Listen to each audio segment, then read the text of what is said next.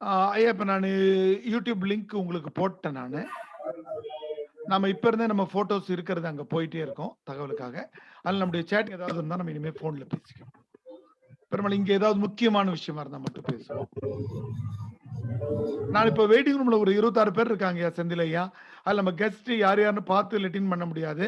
நான் எல்லாருமே உள்ள விட்டுறேங்கய்யா. என்னங்கய்யா? செந்தில் சார் ஓகே தானே? செந்தில் சார் அன்மியூட் பண்ணுங்க. செந்தில் சார், பொன்முத்துமாரி, கீதாலட்சுமி மேடம் 2-3 பேர் அன்மியூட் பண்ணிக்கலாம். பவன்குமார் சொல்லுங்க ஐயா. செந்தில் ஐயா ஒரு 26 பேர் இருக்கிறாங்க. நான் உங்களை உள்ள விட்டுறேன். ஏன்னா நம்ம சீஃப் கெஸ்ட் இருப்பாங்க. இப்ப நம்ம ஆல்ரெடி ஒரு 26 பேர் இருக்கோம். 9 பேர் இருக்காங்க. உள்ள அனுப்பிட்டுமா செந்தில் சார்? செந்தில் சார் குரல் கேக்குதா இல்லையா? செந்தில் ஐயா, பவன்குமார் ஐயா சொல்லுங்க ஐயா. கேக்குது இல்லையா? செந்தில் சார் ஏன் பேச மாட்டேன்றாங்க? வேற லைனுக்கு ஏதோ போயிட்டு வரேன்னு சொன்னாருங்க ஐயா. சரி சரி சரி, அப்ப ரைட். இப்ப நான் எல்லாருமே உள்ள அனுமதிச்சிருக்கேன். அப்போ இது போட்டு விடுங்க, நாதஸ்வரம் மாதிரி ஓட்டோம் அப்படியே ஸ்டார்ட் பண்ணுவாங்க. ஐயா புகழேந்தி ஐயா, இல்லனாக்கா இவரை கூப்பிட்டு என்னங்கய்யா அந்த நாதஸ்வரம் கொஞ்ச நேரம் அப்படியே ஐடியா இல்லாம நாதஸ்வரம் அப்படியே போட்டு விடுங்க. போடணுமா? கொஞ்ச நேரம் அப்படியே போட்டுக்கிட்டே இருங்க. சும்மா 2 நிமிஷம் தான் உங்களுக்கு இருக்கும். அப்படியே ரிப்பீட் பண்ணிக்கிட்டே இருங்க 2-3 தடவை. பவுன் நீங்க தாமா தெளிவா இருக்கணும். சரிங்க. பயங்கர தெளிவா இருந்தாதான் நீங்க ஒத்து வரும். நான் கொஞ்சம் அந்த யூடியூப் லிங்க்லாம் ஷேர் பண்ணிட்டு வந்துடுறேங்க. பண்ணிட்டு வாங்க. டைம் இருக்கு, வாங்க. இன்னும் 10 நிமிஷம் மேல. வணக்கம், ஜெயராமன் பேசுறது. கேக்குதுங்களா ஐயா? ஜெயராமன், இட்ஸ் ஆடிபிள்ங்க. ஓகே தேங்க்யூங்க. நான் மியூட் பண்ணிட்டேன். Which network you are having? Sir, I am in university, sir, Periyar University. Periyar University, which network you are having? Network I am having that is Vodafone, sir. Vodafone, that will be nice, sir. Okay, sir. Okay, thank you.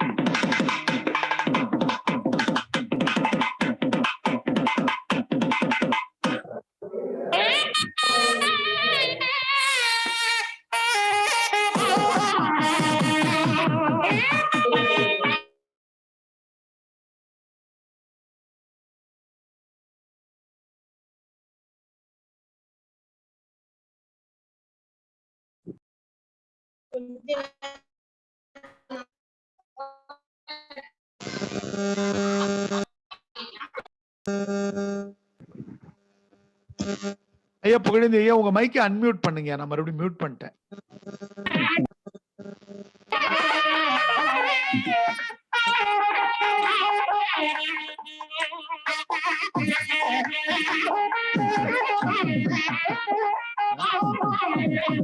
Madam வணக்கம் madam.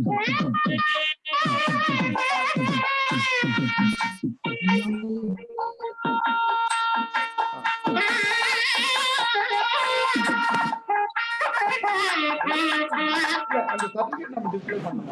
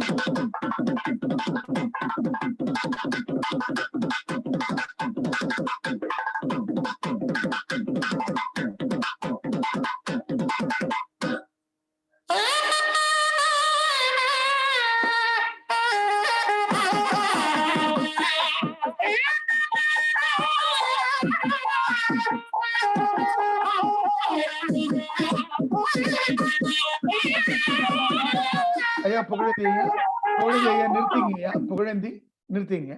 ஐயா Senthilkumar sir ஏதாவது சொல்லணும்னு சொல்றீங்க, சொல்லுங்க.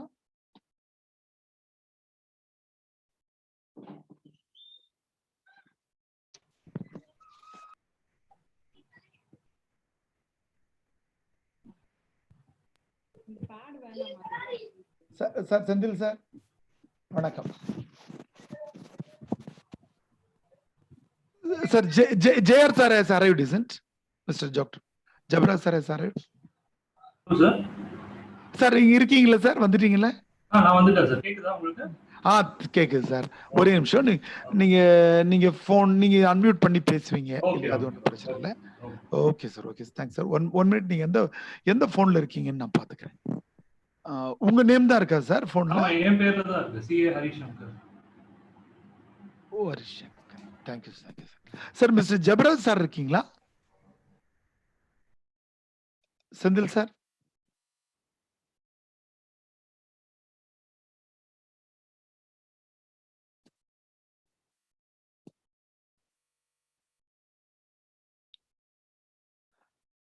பவுன்குமார் சொல்லுங்க ஐயா. பவுன்குமார், இப்போ அந்த ஷேரிங் அதுல ரொம்ப குறிப்பா நம்ம எம்பிக்கான அந்த சர்டிபிகேட் இருக்குல்லமா, அப்ரிசியேஷன் சர்டிபிகேட். ஆமாங்க ஐயா. அதை நீங்க தொடக்கத்திலே ஷேர் பண்ண வேண்டியிருக்கும், அவர் பேசி முடிச்ச உடனே. சரிங்க. அதை நீங்க எடுத்து வச்சுக்கோங்க. பொன்முத்து, உங்க போனு கொஞ்சம் பாத்துக்கோங்க. இதே போன்ல இருந்து ஜூம்ல வந்திருக்கீங்களா நீங்க? ஆமாங்க ஐயா. வேற போன் நம்பர் பக்கத்துல ஏதாவது இல்லையா? எதுவும் இல்லைங்கய்யா. உங்க பிரதர் நம்பரு, அம்மா அப்பா? இல்லைங்கய்யா. வேற போன் இல்லையா? இதுலயே கூப்பிட்டீங்கன்னா உங்களுக்கு சில நேரத்துல கட் ஆயிடும். நீங்க கவனமா ஷேர் பண்ணுமா கொஞ்சம்? நீங்க தான் இப்ப மெயின் பாத்துக்கோங்க. Right, okay. ஐயா செந்தில் சார், நீங்க சொல்லும் போது நம்ம நிகழ்ச்சி தொடங்கிக்கலாம். ஐயா வணக்கம் ஐயா. மாதவன் ஐயா. மாதவன் ஐயா. மாதவன் வணக்கம். வணக்கம் ஐயா. மாதவன் நல்லா இருக்கீங்களா? நல்லா இருக்கேன் ஐயா. ரைட், மகேஷ் நல்லது. இல்ல பவுன்குமார் ஒரு பவுன் உங்க இப்பதான் ஜபராஜ் சார் உள்ள வராங்க. சரிங்க. தேங்க்ஸ் மாங்க.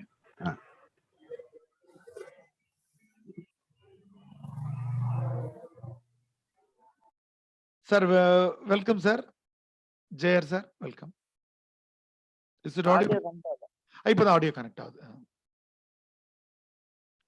Sir. Welcome sir. JR sir.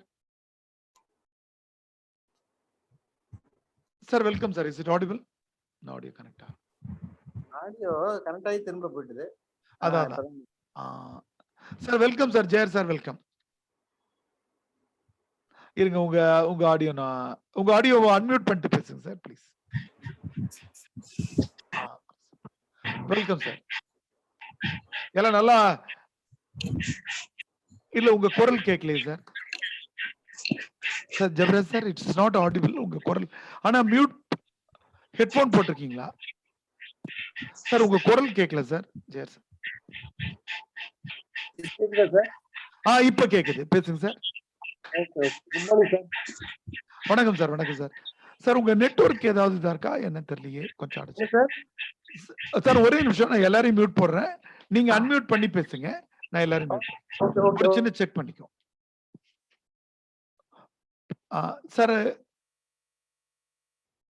இப்போ ஜெபராஜ் சார் நீங்க அன்மியூட் பண்ணிட்டு பேசுங்க. இப்ப பேசுங்க. Yes sir good morning sir.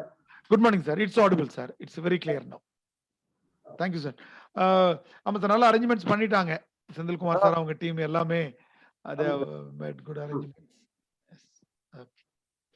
Senthil sir நீங்க சொல்லும்போது நம்ம தொடங்கிக்கலாம். இப்போ 10 o'clock ஸ்டார்ட் பண்றோமா சார்? ஒரு 10 மணி கரெக்டா 10 மணிக்கு தொடங்கிக்கலாம் சார். 10 o'clock. ஓகே சரி சார். 9:53 ஆச்சுன்னு ஒரு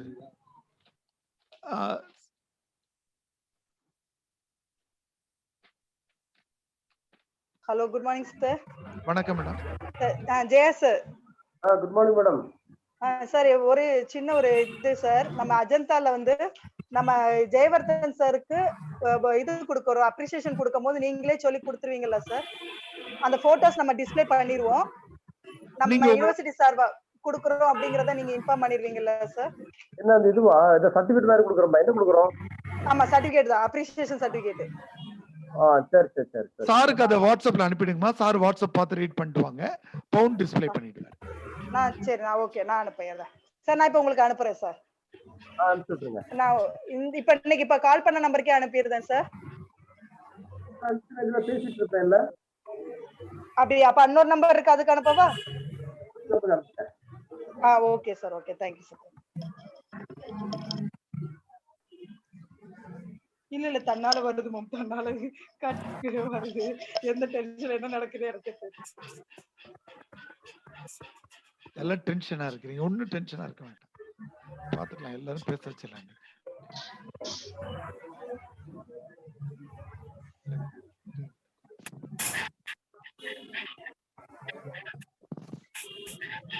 தமிழன் sir.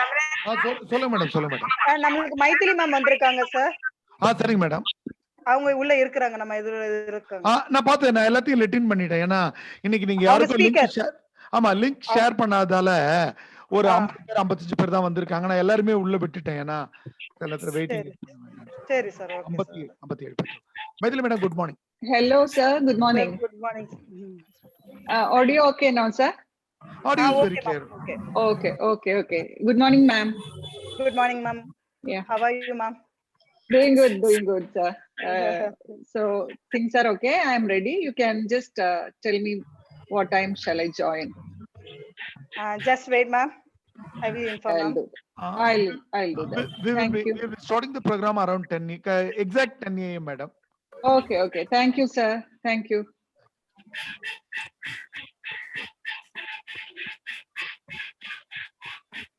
Sir Senthilkumar sir, HOD Senthilkumar sir, அவங்க எல்லாருக்கும் ஃபோன் பண்ணிட்டு இருக்காங்கன்னு நினைக்கிறேன். ரைட். Okay sir. ஆமா ஐயா, புகழிந்த ஐயா ஒரு 2 minutes கூட நம்ம மங்கள இசையை போட்டுடலாங்க ஐயா. நான் மியூட்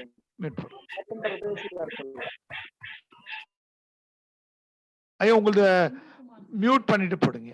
இல்ல அவர் தெரியாம கை தூக்கி இருக்க. புகழேந்தி உங்களது ஒரு நிமிஷம் இருங்க ஐயா. ஒரு 2 minutes போட்டு நிறுத்திருங்க. கோட்டு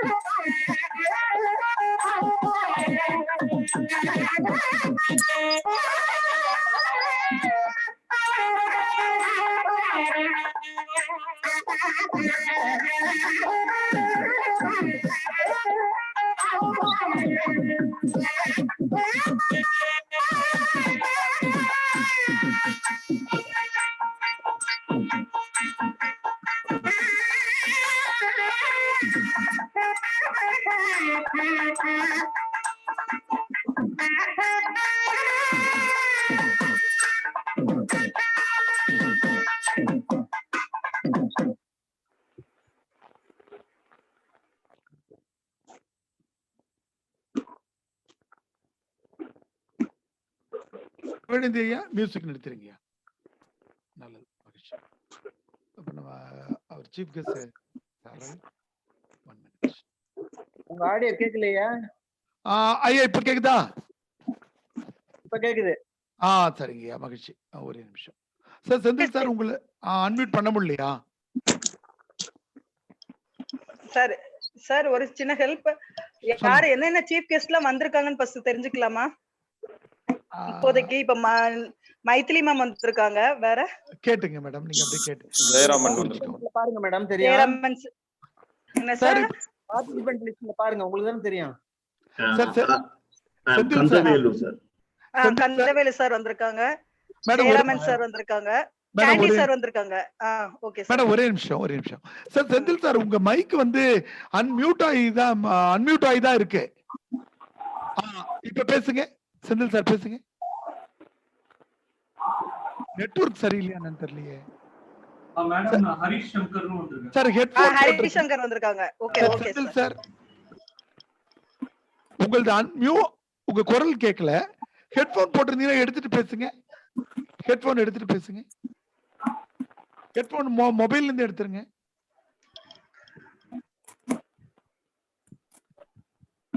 சார் செந்தில் சார் இருங்க மேடம். செந்தில் சாருடைய அப்படியே கேட்டு குறிங்க நீங்க. செந்தில் சாருடைய ஆடியோ சிக்கலா இருக்க.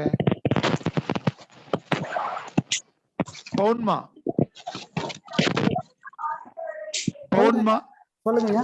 செந்தில் சாருக்கு போன் பண்ணி கூப்பிட்டு அவரை மீட்டிங்ல இருந்து வெளியில போயிட்டு மறுபடியும் ஜாயின் பண்ண சொல்லுங்க. சரிங்க, கொஞ்சம் உடனே ஜாயின் பண்ண சொல்லுங்க. அவருடைய ஆடியோ வரல. நரேந்திரன் சார் வந்திருக்காங்க.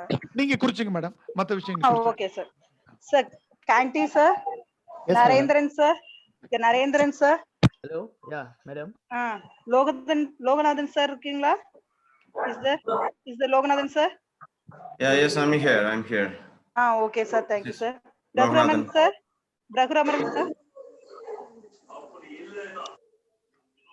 Raghuraman sir. No, sir. Nitya ma'am. Ma'am, Nitya ma'am. Nitya ma'am is there? Okay.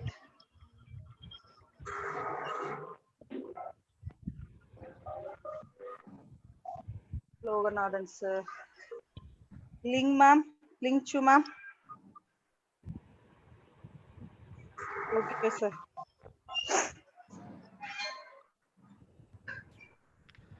இப்போ கொஞ்சம் பேர் வெயிட்டிங் ரூம்ல இருந்து Manigandan, sir. Manigandan, sir. Kandavelu, sir.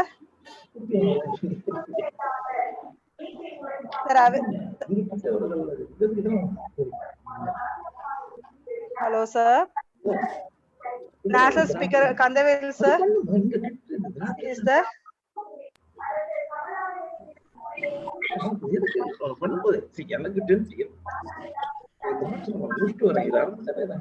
Balamurugan, sir.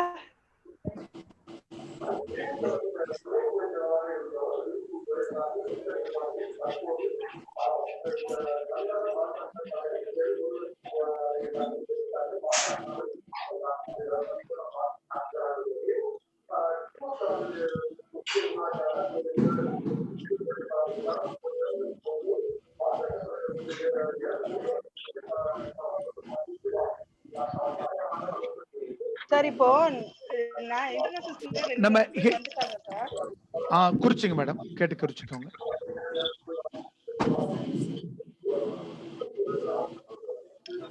அவர் வந்துட்டாரு நாங்களே அப்போ நவீன் சார். சரி இருக்கட்டும், அவங்க பேசட்டும். இப்போ நீங்க எனக்கு என்ன செய்யணும்னா, இப்போ மொத்தமா நீங்க 3 பேர் அடுத்து சொல்றீங்களா? அடுத்து ஐயா கேக்குதா ஐயா? இப்ப கேக்குதுங்க, இப்ப கரெக்டா. ஐயா ஆரம்பிச்சலாம் ஐயா.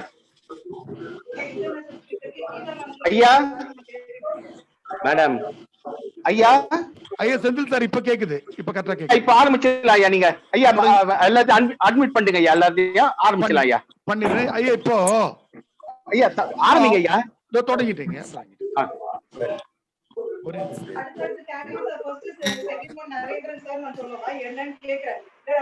புகழேந்தியா நீங்க மியூட் போட்டிருந்தீங்க, என்னது அன்மியூட் பண்ணுங்க முதல்ல. ஐயா புகழேந்தி சார்.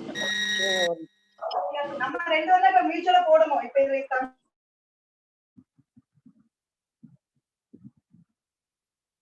ஐயா புகழேந்தி ஐயா, மறுபடியும் எனக்கு ஒரு நிமிஷம் எனக்கு ஹோஸ்ட் மாத்துங்கய்யா. நான் ரெக்கார்டிங் தொடங்கிக்கிறேன். ஒரு நிமிஷம் மாத்துங்க, அல்ல ரெக்கார்டிங் பெர்மிஷன் போடுங்க. ஒரே நிமிஷம் செந்தில் சார், ஒரே நிமிஷம் ஐயா. கரெக்டா ஐயா. Right, okay.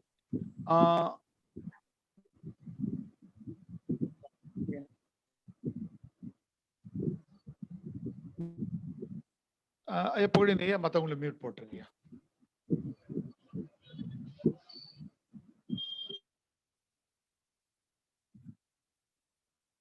A very warm welcome to all to this beautiful and wonderful program. Today we are having a webinar on International Web Conference on responding to changing business to challenges and opportunities. Welcome sir, we welcome all the faculties of MGR Educational Research Institute, our chief guest and everybody else. And we are starting this program with Tamil Thai Varth. Pudinaya Tamil Thai Varth.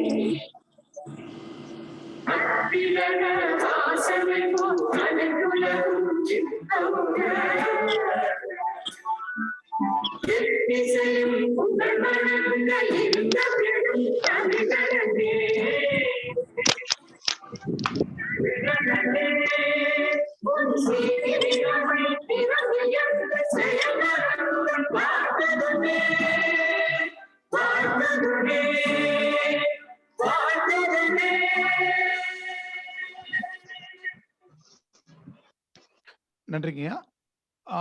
Now Dr. C.B. Sendil Kumar, Head of the Department of Commerce, will welcome the gathering.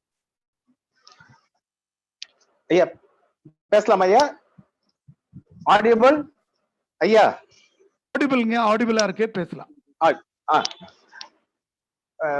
Dr. MGR Education Research Institute University, Madurai, Department of Commerce, Dr. C.B. Sendil Kumar. I am a head of the department. Heartily welcome. Today,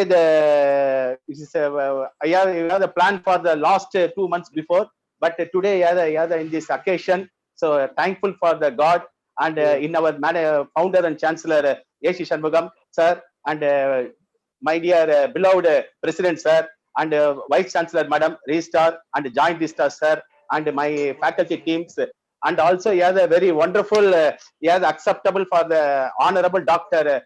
MP, sir, heartily welcome, sir, and our Maya Kannan, sir, arranging from the Mayas, immediately arranged the publication activities, and once again the legends, the 17 legends today in our department, the participation, so more in our university go from the next level, so it is a very wonderful, sir.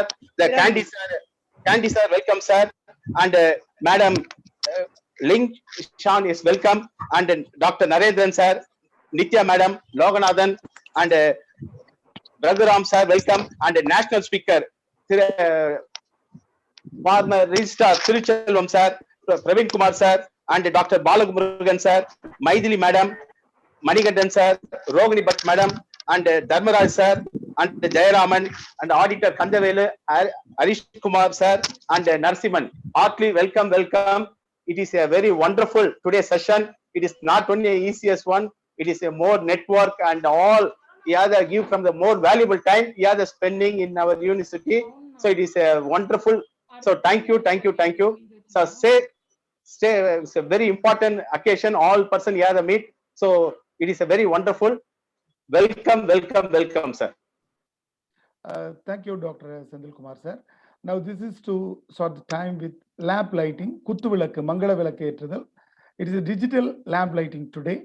Pound, அதை share பண்ணுங்க. புகழிந்த ஐயா அந்த music போடுங்க.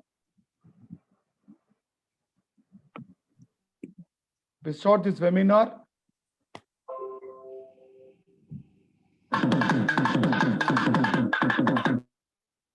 Pawan Kumar.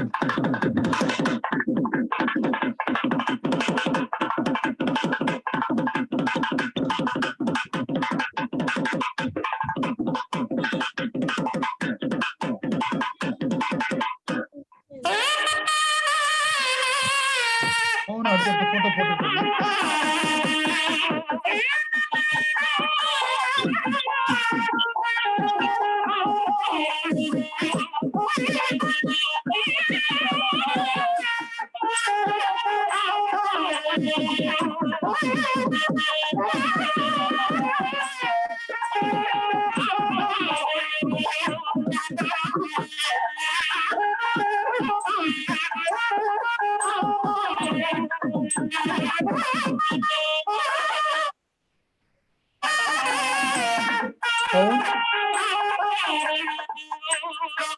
ஐயா நீங்க சொல்லுங்க ஐயா. ஜெயவர்தன் அவர்கள் குத்துவிளக்கு. ஐயா ஐயா ஐயா ஐயா ஹலோ ஐயா. Yes, our chief guest Mr. Jayavardhan is. சொல்லுங்க ஐயா, சொல்லுங்க ஐயா, சொல்லுங்க. பவுன் நீங்க அடுத்த போட்டோ போட்டுக்கிட்டு இருங்க. Okay okay. Our chief guest, former MP Mr. Jayavardhan. Good morning, Ananda.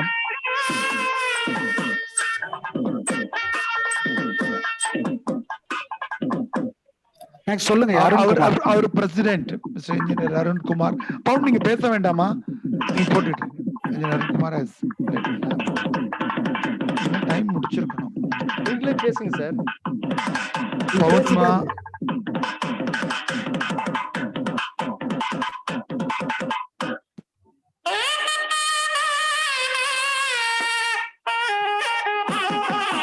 பவுன் அடுத்தடுத்து நீங்க போட்டோ போட்டுக்கிட்டே இருங்கம்மா. அவர் respected JR sir, doctor Jabra sir ரைட்டிங்களா.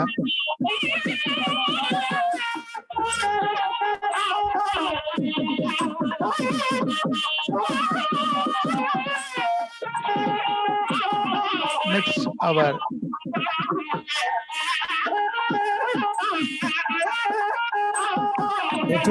HOD, Dr. Sindhu Kumar, sir is leading the line.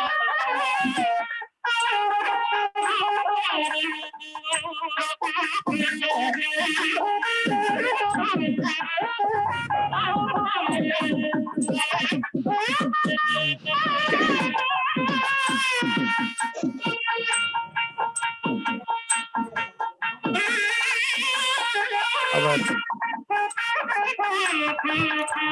பொன்முத்துமாரி.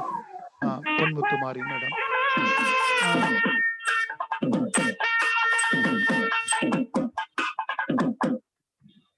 போன்மா முடிஞ்சுதா?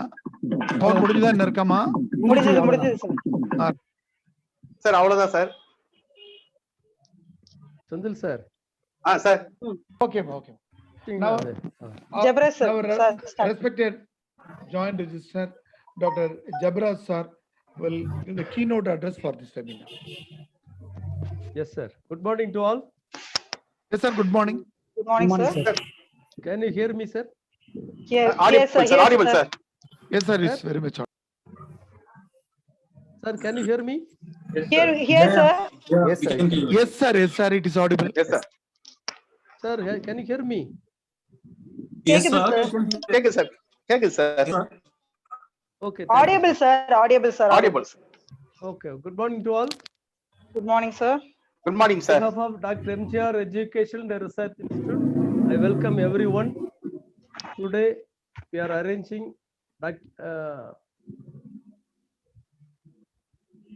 Department of Commerce arranging the one-day international conference on international web conference on responding to changing business challenges and opportunities in collaboration with Maya's Research Learning Private Limited, Salem.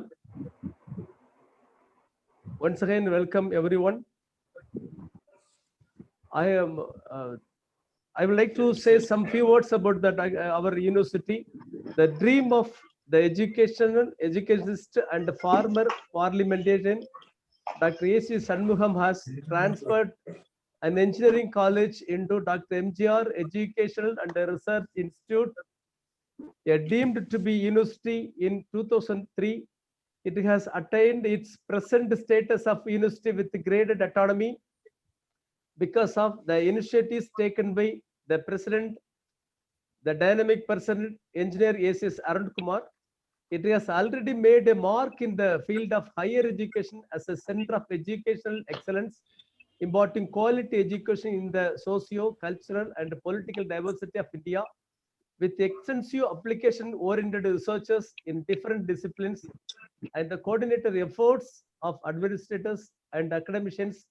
The university is making leaps and bounds in professional programs in the heart of Chennai city. Our university is determined to shoulder the noble aspirants of our founder, chancellor, and president it holds to provide a viable and credible learning experience for aspiring students community and inquisitive researchers who seek to expand their current body of knowledge across diverse field of study like engineering, architecture, medical and medical science, humanitarian science.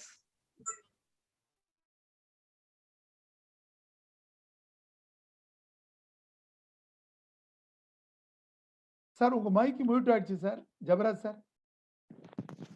Sir, Jabras sir, attention please. Your mic has been muted. Jabras sir, unmute பண்ணிட்டு பேசுங்க. இப்போ last audible sir? It's audible sir. Just ஒரு 10 seconds முன்னாடி தான் mute ஆயிடுச்சு. நீங்க பேசலாம். Okay sir. I would like to say that this today's international commoners webinar topic is a very energetic and it will be help every participants. The mainly I would like to say that we are organizing international program. The speakers are from various countries, both international, national and state level. Really, I'm appreciating the Department of Commerce Head of the department, Dr. Sendil Kumar, and Deputy HOD, Ponmuthimari Madam, and other staff, professors, and other faculty members, and their team. It's a very wonderful day.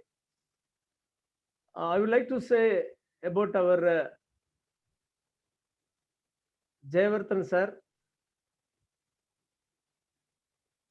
Jayavardhan sir is an Indian politician and member of parliament elected from Tamil Nadu. He is elected to Lok Sabha from Chennai South constituency as an Anna Dravida Munnetra Kazhagam candidate in 2014. He was a member of 2004. On the year 2014, he was a member of parliament at the Committee on Violation of Protocol, Norms and Contemptuous Behavior of Government Officers with members of Lok Sabha. Once again, welcome all the faculty members and the participants. With this, I am finished my words. Have a nice day and a wonderful day. Thank you, one and all.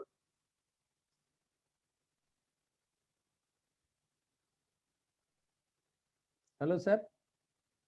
Sir, Doctor, sir, we thank very much for our. Audio சரியில்லை தமிழ் இப்ப கரெக்டா இருக்காங்கயா? Thanks, sir. We thank heartfelt thanks to our joint registrar sir for complimenting our commerce department, and with your wishes and support only we are running this program, sir. Thank you very much. Now we are moving to chief guest section. Chief guest introduction will be given by Dr. Balamurugan from Pudukkottai. Please, sir, Mr. Balamurugan, sir. Thank you, sir. Thank you, Dr. Senthil, sir. Very good morning, one and all gathered here. International webinar conference on responding to changing business challenges and opportunities, organized by Dr. MGR Education and Research Institute, Maduravayil, Chennai, in association with Mayas Research and Learning Private Limited. Good morning, ladies and gentlemen. It is a great honor and privilege to me to introduce a wonderful personality and a decent politician, Dr. J. Jayavardhan. Before introducing the most respected guest, I would like to make a few points about the conference. Today, 22nd May, 334 BC, the Macedonian army of Alexander the Great defeated the king Darius of Persia in the battle of Granicus. Today, 22nd May, 1770, Princess Elizabeth of United Kingdom was born. Today, 22nd May, 1906, the Wright brothers are granted United States of America patent for their flying machine.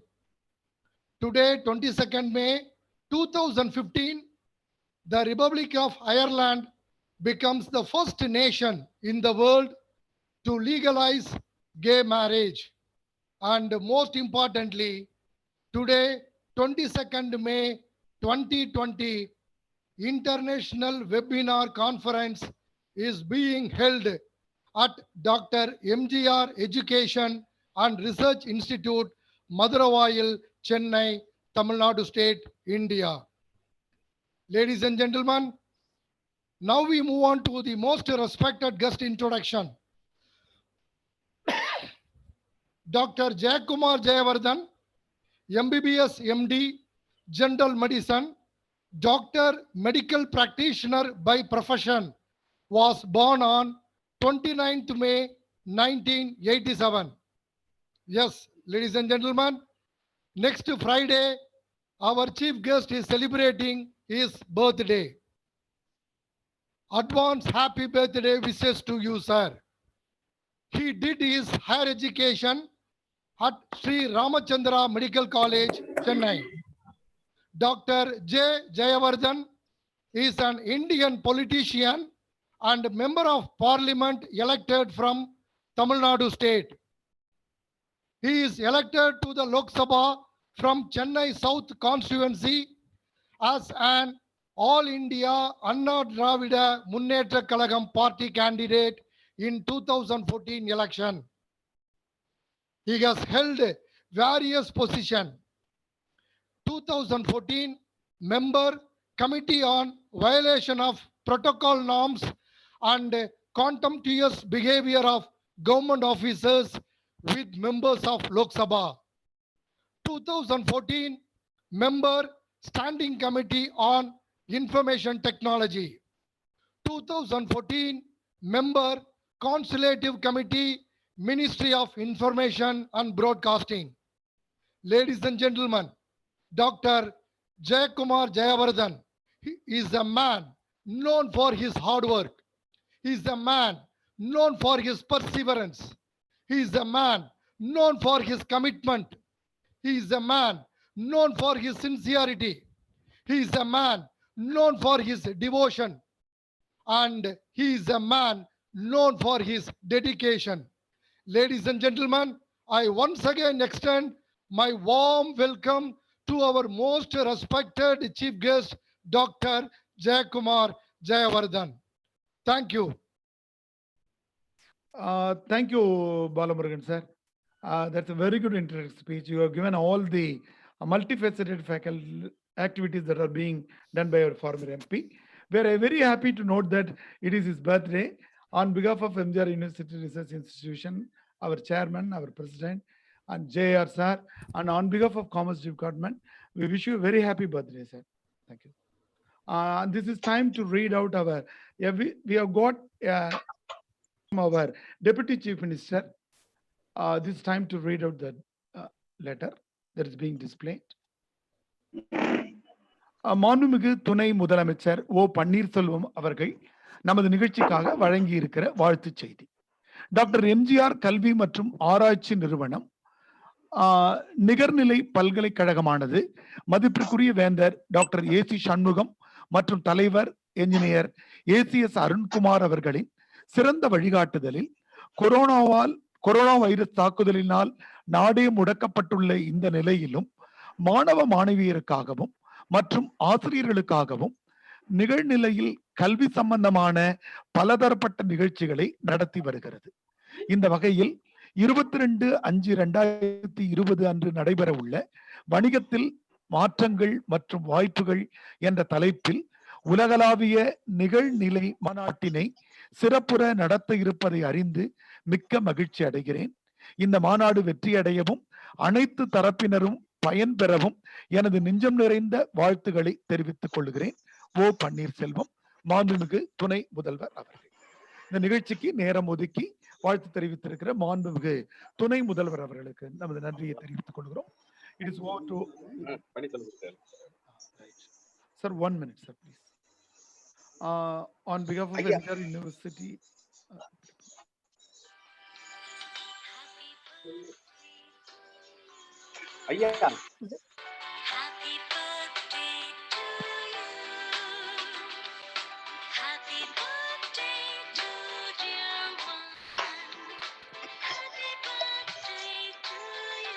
Happy birthday to Dr. Jayavardhan, former MP, sir. Sir, this is over to our chief guest, respected chief guest, our former MP, Mr. Jayavardhan, sir.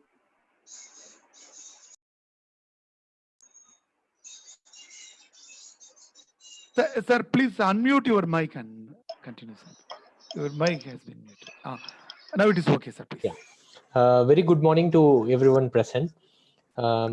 I would like to sincerely appreciate the efforts taken by Dr. MGR Educational Research Institute University, especially the Department of Commerce in collaboration with Maya's Research for hosting such a international conference webinar, ConCom 2.0, with a topic on which is the need of the hour with regards to Commerce Department responding to challenging business and challenges and opportunities. I would like to acknowledge the participation of international and national eminent faculty experts. Appreciate the participation of our MGR University teaching faculties, researchers, and who are about to submit their paper presentation, which is to be published in Scopus as well as Web of Science journals.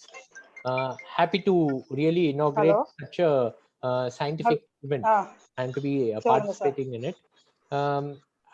I would also like to have Dr. A.C. Shanmugam sir, founder of Dr. MGR University, our president engineer ACS Arun Kumar, our vice chancellor Dr. Geeta Lakshmi, our registrar CV Palanivelu, our joint registrar Dr. Jabal Raj, Tamil Yelan sir, HOD who had put forth all these measures, our CV Sendil Kumar sir. Sendil Kumar sir had woken up. I wake up every day at around 5 o'clock in the morning. I saw WhatsApp message of sir at 4:45. So early riser. Thank you, sir. Thank you, sir. Thank you so much, sir. So a very good habit that should be cultivated among the young youths following you, sir. So thank you, sir. Thank you. Very nice Thank you, habit. Our department HOD, Dr. Department Deputy HOD, Dr. Punmuthamari Madam, our Maya Kannan. Thank you, Dr. sir. Maya Kannan, Dr. Balamurugan, Pawan Kumar, and all the faculties who had put forth their efforts in making sure that this event is a grand success. Thank you, sir. Yes. Commerce, the topic of discussion is on responding to changing business and challenges and opportunities. So let us look into what is commerce. I'm not going to give a big lecture on it or anything, but certain things which are known to common people, the act of buying and selling, the social dealing with people. Now, commerce is not something which is new to us. Commerce has been there even before civilizations were there in several parts of the world. Commerce was a daily dealings with the situation in our country, especially to the southern people, that is the Dravidian culture. We had established ties with the European nations, in the ages. We had even had trade through sea route when people are living in cages. So when people in all over the world in the olden ages, when in Europe, in Rome, when people are living in ages, we were exporting, importing. We were doing a lot of trade. So commerce is something which is not Sir, new நீங்க to இப்போ us. Jayewardene சாரோட appreciation certificate எனக்கு அனுப்புங்க. எனக்கு ஒரு நிமிஷம் பொன்முத்து மாதிரி உங்க மைக் வந்து மியூட்ல இருக்குமா? அன்மியூட்ல இருக்கு. Hello? Hello? Sorry for the disturbance. Please continue, sir. Yes. So any aim of any country that is there in this world is to be a major player with respect to commerce department, to be a major player in world trade, and able to put forth themselves as a leadership role in international trade organization, commensurate with India's growing importance. So who are the stakeholders with respect to our country with regards to commerce department? We have our citizens, we have our export, we have our importers, exporters, we have our export promotion council, we have our export promotion organization, developers of special economic zone, export oriented units. We have our central government, we have our state government, we have our union territories, we have ministries which involved with the commerce department, as well as several other ministries. We have a commercial mission abroad, and as well as we have a commodities board. So this is all the broad range of commerce oriented stakeholders that are there in our country. I'm not speaking about globally, but our country, and which we are dealing as a central government as well as the state government. So what is we have a world order, and there has been a disruption in it with regards to COVID-19. Commerce has never been a uniform pattern throughout the world in the past so many years.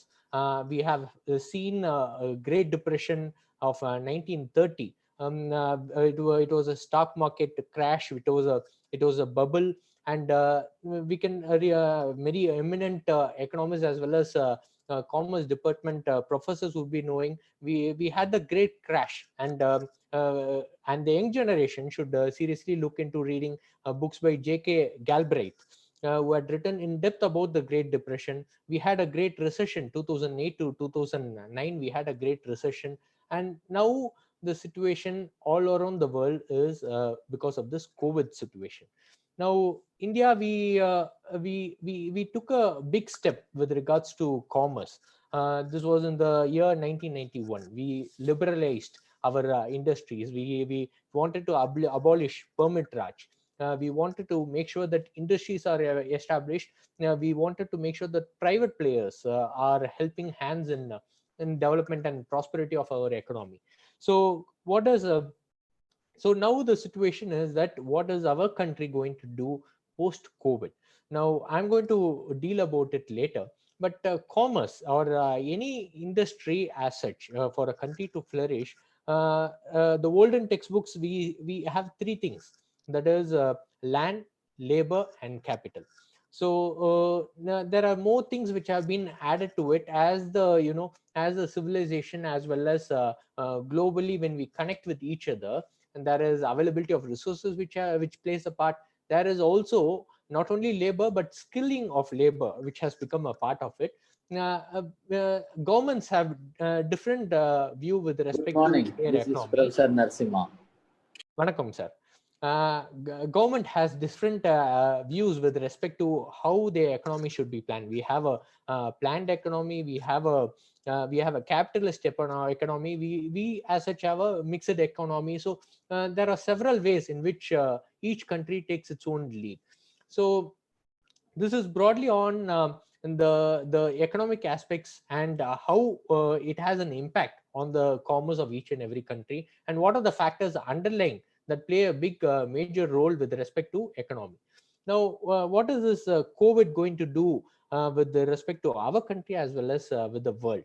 So COVID with respect to the world is a big problem to the entire humanity, not only with regards to health aspect, but we are in a situation where COVID has an health on health itself. It has a consequence on health itself, like a lockdown measure. Through the lockdown measure, to prevent ourselves from getting disease, many countries have noticed that the screening for cancer has decreased. The requirements of people taking medication from local doctors to meet their local doctors for hypertension or diabetes has decreased. Elective surgeries have been cancelled. So it has not only an effect on COVID itself as an effect on the population as such, but it has exponentially on other health problems. It has an effect. It also has an effect on the economy, for which we have to think about it, and the commerce department is really thinking about how to overcome it. So this is globally, and in our country we have a unique problem with regards to our country. We have a problem with the poor people. We have a problem with the working class. We have a problem with big industries, the MSMEs. We have a problem with migrant workers. So each and everything should be taken care of the government, and it has been effectively been taken care. So what are our country's measure with regards to reviving the economy? So our country's efforts, our honorable Prime Minister has announced Atmanirbhar, through which around 20 lakh crores have been infused into the economy. So 10% of the GDP, Japan, if you take around 20% of the GDP they have given, our country has given 10% of the GDP for it. And now the basic underlying problem is when we are going to kickstart any economy for that matter, when there was a usual system, and now we have moved to a system where the supply and the demand, which were usually there persistent before, it has now all been disrupted. So how do we revive an economy? We have to take care of the supply as well as we have to take care of the demand. So demand can't arise if people don't have money to buy. So when they are purchasing power is increased, then only we'll be able to make sure that whatever products comes into the market is being able to bought by local people. So putting money into the people. So various measures have been, Jandan account holders, 500 rupees have been put, migrant workers to make sure that they have a saving. We have given rations, we have given them rice, wheat, as well as dal. We have taken care of destitutes. We have taken care of our agriculture workers, unorganized workers, widows. We are giving 1,000 rupees. Unorganized workers functioning in factories who are there registered in the boards, we have given them 1,000 rupees. So these are the ways in which the government directly puts the money into the hands of the people, so that they'll be having the purchasing power with them, and so they'll have the purchasing power with them, so to buy out things, so that when there is a supply, they will be able to buy all these things. So now looking into the supply factor, so one impetus that has been given by the central government is with regards to the manufacturing sector. We have a manufacturing sector as well as we have a service sector. So manufacturing sector, especially when typically like our country, MSME forms the backbone of our economy. So a major impetus to economy would be through the MSME sector. So we have given, the central government has given loan to MSME sectors. Out of this 20 lakh crores, around 3.5 lakh crores has been given to MSME sector, so that they'll have a working capital. They have an automatic credit system through which they'll be able to run their industries, and so they will be able to meet the demand. And we have made sure we have given impetus, the central government has given impetus to agriculture infrastructure. Now, agriculture being a backbone of our country, boosting agriculture infrastructure will help in the livelihood of so many crores of our Indian citizens. Now we have liberalized coal procurement. We have given impetus to energy sector, private sector participation in defense sector, and so through automated routes, through FDI investment, we are making sure, the central government is making sure that some way or the other that this economy is kickstarted. And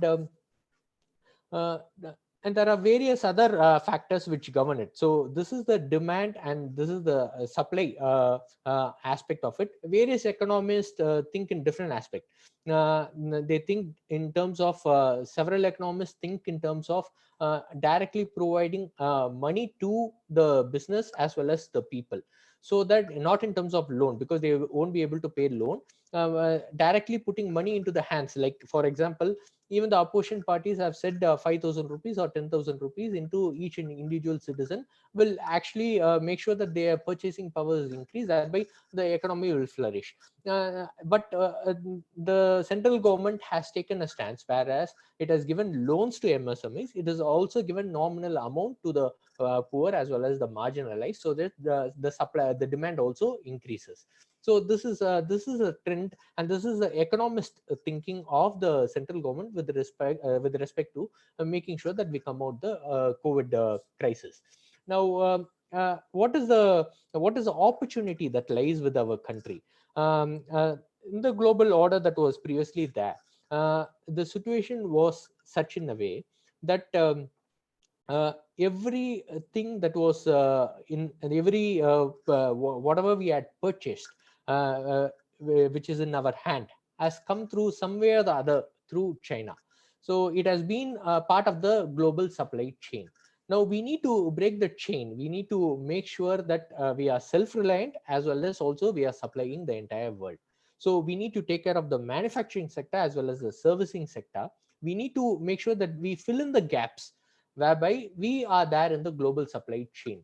Now, a lot of industries, if you speak with the American Chamber of Commerce, they would want their industries not to go to China anymore. So they would want to invest in some other country. So this is an opportunity for our country whereby we approach the nations who wouldn't want to continue their businesses or wouldn't want their supply chain, whereby it was there previously with manufacturing with regards to China, to be brought to India, and their industries want to be set up here. So now we need to harness this potential, and our honorable Tamil Nadu Chief Minister had formed a committee, expert committee, whereby that expert committee is speaking with our high commissions there in Thailand, Japan, South Korea, who would want to speak with the businessmen who would want to not invest any further in China, whereby they would want to invest much more in our country. So this is a bright bright time to take such an effort to make sure those industries come to our country instead of already being there in China. So this is the opportunity that lies in front of us. Now we have a big favor in front of us, and we have the opportunity that has been provided to us has been to our advantage. We have the government of central government has made sure that it had skilled every year so many lakh of students. We have skilled labor with us. We have a demographic dividend which is in favor of us. That is to say, if you take any other country as well as our country has the largest population. More than 50% of them are youngsters. Realizing the potential of our youngsters, making sure that they work hard, will ultimately lead to the prosperity of our nation. So we have a skilled labor, a demographic dividend which is in favor of us. We have adequate resources within us. We have coal blocks within us. We have bauxite within us, iron ore within us. So we have adequate resources within us. And above all, we have intelligence to make sure that we design products that is globally accepted. So we have the scientific advancement. We have institution which train students. So everything should be utilized so that we will make sure we will become a global player. For that, our country, our youngsters should play a major part in it. We have our central government which doesn't want to go ahead with the permit raj system. We want to abolish red tapeism. We have land, plenty of land available with us. So with these things favor in us, we should take this opportunity. We should take this trouble and create an opportunity for us to shine better. So there has been these are widely the things that we should think about during the COVID situation. And of course, there is a change in the entire system. I spoke with the IT professionals in Sholinganallur. We have an association there. I spoke with them. So a lot of their business owners, they would IT owners, they would want their employees to work at home. So they are changing to a new system. And the new system will create even a lot of people used to say artificial intelligence will create a lot of unemployment. Artificial intelligence per se will lead to a lot of employment because the system has to be put in place. The artificial system, for it to work, there has to be a lot of people who are doing research in artificial intelligence. Central government has given a budgetary allocation with regards to artificial intelligence. Our young generation should be capable of harnessing these potential, should study in these aspects and make sure that artificial intelligence, we are much learned than other countries. So the lot of IT professionals in Sholinganallur as such, they are their owners, they are asking them to stay at home and work. So this situation is a new situation, but various IT companies are working on it, and a lot of job opportunities will be created.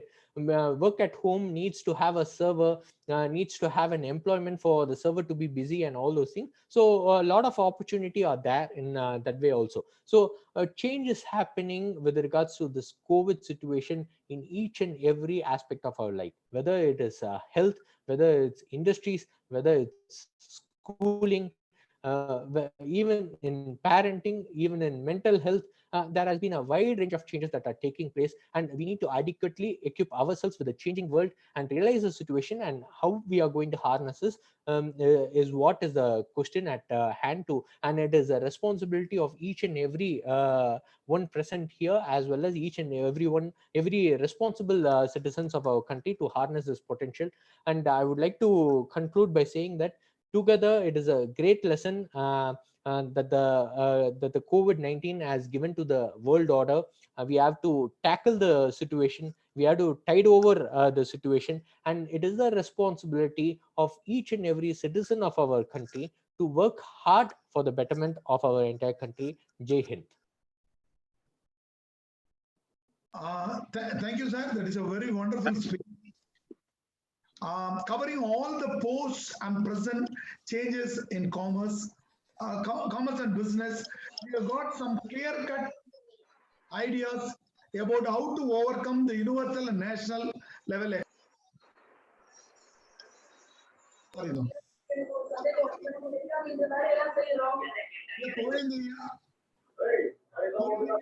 Mute போடுங்க. புகழேந்தியா mute all போடுங்க. Sir, it is a wonderful speech covering all the. Hello. There is a technical problem. 1 minute, sir. Ayya. Hello. Sorry, sir. Hello. Sir, that is a wonderful speech covering all the past and present changes in commerce and business. We have got some clear-cut ideas about how to overcome the universal and national level economic problems. Thanks for sparing your valuable time, sir. Thank you for the opportunity, and the hard working faculty. I would like to congratulate each and every one of the Commerce Department of Dr. MGR Educational Institute University. And, train more youngsters to be more aware of the economic situations in our country as well as globally, so that they will be globally competent enough to face all the difficult situations that are there in front of them. Thanks, sir. Thank you, compliment, sir. Thanks, sir. Your compliment appreciation really energizes. Sir, this is time to award the appreciation certificate to our chief guest. Our Joint Director, Mr. Jabraj, sir, will do that. Sir, over to Jabraj, sir. Okay.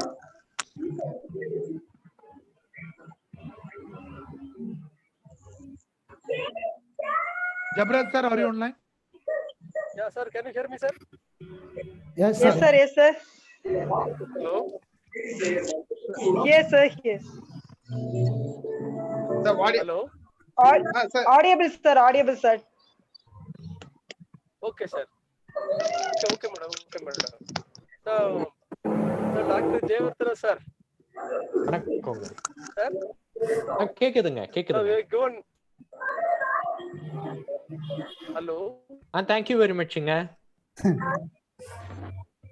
Sir, you have given good lecture, sir. Really, we are appreciating your words. Okay, sir. Thank you, sir. Thank you very much. Thank you for the opportunity. Thank you. It was nice interacting with you. Thank you, sir. Thank you so much, sir.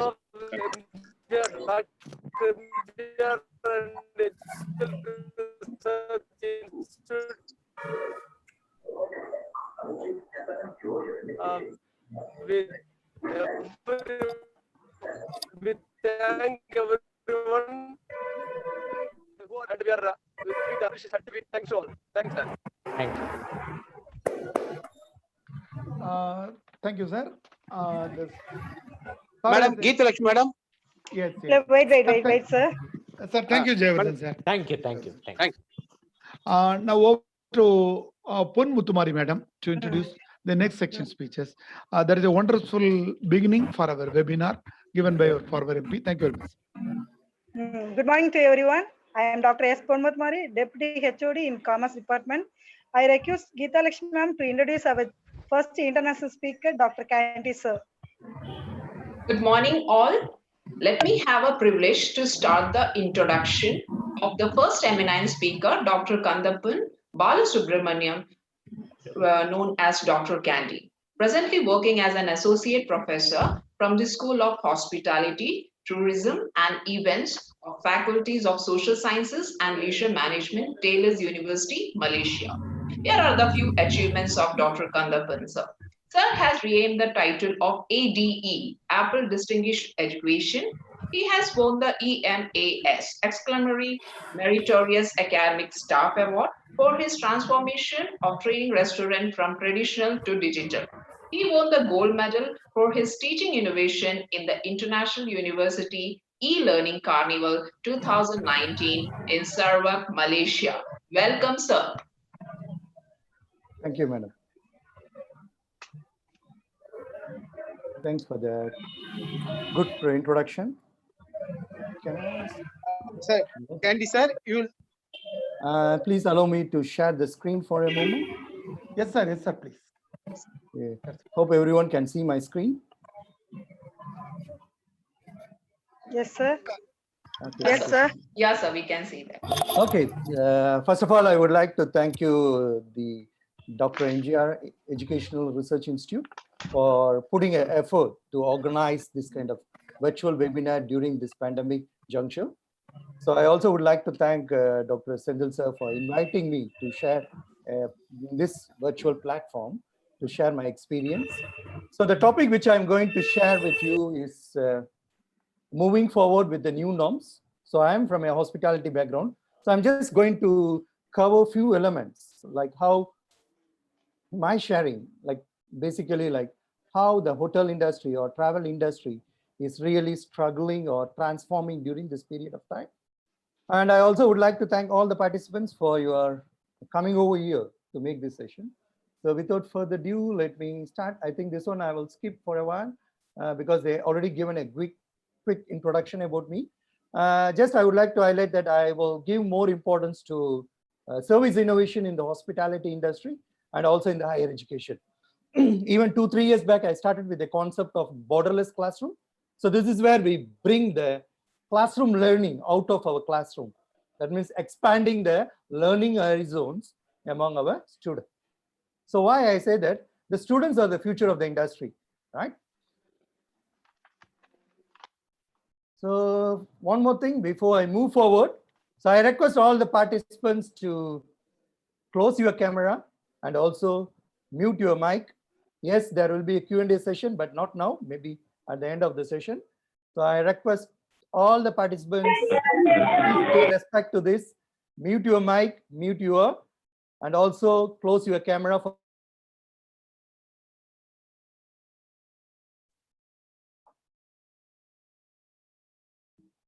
okay.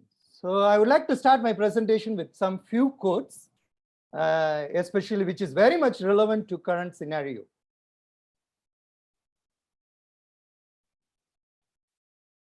So I would like to say, like Bhagavad Gita says, whatever happened for the good. Whatever is happening for the good. So whatever will happen will also happen for good. So that clearly indicates that even though the COVID pandemic has damaged a lot of human and also financial losses, and probably we can say trash in the economy, but I think it is also opening other side, like some new jobs are coming up. As Dr. Jayawardhan was clearly explaining, probably because of this COVID, how India has got an opportunity to bring back the business where it's operating in China. Probably they are closing because of COVID. How to bring back that to our Indian country. That means they are already doing discussions with like China, Japan, he mentioned about Indonesia, Thailand. I think there is another way how the positive side of the COVID and even the education. We can see there is a lot of transformation is happening in the education field, especially like a lot of people started embracing the technology. Like Swami Vivekananda says, take risk in your life. If you win, you can lead. If you lose, you can guide. Yes, whenever there is any crisis comes, as a person individually, as a business entrepreneur, or maybe as a country member of parliament, or maybe a country representative, we must put ourselves into the risk zone to learn and to grow. That's what we say, unlearn and relearn when there is a crisis. That's what it's trying to say that. So when you succeed, you become a role model. but when you lose, you become a guide. And very important quote at this juncture, especially for the young graduates, and because there is a lot of discussion, debates going around in the world, whether the youngsters, the graduates will get a job during this COVID.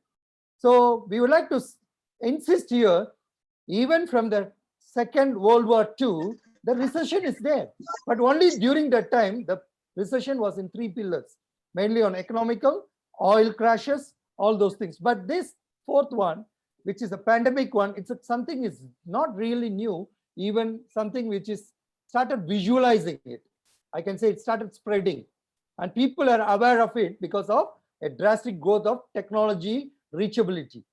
So what Dr. Abdul Kalam says, when all birds find shelter during a rain, but eagle avoid rain by flying above the clouds. So why I say that when you say there is a crisis, there is no opportunity for me, I think you must find an opportunity on top of everybody. And as an entrepreneur, resilience, right? So you must be very good to find a way during this crisis, saying that, okay, the crisis is happening, so I'm going to close my business. I'm going to close all my outlets, branches. So apart from that, you must to be a resilient to start thinking, reflective, and move forward. So I again repeat all the participants to mute your mic, please.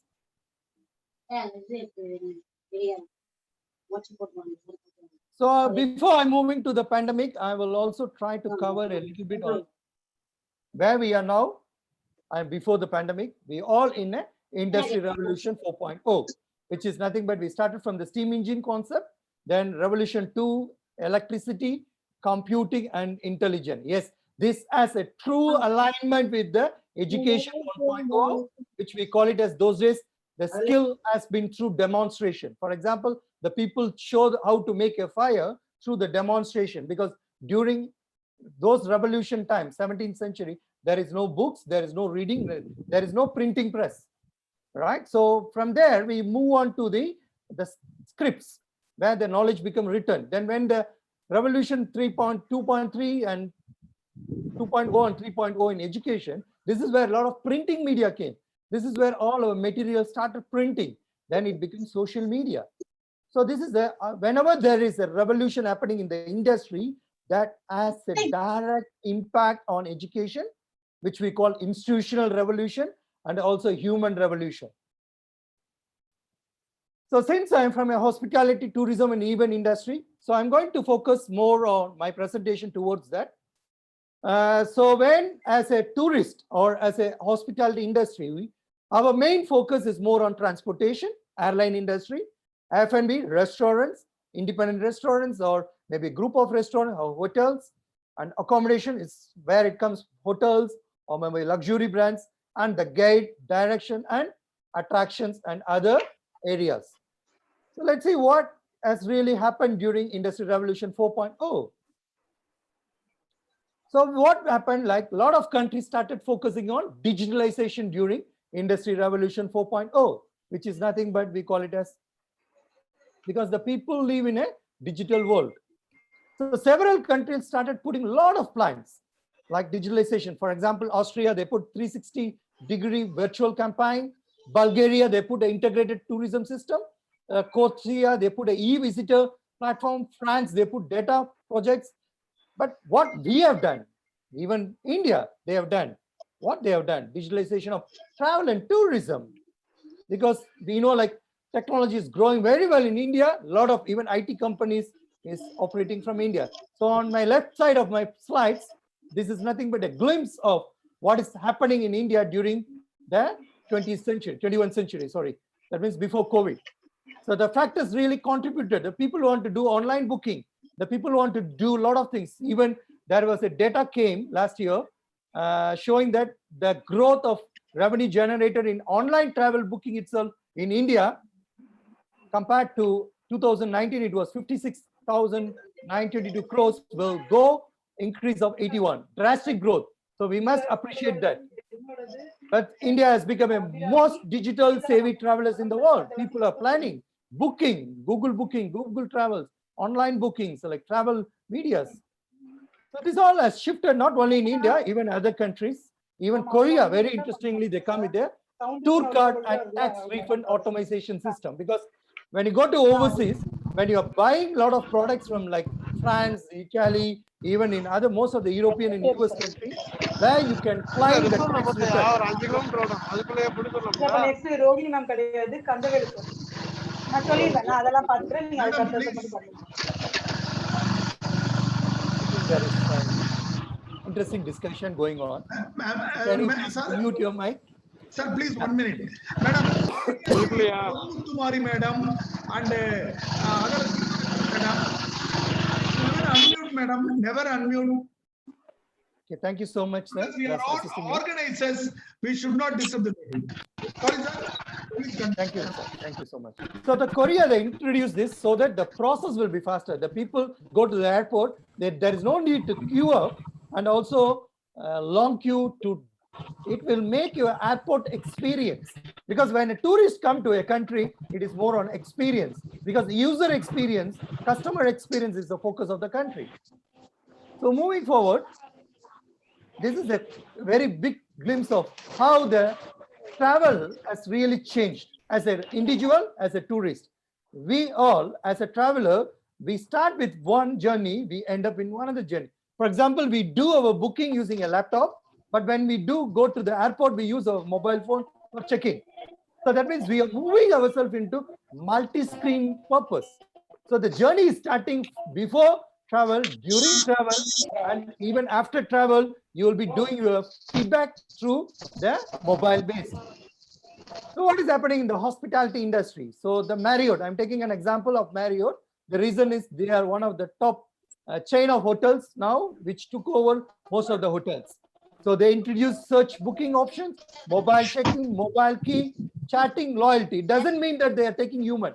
They are putting their technology integration to enhance the service. So what is happening in other part of the world? So for example, Singapore, they introduced the robots in the restaurant.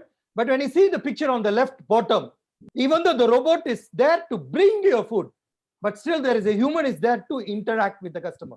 So this is where how human and technology can work together to create a holistic experience to the consumer. And AR menu apps, because people are moving more towards diet. So AR app can help you to scan the app, food or menu with the dietary information. So on the self-check-in. So why we do all this thing? Because the customers are changing. The generation, especially millennial generations and Gen Z, they give more importance to experience rather than satisfaction. Because they, for them, every time they need a new experience, then only the customer retention will come, and also they attract the market. So what is happening in even in other part like Korea? This is the interesting one on the left top. It's a Korean restaurant where you go and dine in. They will provide a virtual reality tool. So the moment you wear, probably when you consume the wine in restaurant in Korea, but you will be taken to the environment of, for example, you are in France, probably you are in India, or maybe you are in vineyard in France or Switzerland. So automatically you get an immersive experience sitting in one space. The another one on this, which is one of the in US, the world's first 3D printing restaurant, because the 3D is becoming very big in the market. So because even in the building, instead of blueprint, nowadays we are using 3D printers to create the miniatures so that the people can really visualize it. And what is happening in the event industry? So, you know, like for example, people when they come to, let's take an example of China, or maybe we will take our own example of maybe Chennai. When the people come to Mahabalipuram, people don't know about the architecture which is there. They don't know the history of the Mahabalipuram. So probably you can integrate an app where the people will download that app. The moment they take a photo of the sculptures in Mahabalipuram, it will tell the history of the Mahabalipuram. This is where you bring the engagement among the customer. The same thing they are doing in China. They are doing in US. So why not we can do it in India? There's a lot of potential. So these are all some of the trends happening before COVID. Like solo travelers are increasing because people are traveling a lot. Eco travelers, local experience, people are looking for it. Personalized service. For example, even we buy a mobile phone, we personalize the mobile phone for according to our taste. Maybe screen sharing, or maybe the cover, even though the product looks similar, Samsung or Apple, but we customize our personalization. As Dr. mentioned, Dr. Vijayavardhan, artificial intelligence is doing a lot of things. It is not really taking the job of people. It is giving new opportunities to make the students to think, entrepreneurs to think innovative, creative. Other trends, recognizing technologies, Internet of Things, health issues, augmented reality. So I just put a simple terminology. Even like one of the interesting is the Apple management app. So when the travelers go to airport, they get everything in using the app, which we call it as seamless experience. So not only in the hospitality industry, it is also applied in other countries. Like for example, Singapore driving, because the reason why they implement, there is a statistics on the bottom screen, because drunken drive, unlicensed people, there is a lot of accidents happening, right? So how to solve that issue? Even 3D is used to build the bridge where there is a risk of a human in building the bridge in certain areas. So we must know where to integrate those things. Medical, even in the home, it is going to come, but we need to understand this all will be implemented in a repetitive job, not for the new task. So the new task always handled by human intelligence. So even Sundar Pichai told, CEO of Google, now is also taking care of Alpha. In one of the World Economic Forum, he mentioned AI is probably one of the most thing humanity has ever worked on. But clearly it indicates humanity. Who's developing that? Human, not technology. So I think there was a question raised during the session, whether the robot will take job. Oh, sorry. No, definitely not. When the Japan introduced this Hena Hotel,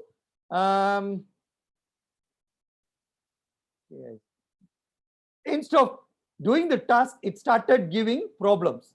So that's why even that has been replaced with 243 robots has been replaced by the hotel last year. So it clearly indicates whether you are human or technology, if you are not efficient, you are not doing your job, you will be replaced. So how do we align? I think very important things, how human can align with the human values. How the artificial intelligence, we work together like left brain and right brain. I think this is one of the statistics came from our Deloitte article from India. You can have a look, there's a sources there. So because of a lot of changes in the industry revolution, there are a lot of jobs are declining, the skills are declining, according to the World Economic Forum report in 2018. So what they said in 2022, there are new skills. Okay, when one job is getting skills are going out, there are new skills are coming. So suddenly this one came when the corona came in 2020. Whatever changes happening until before, suddenly it has totally shifted. Okay, the entire industry. Before corona, it was like this, but now it was like this. The beaches in Thailand, always overcrowded, but it was like this during corona period. But what is the good thing? You can see here, according to the NASA report, the Earth observatory pollution, China become low. Even a lot of countries, they start looking at the very sunshine, bright sunshine. Okay, so we can take it in a positive way. The nature is taking breath. Okay, it is taking a rebirth. And also telling us the importance of the nature. And even the restaurants went closure, bar went closure, because we cannot, because of social issues. Even our university tailors, we went no face-to-face class since March. We went even graduation, everything has changed. But what are the issues? What are the challenges in this pandemic? So I just put 5 points here. The current impact, the forecast is, we need to really understand the rising concerns of product traceability, the supply chain. I think the supply chain industry will have to be very different.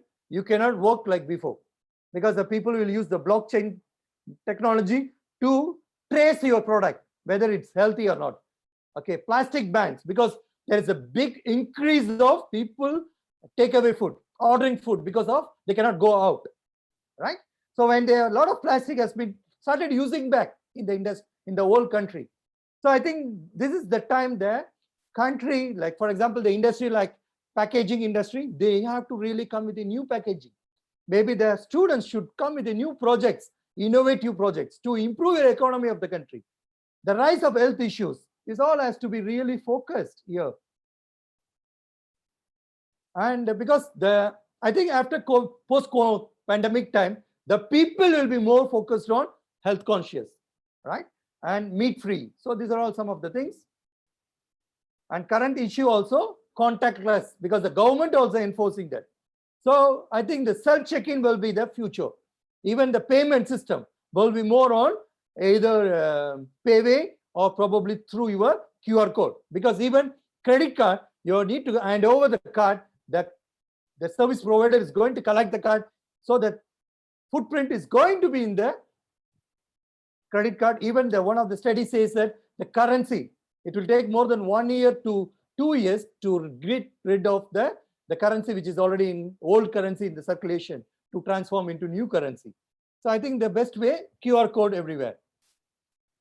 The current issue also, the workforce reduction, right? Because there are a lot of business closed down, they are reducing the cost. Human hospitalization, robots are not capable. Okay, so we need to understand the human or the robots are not capable of completely replacing humans. The human aspect is very important. That is the core of the objective of the hospitality industry, because we need to create experience, intangible experience. So what are the 4 critical points to successfully implement during this time? Focus on the data. Put your crisis business continuity plan. Okay, that is very important. Contingency plans. Okay, to test. Keep your people and work environmental safe. Create a strong. So basically all this 4 says that be resilient. Okay, we need a people, organization or leaders who are resilient and can be very positive. So I'm going to show some of the examples of how the transformation happened in the hospitality industry.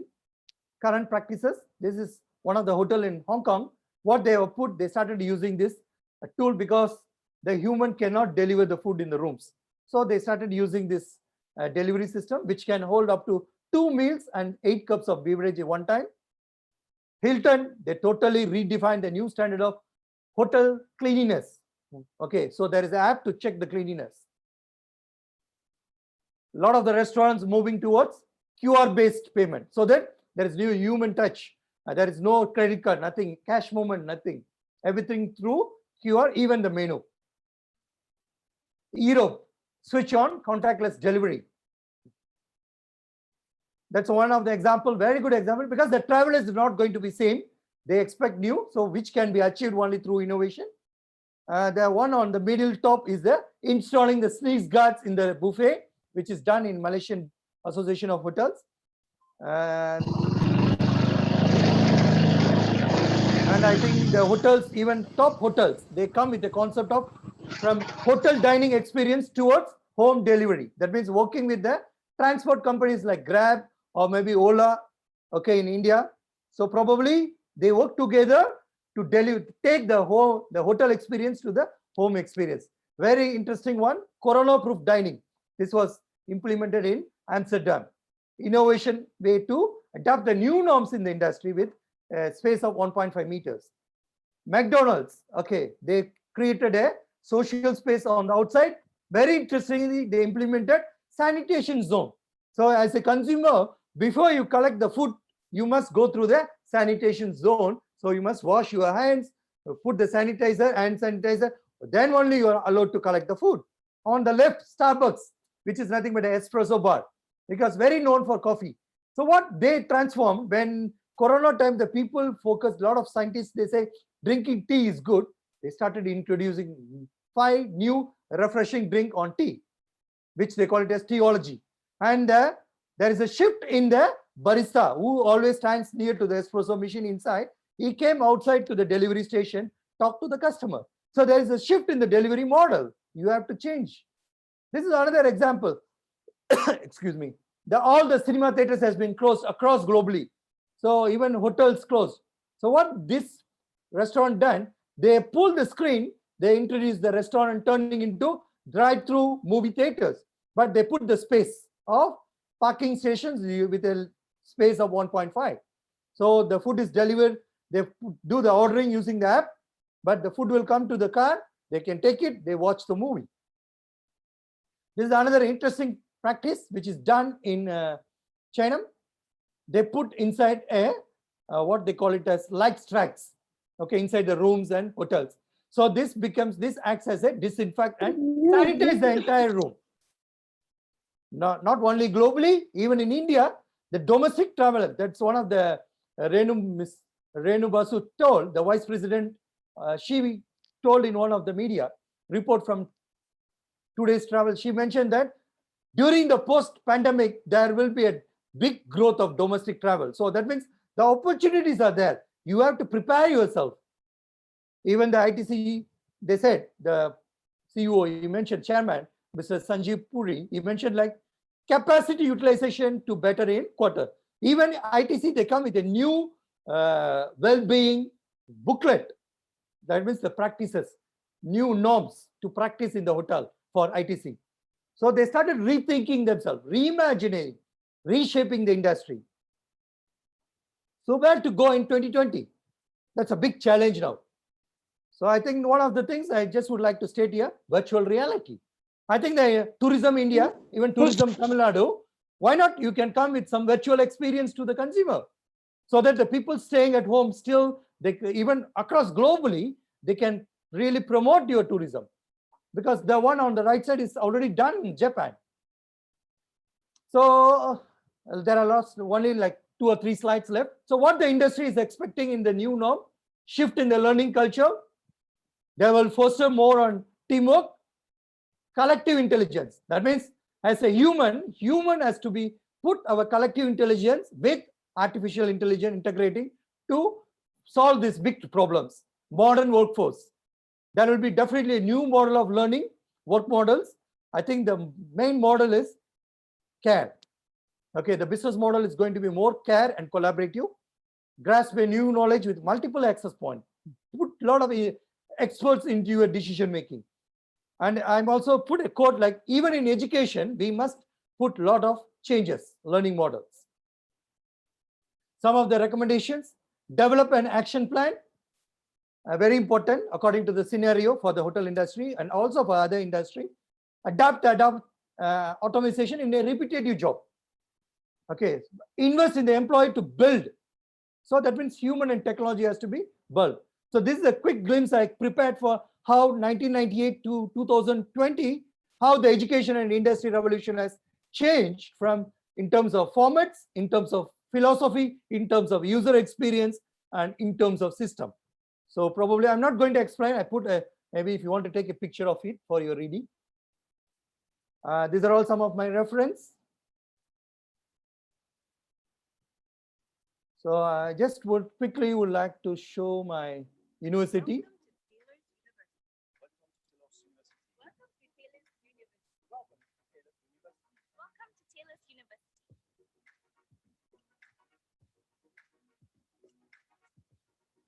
It's just less than 1 minute video, 1 to 120.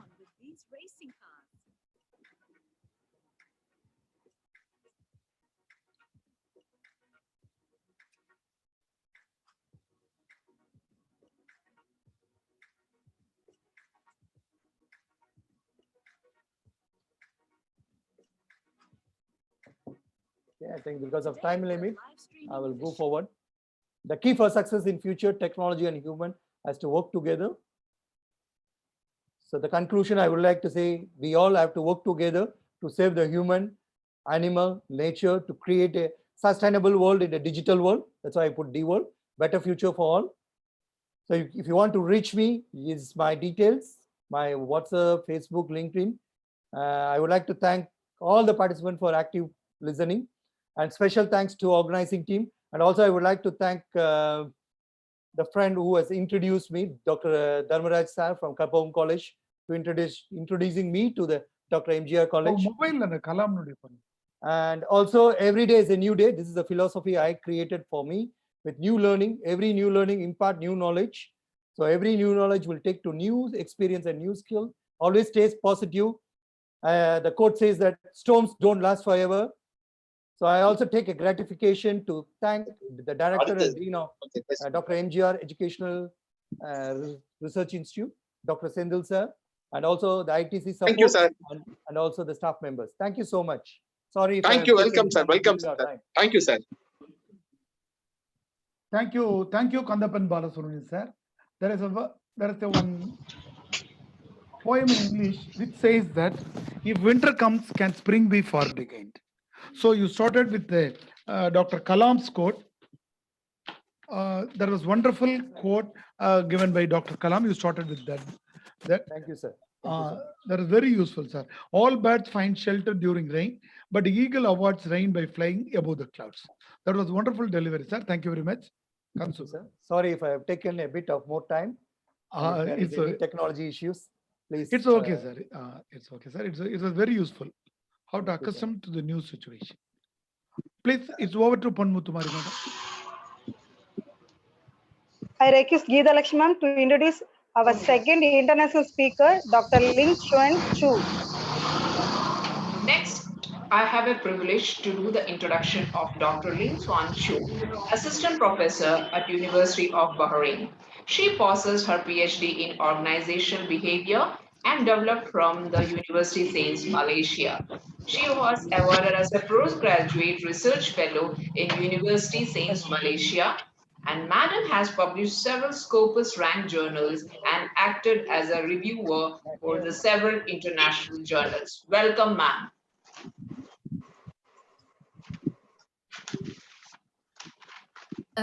Very good morning to all of participants, and also thanks to the organizer. So just to confirm if everyone can hear my voice over here. Yes, yeah, ma'am, we can hear. Yeah, ma'am. Thank you so much for confirming. And allow me to share my screen on the. Thank you, madam. Thank you. Thank you.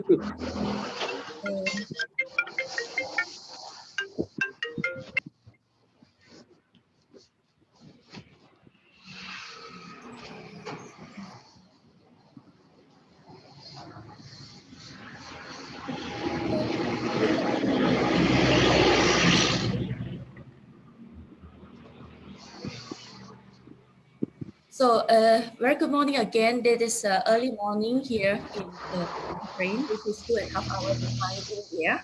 So I would like to talk about the challenges and opportunities during So the first challenge, and all we know is about the arrangement of work, whereby remote work has become a new normal in our daily life nowadays. So daddy is working and then at the same time he's taking care of his kids. So what's shown here is that there is a high mixture of our work and our personal life. So as that nowadays our working 24/7, and most of the time there's no reason for employees to be away, because let's say switch off our laptop and laptop,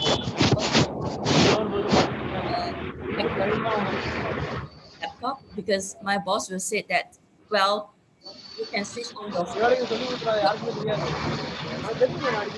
ஐயா புகழேந்தி ஐயா எனக்கு host போடுங்க எனக்கு host போடுங்க to set up guidelines to minimize work better in our personal life, because when we have a high mixture between our work and personal life, it actually threatens to our employee well-being. So I believe that with this guideline is set up by the employers. So in return, I believe that the employees, it hints the employees to know how serious to focus at work during work hours, and you have a very clear separations between work and your work life. So while in some occupations, high share of tasks can be done from home, but there are also certain occupations, for example, food preparations and serving, who need to go back to office, who need to work at the premise at the premise. So in this case, the employers have the opportunity to spread out the employees throughout the work days. That means it provides the business the opportunity to stretch their operations hour, which is good in my point of view. Just that the employers has to look into the operations costing to make sure that the arrangements can maximize the business profits as a whole. So in addition, working in the premise also means that employers should consider discouraging the use of closing community dining spaces.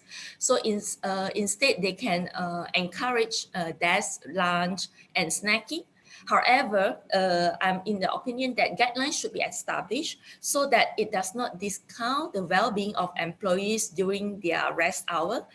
Definitely in this case, it's not eating and working at once. So because during the rest time, employees need to have proper rest.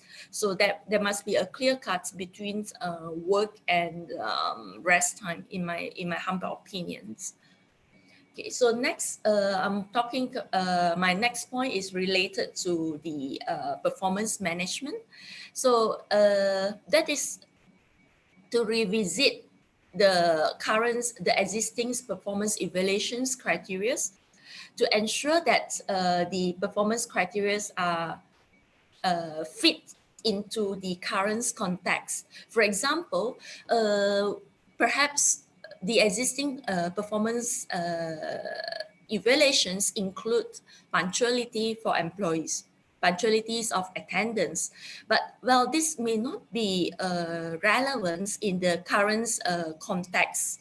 So instead of punctuality of attendance, maybe we should look into the availabilities of employees during the so-called virtual working hours, because it could happen that when we are working from home, there are employees who take the advantage whereby they're on the laptop, but they're actually doing something else at home. So the criteria, what I'm trying to say is that the criteria of the performance evaluations, we need to relook into the criteria so that it is relevant to the current context. So on top of that, certain performance criteria such as teamwork, the ability to collaborate become more important threats than before. Last but not least, during this pandemic time, empowering employees to advocate for change by bringing new ideas is also crucial, because that this is the point whereby business situation is very uncertain. So empowering employees to come up with their new ideas, the management needs to be more open-hearted, open mind in getting these inputs from the employee side. So performance management becomes an important tool for the employers to recognize the key performers, because at this point of times and moving forwards, business needs more adaptive and agile talents, right? So next move to the next slide is on the compensation. The time now is, I would say that it's harsher for younger workers with unstable employment relationship and low labor income. And so as employer, would you consider payment to employees to help employees during this period? Flexi work leave, allowed for negative work leave bank, short-time salary deduction to keep the working places. So in a very recent survey shows that most employees actually has a fear of the coronavirus, will have a negative impacts on their paycheck and job security. So the thing is that if the drastic step is needed, so to reduce the redundancy, I'm in the opinions that very transparent communication should be done by the employers to provide the accurate, consistent, and very honest information to the employees. Now, the other challenge on the perspective of human resource is that in these periods, candidates are likely to be more available for interview if there is any openings in the job market, because they are working from home and they have more time to they are spending more time in front of the laptop. They can easily browse the job openings. Okay, so well, this seems an advantage for recruiter, because we seems to have more opportunities to the talent pools. However, we must also keep in mind that many workers are still gainfully employed and will be very nervous about the prospect of leaving the existing job security for a new opportunity in the midst of so much uncertainty. So perhaps this will lead to the high rejection rate when it comes to the job offer. What I'm trying to say is that, well, it is easy to get applicants. It is easy to get when it comes to the selections, we can get easy to get the right candidates at this point of time because many are available. But bear in mind that when come to the job closure, when come to the stage whereby candidates are accepting the job, we have to be very careful because of the uncertainty. So many job seekers may be reluctant to take a move because they feel much more secure with their current situation. So the strategy for this is that I would suggest the recruiter may want to focus on those who are unemployed than those who are currently employed, because if they are unemployed means that they are much more ready to accept the job and report on to work. We do not want to offer the job to someone who are currently employed, but at the end of the day, when it comes to the switching the job, they are not really keen because they feel insecure. So in fact, also we see the spikes in unemployed rate. However, the real challenge would be hire those people again when and if this crisis will over. So hence, it is time for employers to act ethically during this time to strengthen the organization's goodwill in the eyes of the job markets. So my last slide is related to the training and developments. So it is needed for the organization to relook into the training needs of employees, to widen the spectrums of the trainings because job demand has shifted due to the remote working. So it is needed for the training sections to really look into what are the new skills or the new abilities needed by the employees at this point of time and also moving forwards. So that's all the very simple and brief presentation from my end. So I would like to again thank the organizer and the participants for your attention. So yeah. Thank you very much. Yeah. Thank you, Ling Xuan Chu, madam. Thanks for sharing your views on challenges and opportunities on recruitment and selection side. It was very useful, and you have covered all the things in a very short time. Thank you very much, madam. Thank you. Thank you, madam. Ponmuttumari, madam, to call okay. Next speaker. I request Abhirami ma'am to introduce our first national speaker, CA, Chartered Accountant CS Kandavelu, sir.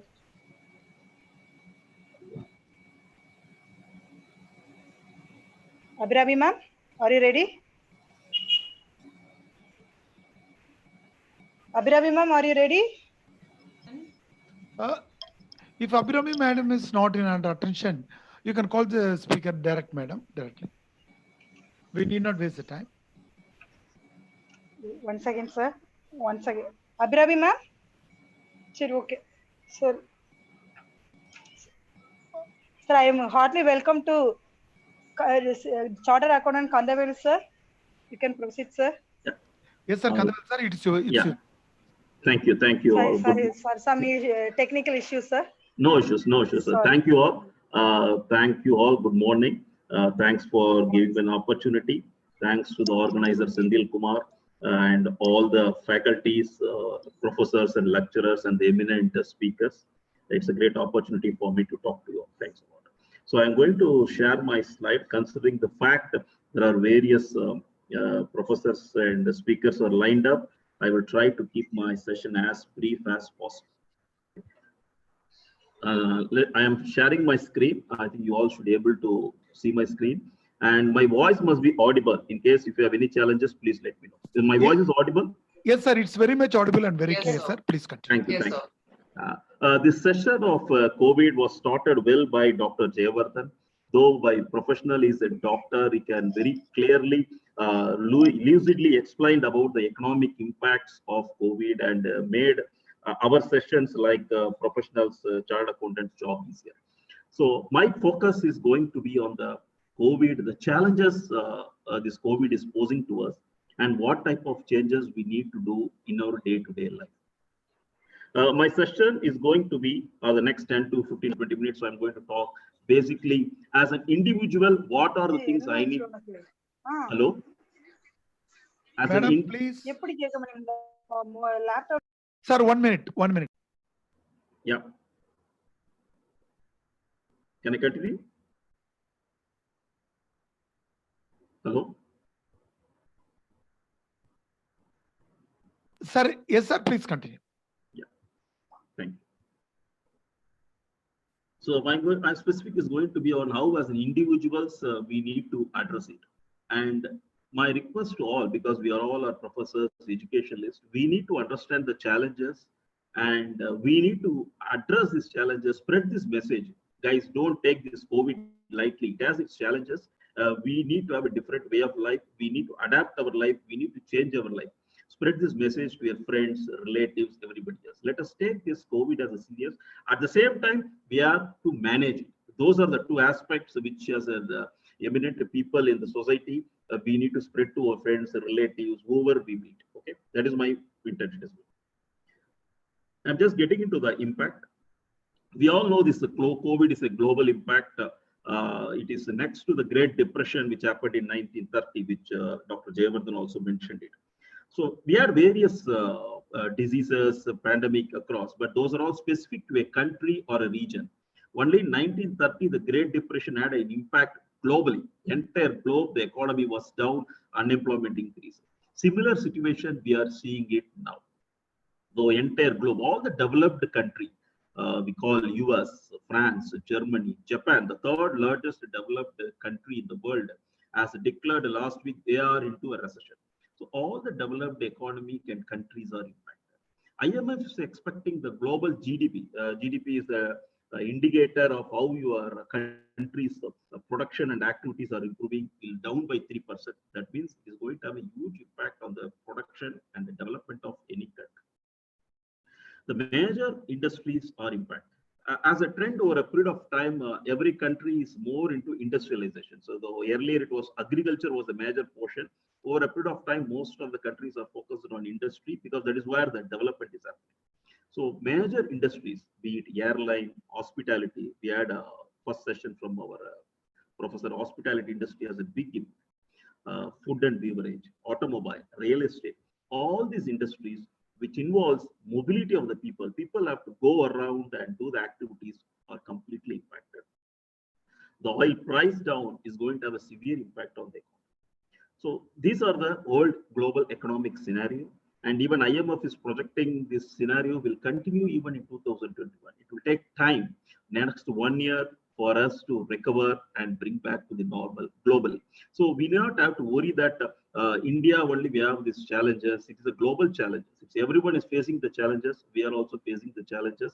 And there is going to be a solution because everyone is working for the solution. So we should also be able to find the solution. But we need to understand the severity at the same time. Some of the challenges which I want to highlight here. We all first realize this COVID-19, this pandemic is going to be with us. It is not going to end. The World Health Organization says it's an endemic. Endemic means it is like any other disease is going to be with us. We need to adapt to it. We need to understand how to change our life, how to manage it. Till a vaccination or a medical treatment cure has been found, this disease is going to be there. We need to definitely adapt and change our lifestyle to manage this. Even a medicine or vaccination has been found. We are not sure how affordability it will be for the entire mass of the people, whether it will be available to cater to the entire mass of the people. Those are the challenges. But the fact is, as of now, it is going to be there. It is going to be there forever. So because of this, whether we are going to be in the home or we are going to shut down always, no. We need to change our way of life, how to manage it. That is the first challenge we all should realize. Second, the unemployment is increasing. I'm talking very focused on India. It was around 8% to 9% in the February and January. Now it has increased to 26%. It shows the most of the activities on infrastructure, real estate, automobile sector, where a lot of temporary and migrant people are involved. Those people are not having jobless, so that is leading to an unemployment situation. And second, this unemployment situation, India is much better as compared to the global also. The most developed country, US, is having an unemployment of close to 31 million people because US has a policy of subsidizing the people. So 31 million people have applied for the subsidy. So even a developed countries like US, France, Italy, everywhere this unemployment phenomenon is there. So we are going to have this challenge of unemployment. All the companies, whether they are startups or big companies, all the companies will be under tremendous pressure to cost reduction. It's not only the companies, even everybody else, every small traders, everyone, there is a cost reduction in the cost. This might lead to low pay increase, pay cuts, some situation of jobless. So these are the challenges which will be there for next couple of time, because companies to revive, economy to revive, companies to revive, then only the jobs or the pay hike will happen. So that is going to have an impact, and this also will have an impact. Because of this, people are going to spend low. There is not going to be much purchases. So again, the spending capacity of the people will be less because of the above challenges. Again, that will have an impact on the economy. See, only when the people purchase more, the economy will increase. But in this situation, everybody wants to reduce their savings. I know today news I was seeing in Times of India, which talks about the deposits, the banks have increased potentially in this. So that means people are more focused on savings, because there is an uncertainty which is people are facing. So the banks are having more deposit. They are not able to lend the money. That is the situation slowly we are into it. So this shows that people, instead of spending, people of India are more into the saving. So that is going to have some kind of impact on the economy. It has to break some barriers. Till such time, we will have this. This impact will get severe in another 6 to 7 months because the lockdown is getting extended. In India, we are seeing the pandemic cases are getting increased. So we might have a severe impact in 6 to 7 months time. So these are some of the key challenges which you all should have. Okay. So only the challenges. What are the aspects? Definitely there are positive aspects. Certain industry sectors are not working fine, whereas certain industry sectors, technology, communications, outsourcing, healthcare, education, they are all showing very quick recovery. So this is going to be very important for us. This sector is showing quick recovery. It will show quick recovery. Specifically the outsourcing finance, outsourcing business, because most of you guys are all from commerce department. Because I am working for a global client, most of the global client, where the US, wherever they are not able to perform the basic accounting transactions, they are keen to give it to India. They are keen to give it to India because we have a huge amount of educated populations, accounting populations, commerce graduates spread across India. There is going to be huge potential opportunities of lot of work on the finance and accounting activities which are coming to us.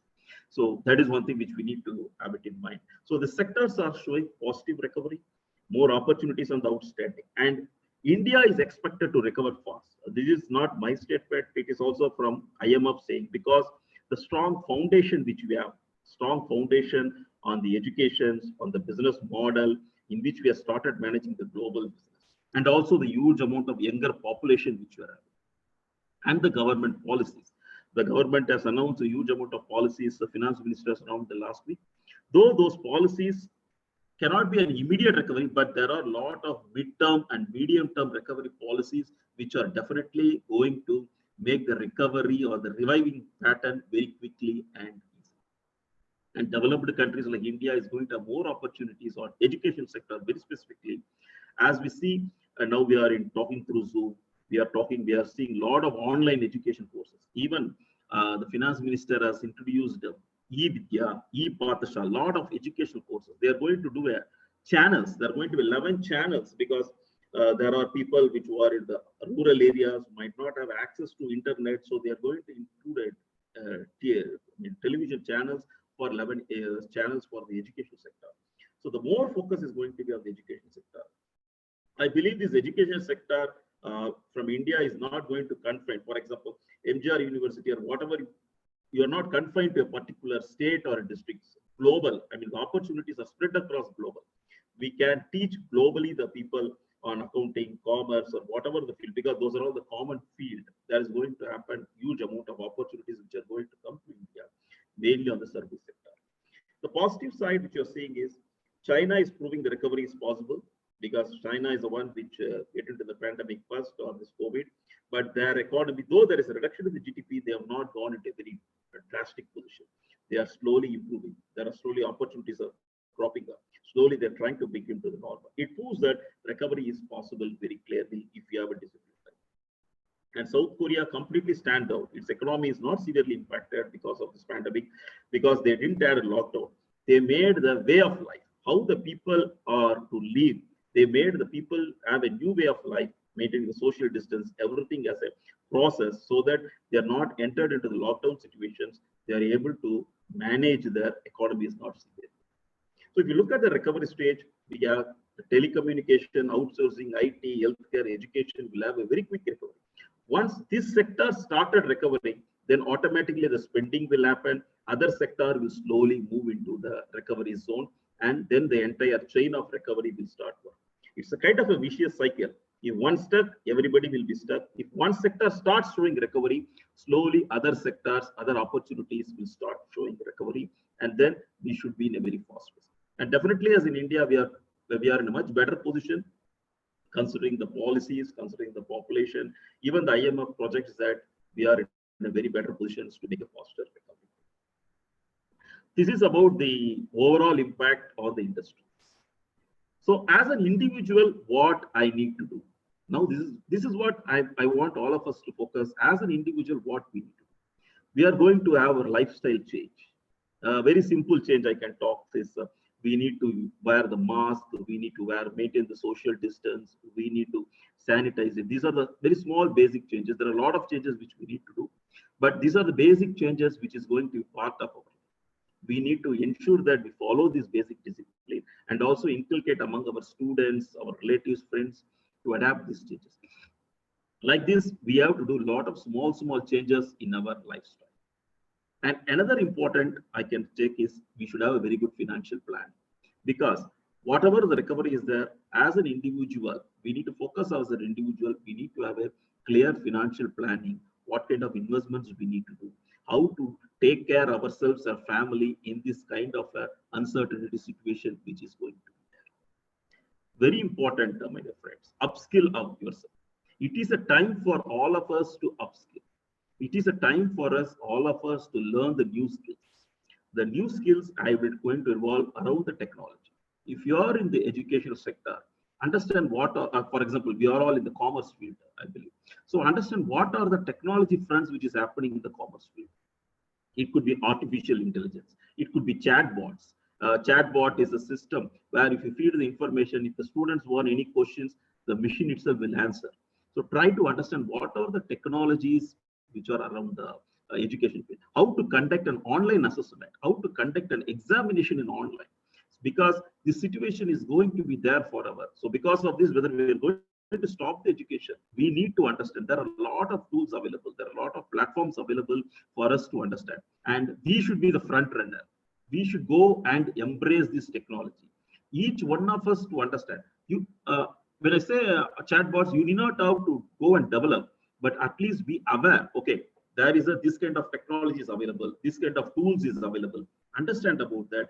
Go and represent to your management, go and represent to your leadership team, because you are going to be the front. Embrace the technology. And third is a new business model.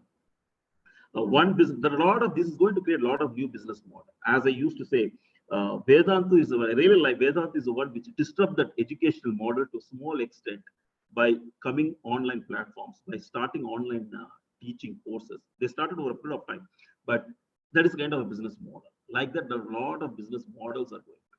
The professors are going to teach the students from home. So we need to have a new business model how we are going to teach. We need to have our own setup. We need to create a small, irrespective of whatever the house or place we are living, we need to create a small setup so that we are able to adapt to these technologies. We are able to manage this new business model. So these are the 4 aspects as an individuals we should much specifically focus on. One is our lifestyle change, wearing masks, creating a small office in your home so that you can take the calls, you can contact your students, you can discuss with your students, having the proper financial planning, upskilling ourselves. That is very, very key. Embrace the technology and adapt to the new business model and the opportunities. These are all specifically as an individual which we need to do in this situation of COVID. How to do this? One is we should start think differently. We should do planning. All these things organizations will do, our companies will do, our institutions will do. But as an individual, we should also do it in our day-to-day life. We need to start think differently. Even a small thing, buying a vegetable, by what I need to do, whether I need to go out and buy this vegetable, whether it is critical. I'm just giving a small example in our way of life. Can I use any online platform to get my vegetable? Why should we go out? If I go out, can I maintain the social distance? We need to think differently. We need to do more planning. Even for day-to-day life, we need to be more planning, more specific. And above all, we need to adopt the technology, my dear friend. Try to embrace the technology. Let us not run away from the technology. If it is an online sale, go for it, try to online. If there is any online payment feasible, go for Google Pay, whatever it is, but adapt the technologies, understand the technology. Not only in your day-to-day life, not only in your professional life, even in your day-to-day life, start reading e-newspapers. E-newspapers are coming. Always you need not have to go for buy a physical copy of a newspaper. E-newspapers are there. They are cheaper. They are cheaper. The subscription is lower than physical copy of the newspapers. I'm just giving the basic small things which we need to do in our day-to-day life and embrace the new opportunities. Any new opportunities comes, try to embrace it. For example, if your institution asks, guys, we are planning some kind of an online course, who wants to nominate? Be first to nominate yourself. Be first to nominate yourself. Embrace these opportunities. Upskill yourself. So this should be the basic way of life. Try thinking differently, do more planning, adoption of technology. I know all these things as an organizations will be doing it, in our professional life we'll be doing it. I want each one of us to do it on our day-to-day routine life. So what we should do? Try to be innovative in finding new solutions. Explore all possible to reduce your expenses, friends. This is very, very important. Though it will have an impact of economy, that's fine. But as an individual, you need to focus on your expenses. Reduce the discretionary spending. Spend only what is need because it is need of the hour. And have a contingent fund created for you. Okay, let me have, these are my 3 months expenses. You should have a separate fund. For next 3 months, I should have a separate fund to maintain my major expenses. Think like that. If you're not having it, plan it. Very, very important. Having a contingent fund, exploring the possibilities to reduce expenses. Second, if you are having any loan, already having a loan, negotiate with the bank for better rating. If you have a financial crisis, use a moratorium. Understand what's happening around you. Talk to your friends, talk to your auditors, talk to your consultants. Understand what's happening around you, what's happening in the banking sector, what is the better interest rate I can get. More focus on saving. When I say reduce the expenses, that expenses reduction money should not be in your home. You have to invest in a fixed deposit, in a post office or in a share. So that is a way the money also will get circulated outside into the market. You also will have a contingent fund planned for it. These are some of the key aspects which we need to do. It is good that if you are having, if not, please plan for it. Very important is the social security. India, we have our social security is very less in India. Our major social security is only the Provident Fund. Please ensure that Provident Fund has been properly maintained, or any other scheme if you want, invest on that. Again, as I mentioned, reiterated earlier, it is time to learn new skills. Learn new skills. Focus on technologies, high-end activities. That is very important, my dear brother, because we are all commerce people. Again, I reiterate. One is new technology. Second, there are a lot of things just changing on the accounting world. The entire accounting world has been changed. We know the golden rule of accounting. We have accounting standards, we have IFRS, we have US GAAP. The opportunity is global. Try to understand them, try to learn them, try to teach the students. High-end activities and technologies are the greatest opportunities for each one of us. Since I am from accounting background and this commerce team, I am able to say that. But any life, you are be a civil engineer, medical professional, healthcare, these are the very things. Focus on the high-end activities, focus on the technologies. Second, as I mentioned, some of the few tips which you always should have, my dear friends. One is investment. Second is insurance. Always have an insurance. Whether it is a medical insurance, housing loan insurance, please have one good insurance policy. If you don't have, please get it immediately. Have a good tax plan. Nowadays, tax planning, you do not have to go to a consultant. Everything is available. Online tax consulting tools are available. ClearTax, TaxSpan. So many online tools are available. If you have a good consultant, you can go for it. Online tools also available. Have a clear tax planning. Ensure that how you can save tax. Focus on additional investment. NPS, PPF, VPF. These are all very important for our social change. So my view with regard to individuals in this COVID situation to take it positively, embrace technology, learn new skills, focus on your savings and your investment, have a contingent plan. If we can structure these things, we can manage this situation. Once the major sectors like technology, education, IT, infra, they are going to revive, and other sector also will revive. And if we are upskilled ourselves, we should be able to adapt to this. We should be able to take these opportunities, and that will help us to manage it easily without any tension or issues. That's it. I have, my dear friends. If you have any questions or comments, I'd like to. Thank you. Yes, sir. It was a very wonderful speech. What are the things we have to change in our lifestyle? Particularly, it is time to upskill. That's a key word you have given in your speech. The educational institution is not a state level or national level institution. Every educational institution is a global one. That's a very inspiring speech, sir. Thank you very much. Thank you for sparing your valuable time. We have missed your introduction on the beginning, but however, we want to, our Abhirami madam will do that as a post session. Abhirami madam, over to Abhirami.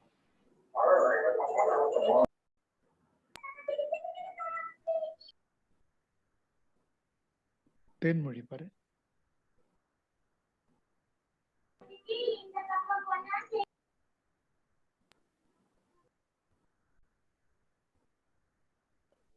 Abhirami?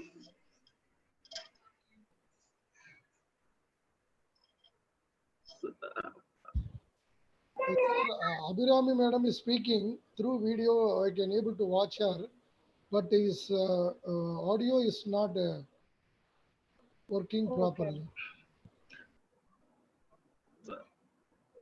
That's fine, sir. I think a lot of other speakers are waiting.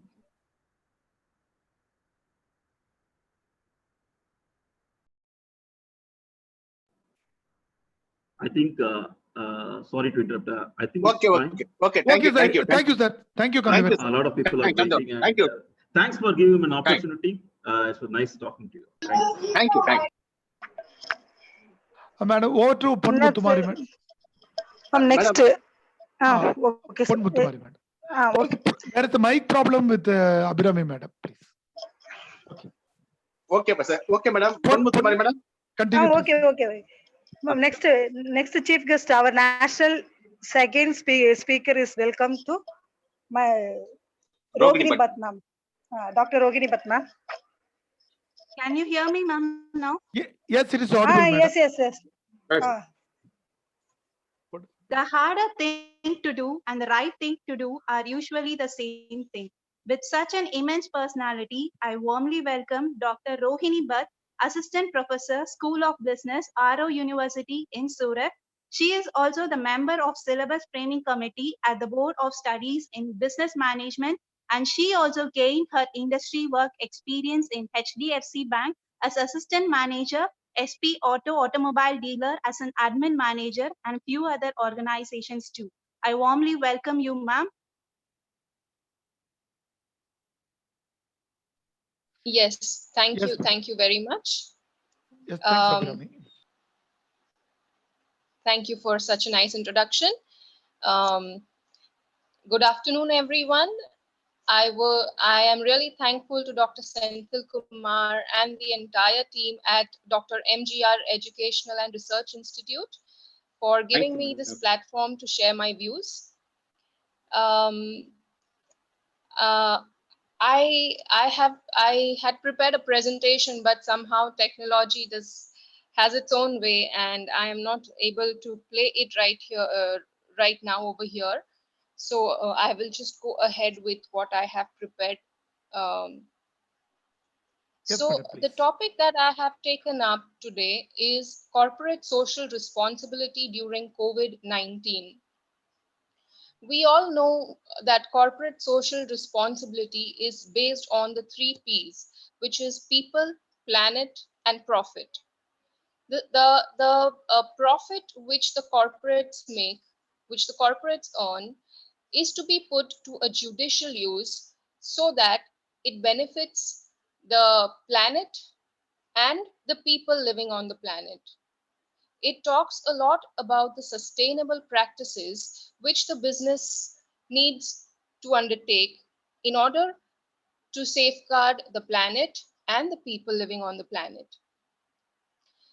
Now, when we talk about CSR, like the previous speaker, Mr. Kandavelu, he rightly talked about individual social responsibility as to what individuals can do in order to be responsible in their own little things, daily activities that they do.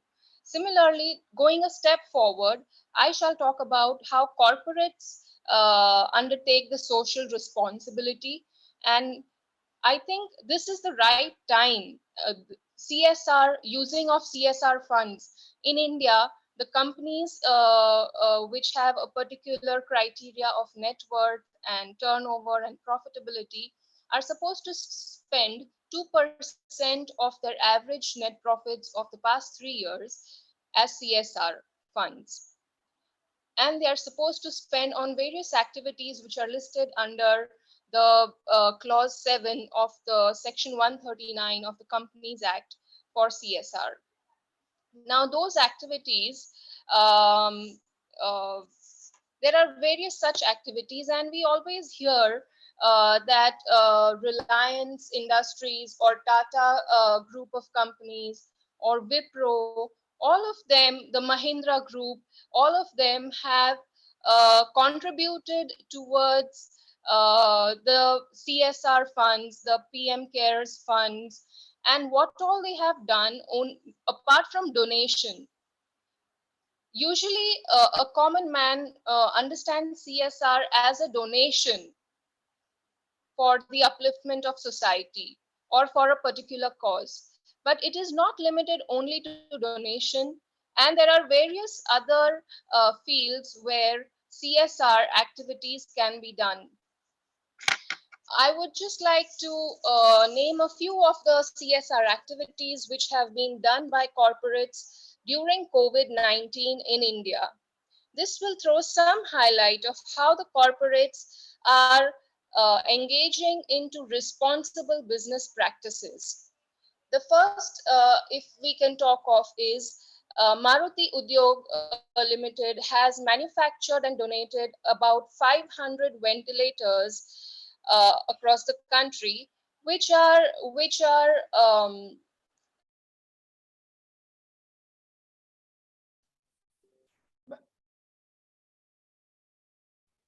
ventilators designed by the IIT Roorkee students. Not only this company, but even if you see Mahindra and various other automobile manufacturing companies have come up, shifted their production from making of vehicles to making of low-cost ventilators to support the people, to support the hospitals. Apart from that, there is Hero MotoCorp, which is a company, again, in the field of automobile, and it has committed 100 crores for COVID relief efforts. It has manufactured and donated 60 mobile ambulances, which are custom built on motorcycles to reach out to the patients in the rural and remote areas. Now, these ambulances are created on the motorcycles, so it also shows us how innovative the Indian companies are in coming up with novel ideas during such crises. The Tata Power has donated around 1.2 lakh face masks under the Dhaga initiative of its CSR practices. The Mahindra Group has replicated. Mahindra Group has done various activities, but one among them, which I would like to focus on, is that it has replaced the plates in its canteens with banana leaves. Now, this is something which is a very small and minuscule thing to be even noticed, but it has such a big impact on our environment. This is how companies have showcased what they have done. Wipro Azim Premji Foundation has committed 1,025 crores of funds towards CSR. Ola has donated 20 crores and created funds for drivers and families. The DCB Bank has spent 1 crores in its CSR funds for its employees. And there are many such examples which one can quote here. These are all examples set by the corporates in India. Now, if we take these as examples, the same things can be even replicated by the small scale industries, the MSMEs across the country. How they can do it, like I can give you just one simple example of how an area in Sikar, Rajasthan, a very small town in Rajasthan, where the workers were quarantined in a primary school. What they did was, even during their time of quarantine, they offered to paint the school building for free.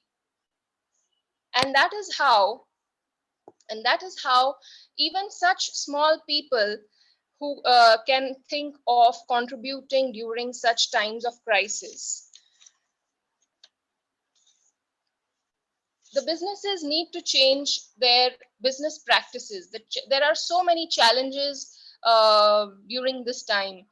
One most talked of challenge is to revive the economy. But at the same time, we also need to think of how to revive the ecology along with the economy. Everyone thinks of economy, but no one thinks of ecology.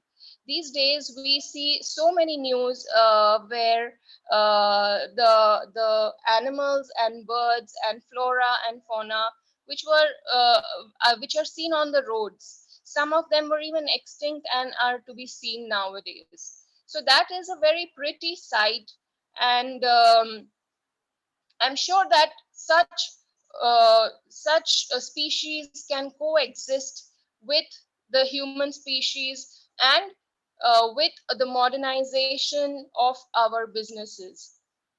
So this is a challenge which we should take up if we want to live in a world which is where we can take good fresh air, where we can breathe fresh air, where we can live with the rest of the ecology, the nature.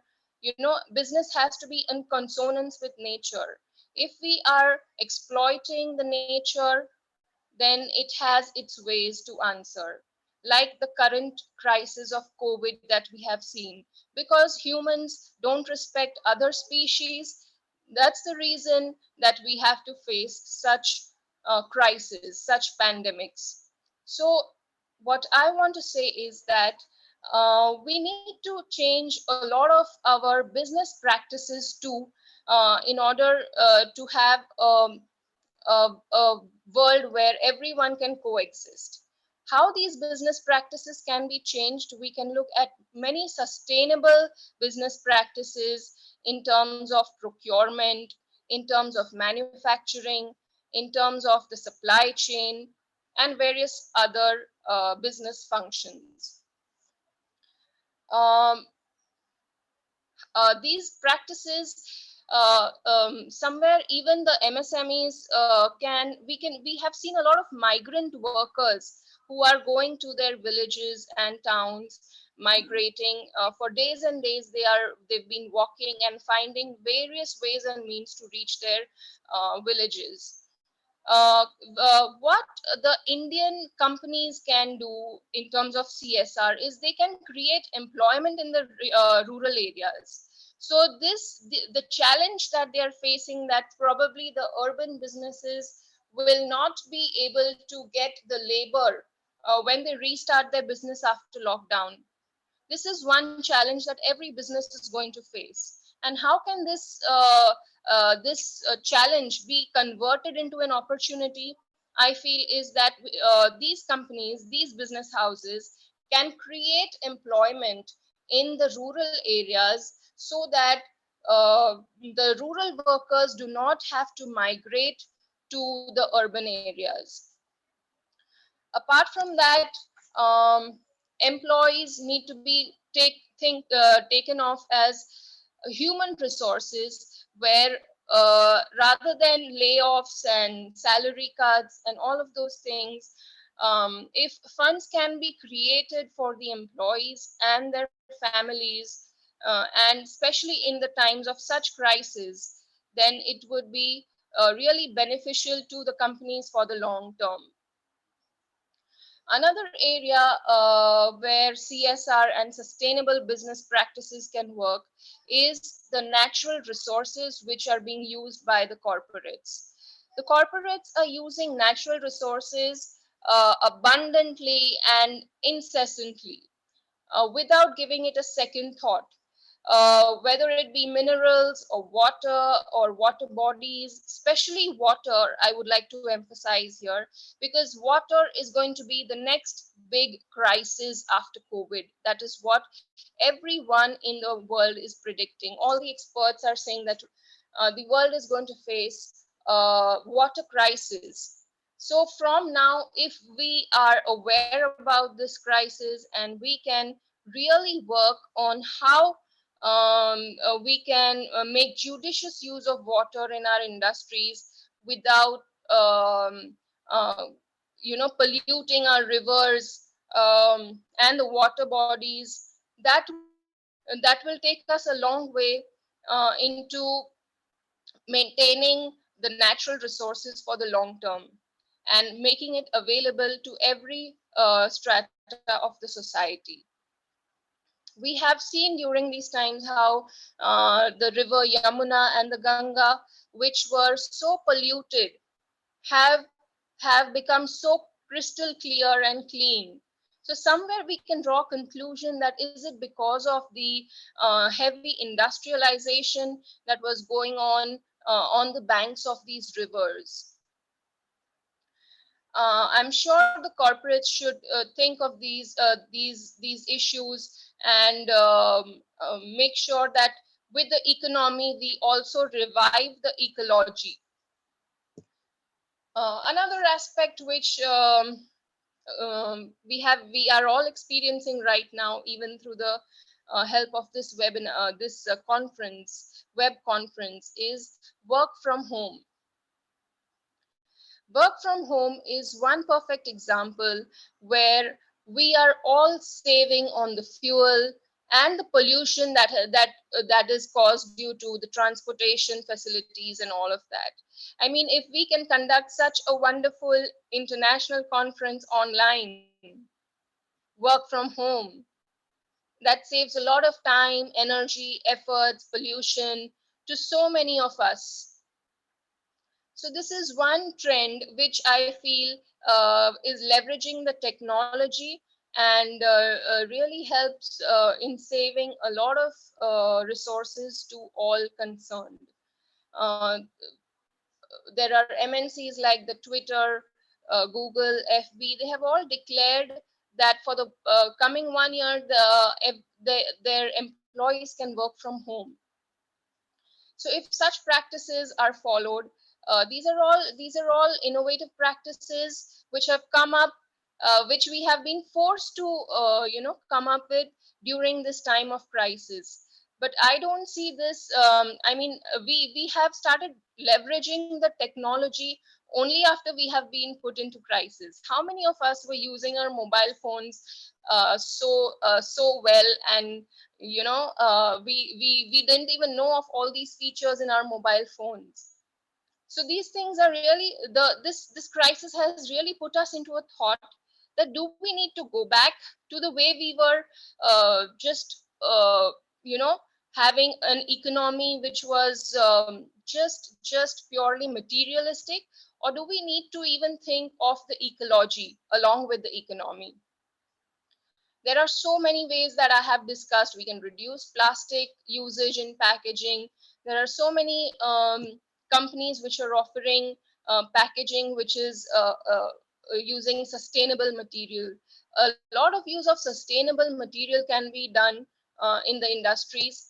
And this is how we can really contribute towards a greener and a cleaner planet where all the people can live coexisting with the other species on this earth. We all, it is a very common Sanskrit saying which says Vasudhaiva Kutumbakam. The entire world is one family. And therefore, we should all work at protecting this family individually, like Sir Kandavelu sir said, take up our individual social responsibility. And for the corporates, if they could take up these areas where they can work on corporate social responsibility, not only during COVID, but even post-COVID, so that not only does the economy revive, but also the ecology revives. I guess there are many people who are waiting for their turn. I will stop here, and I would like to thank Dr. Senthil Kumar and everyone at Dr. MGR Research Institute and Education Institute for inviting me. Thank you very much. Thank you very much, Rohini madam. It was a wonderful speech. You have spotlighted on not responding. There is not only corporate social responsibility, there is individual social responsibility also. And the main point we have got from your speech is ecology is more important than economy. You also given highlights on how we have to be very careful where we can have a water crisis. Thank you very much, madam. Thank you. Thank you for sparing your very valuable time. Thank you. Yeah, Over to Panmuthumari to invite. Okay, sir. Thank you, ma'am. Thank you, ma'am. I request Abhiravi ma'am to introduce our third national speaker, Dr. Maladi Pradesh ma'am. Behind every successful woman. No. Yes, ma'am. Can you hear me? Here, ma'am. Behind every successful woman is a tribe of other successful women who have her back. It's my immense pleasure to welcome Dr. Maithili Pratish, CEO of Buildtech Associates Ernakulam in Kerala. She did her doctorate in a study of HRD climate of textile industry in Tirupur, and woman with passionate about women empowerment. She's also taking motivational classes for and management. We welcome you, ma'am. Thank you. Thank you so much. Is it audible? My Audible, audio? ma'am. Yes, madam, it is audible. Okay, can I share the content? I'm just trying to share my content from the Yes, madam. presentation. You can do that, Okay. madam. You can do.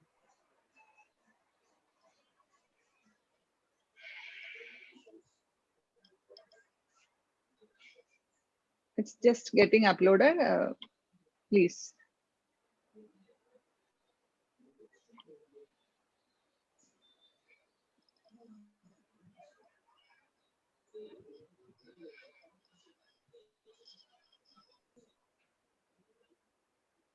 என்ன போட்டுக்காரு cancel.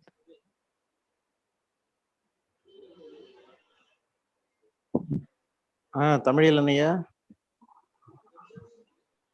கேக்குது. Spotlight video of பண்ணுமா? Of பண்ணுங்க.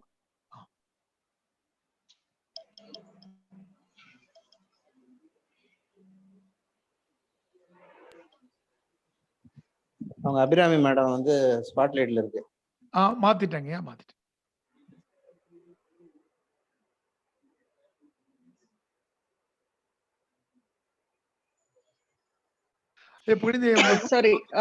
Sorry, I'm not able to do that right now. So can I just go on with my talk?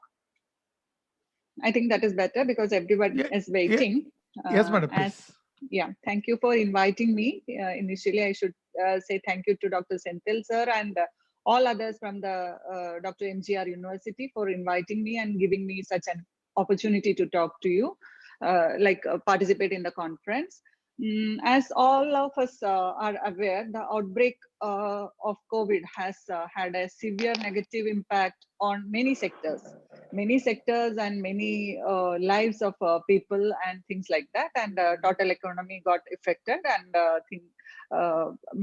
mainly, as Dr. Candy was talking, mainly what we also I had a paper presented to our State Minister of Tourism yesterday at his cabin, and we had just discussed about the tourism impact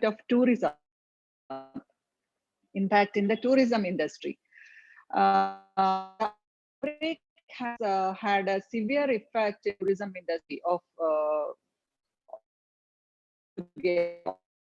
actually, but we tried to along with my friend Mr. Suresh Menon, who is at Chennai, we just tried to bring about certain views in the form of a paper, and we were successful doing that, and I could present it before the ministry yesterday here at Trivandrum, Kerala.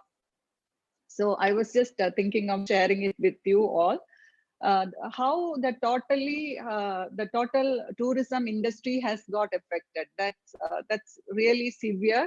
The effect is really severe because of the travel lock and all the restrictions, and all the experts they say that more than 1 year will take, even without the lock, even if the lockdowns are getting over and the flight starts flying off and things like that, people will take at least 1 year or one plus year to survive or get their effect away from this whatever happened because of this COVID. But all the other speakers were talking about how to handle things in this current time. That's what we were also trying to figure out during this lockdown, what happened, and after this lockdown, how we are managing with the social distancing and things like that. And we try to explore. What we are trying to explore is the existing situation caused due to pandemic, how we are going to track it. Even as a student, how they'll be able to tackle it, or as a tourist, how they will be able to tackle it. As an industrialist, how they are able to do things like that. We are just planning to. So when we considered, when we are thinking of the tourism industry as a whole India or world economy, it is going to be a good, impact is going to be there for a long time, related to the tourist travelings and the bookings happening and how they are going to manage the social distancing forms and all. So what happened in Kerala during this COVID-19 was we were successful at the state level. Administration was really successful to have a control on the on the impact of COVID, actually, with the help of people, of course, and trying to educate people with social distancing and things like that happen. And all of a sudden, even though we are not able to tackle the content all of a sudden, we have to plan on certain other things, how to travel, how to start the schools in future and things like that.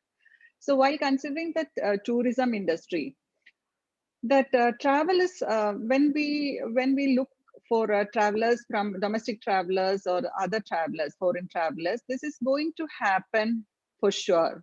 People are going to travel as soon as the lockdowns is getting released or things like that, because people would like to travel and people wanted to travel or get relieved from the tensions what they had because of this lockdown. And it was a very drastic experience to sit at home without interacting. Even the kids were not supposed to interact with, like they were not able to interact with others or schoolmates or something like that.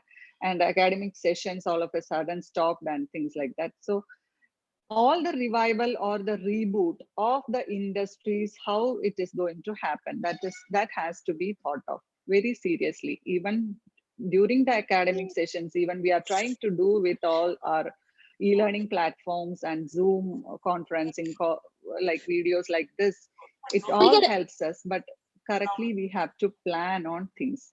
That's what we should look in future also. Either it is in the tourism industry or in the academic sector, or without harming things.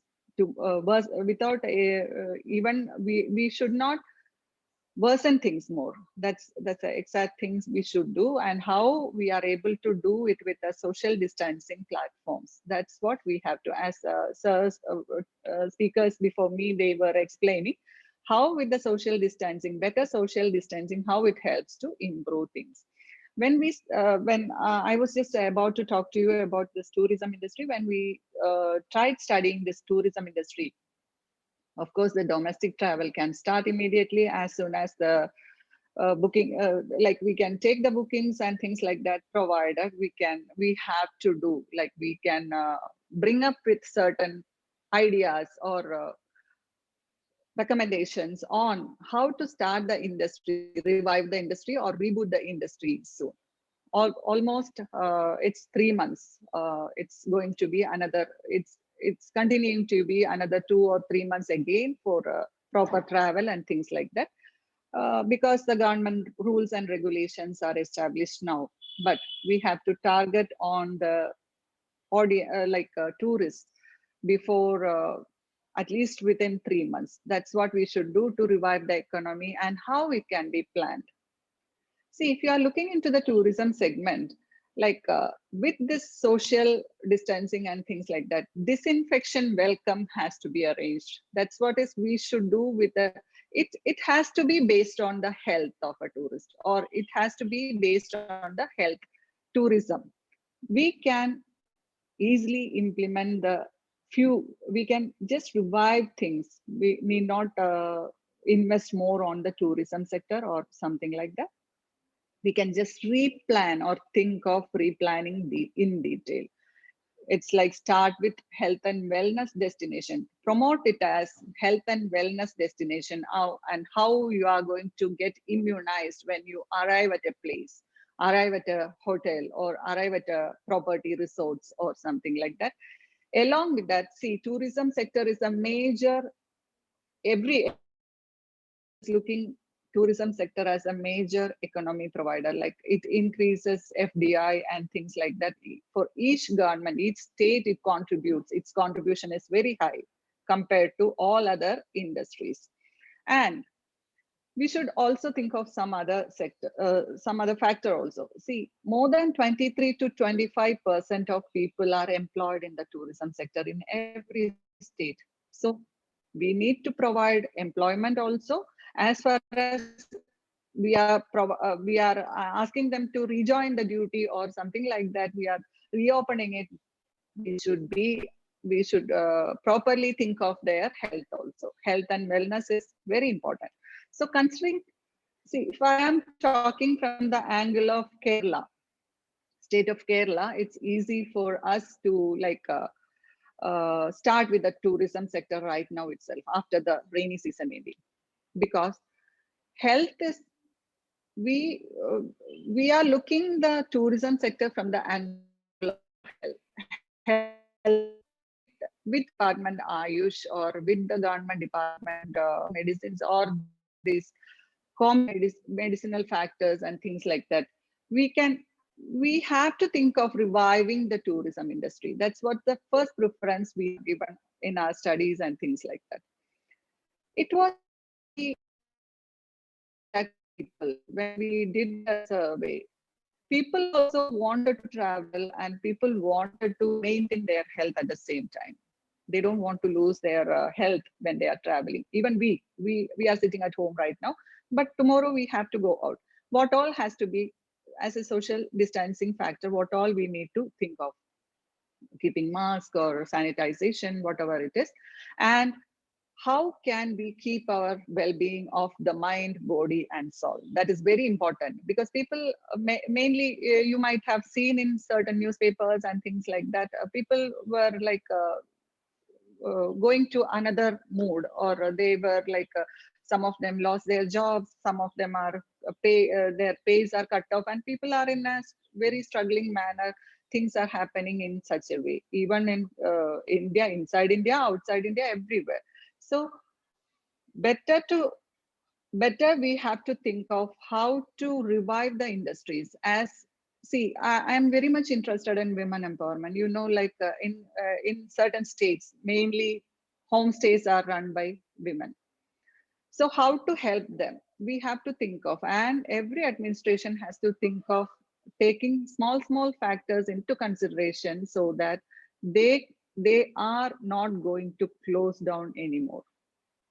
Already lockdown has affected all our economy, and how we can restructure or redefine destinations and infrastructure without much spending of money. That's what we have to think of. That's what we feel.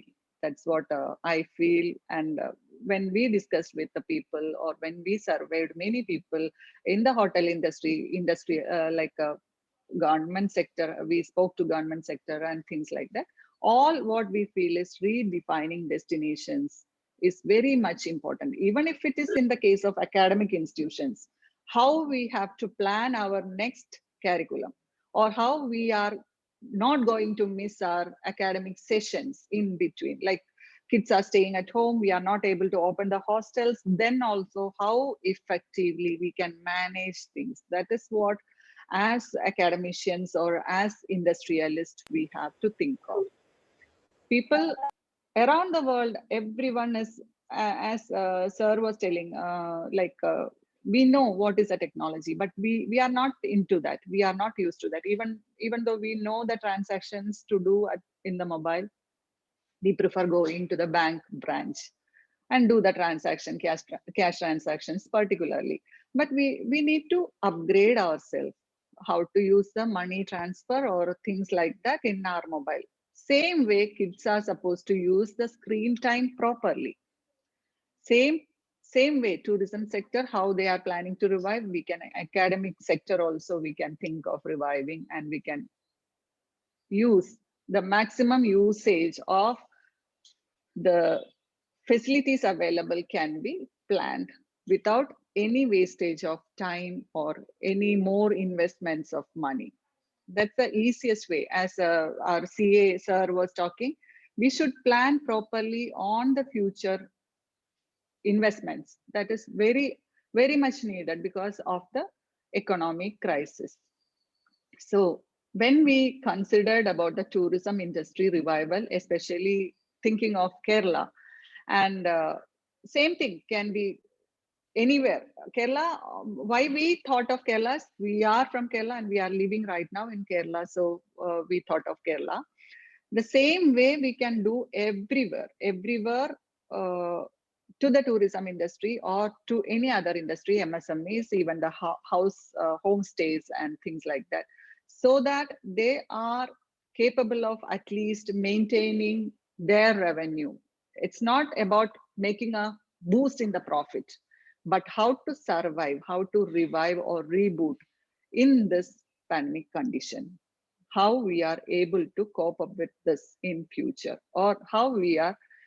This is not only one virus. We are not going to talk about one virus. Particular virus will be coming and going. Maybe in future also. See, once the flood has come, next time what government plans is like how to tackle the flood.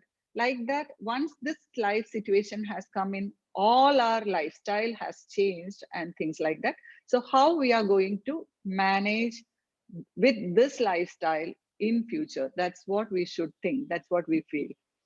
So I don't want to continue much more to the very big talk because it's getting delayed for other speakers also. If you actually this topic, I wanted to show you the slides, but I'm not able to. But it's available in my personal blog also, and it's coming in the. I'll share the link also to Senthil sir. Maybe you can circulate to the needy people, sir, if it is helpful. And thank you so much for inviting me. And great day ahead. Thank you. Thank you, wonderful madam. Thank you, sir. Thank you. Thank you, madam. Thank you, madam. Thanks, Maithili madam. It was a wonderful speech. Thank you, sir. Redirected our health and wealthiness destination. And the main point of our talk is restructuring and redefining our organization without more investment. That was very useful, madam. Thank you very much. Yes. Yes, sir. Thank you so much. Thank you, madam. Thank you so much.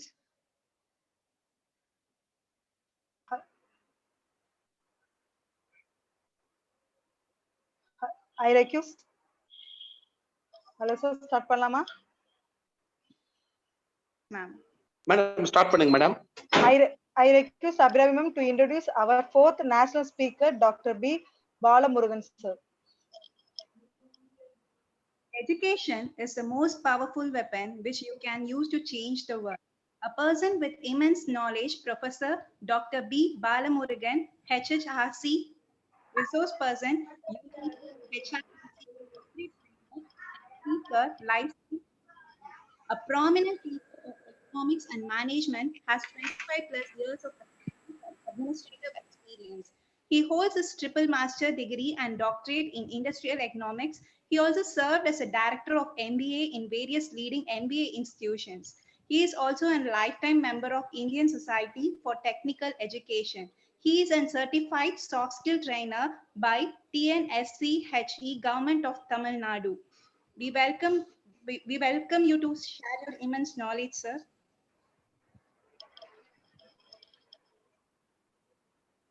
Very good morning, madam. Very good morning, sir. Praveen. My video. Balamurugan, sir, mute la irka? No, it is not. I have unmute both audio and video. We could hear. It's audible, sir. You can please. We could hear. Here, sir. Here, sir. I have to show my presentation. Shall we start with my presentation?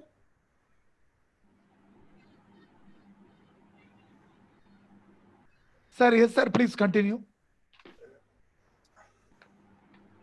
Is it visible? Yes, sir. Visible, sir. Visible. Okay. Thank you. Cancel spotlight reading here. Speaker. Speaker. Balamurugan. Our spotlight.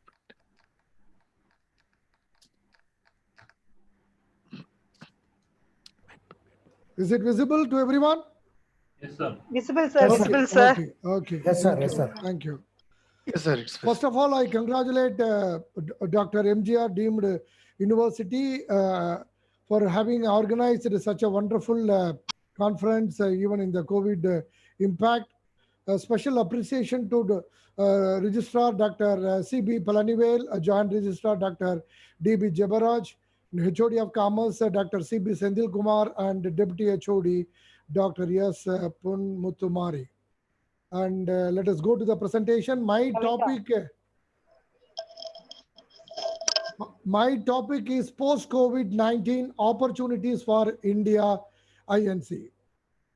opportunities for India INC. That is my topic. Let us go to the presentation. My dear friends, this is something very, very important in these days. The entire world facing downturns in one or another way because of this COVID-19 virus. There is no doubt on that. The entire world has been facing such a huge problem. In the wake of a novel coronavirus outbreak, over 50% of Indian companies see impact on their operations, and nearly 80% have witnessed a decline in cash flows. The pandemic has presented fresh challenges for the country's economy, causing severe disruptive impact on both demand and supply side elements. The pandemic has presented fresh challenges for country's economy. That seems to be the most important problem for the country. Dear friends, going to the next slide. In comparison to other countries, India has been both fortunate and cautious. There is no doubt on that. Say the United States, China, and European countries, India has been both fortunate and cautious in preventing the spread of the virus in its domestic territory, with early restrictions on mobility from other countries, pursuing contact tracing and announcing the lockdown very early. So that is why the casualties are very low in our country. Assuming that the country takes all the necessary precautions ahead and keeps the infection curve tragedy more flattened, India has a good chance to come out. India has a good chance to come out on the better side of the crisis with the lesser death and rate of infections. That offers India a window of opportunity in this crisis. My next point on this is very important situation, that how can we able to utilize these opportunities? How can we utilize these opportunities, this crisis as an opportunity? India can reorder its own global commitments. Already we are one of the leading exporters in so many products, and we can reorder its own global commitments and emerge as a significant player. Let's see the opportunities post-COVID-19, opportunities for India INC. First, I would like to point out the healthcare industry. India's existing advantage on large-scale pharmaceutical production allows it to significantly leverage its soft power by investing in the outward growth of the healthcare sectors of other nations, by ramping up exports in pharmaceuticals, becoming a preferred medical tourist destination for those seeking affordable treatment in quality secondary tertiary health services, and most importantly, to pursue medical diplomacy by providing medical training and technical expertise to many other developing nations whose healthcare systems are, remember, much worse than India. That has been the evidence in the coronavirus impact. So in such a way, we can able to support them. Coming to the next slide, India has steadily grown from 10 billion US dollar to 19 billion US dollar from 2012 to 2019. 2012 to 2019. This is something very, very important. According to the Indian Brand Equity Foundation, pharmaceutical exports of India from the financial year, these statistics have been shown very clearly. India accounts for 10% of world pharmaceutical production. It value 1.5% of total production. That means, as per recent estimates, India accounts for about 10% of world pharmaceutical production by volume and 1.5% by value. The healthcare industry in the world's largest supplier of generic drugs and controls around 18% of the global market. it is also a leading producer of vaccines. India is also a leading producer of vaccines in the world and caters to about 50% of the global vaccine demands as on date. This is due to an already high demand for Indian drugs because of the cheaper pricing, making these more affordable to both developing and developed nations. I will show you the chart. Please go to the chart. This chart explains very clearly from 2012 to 2019, India's exports in pharmaceuticals have been steadily growing.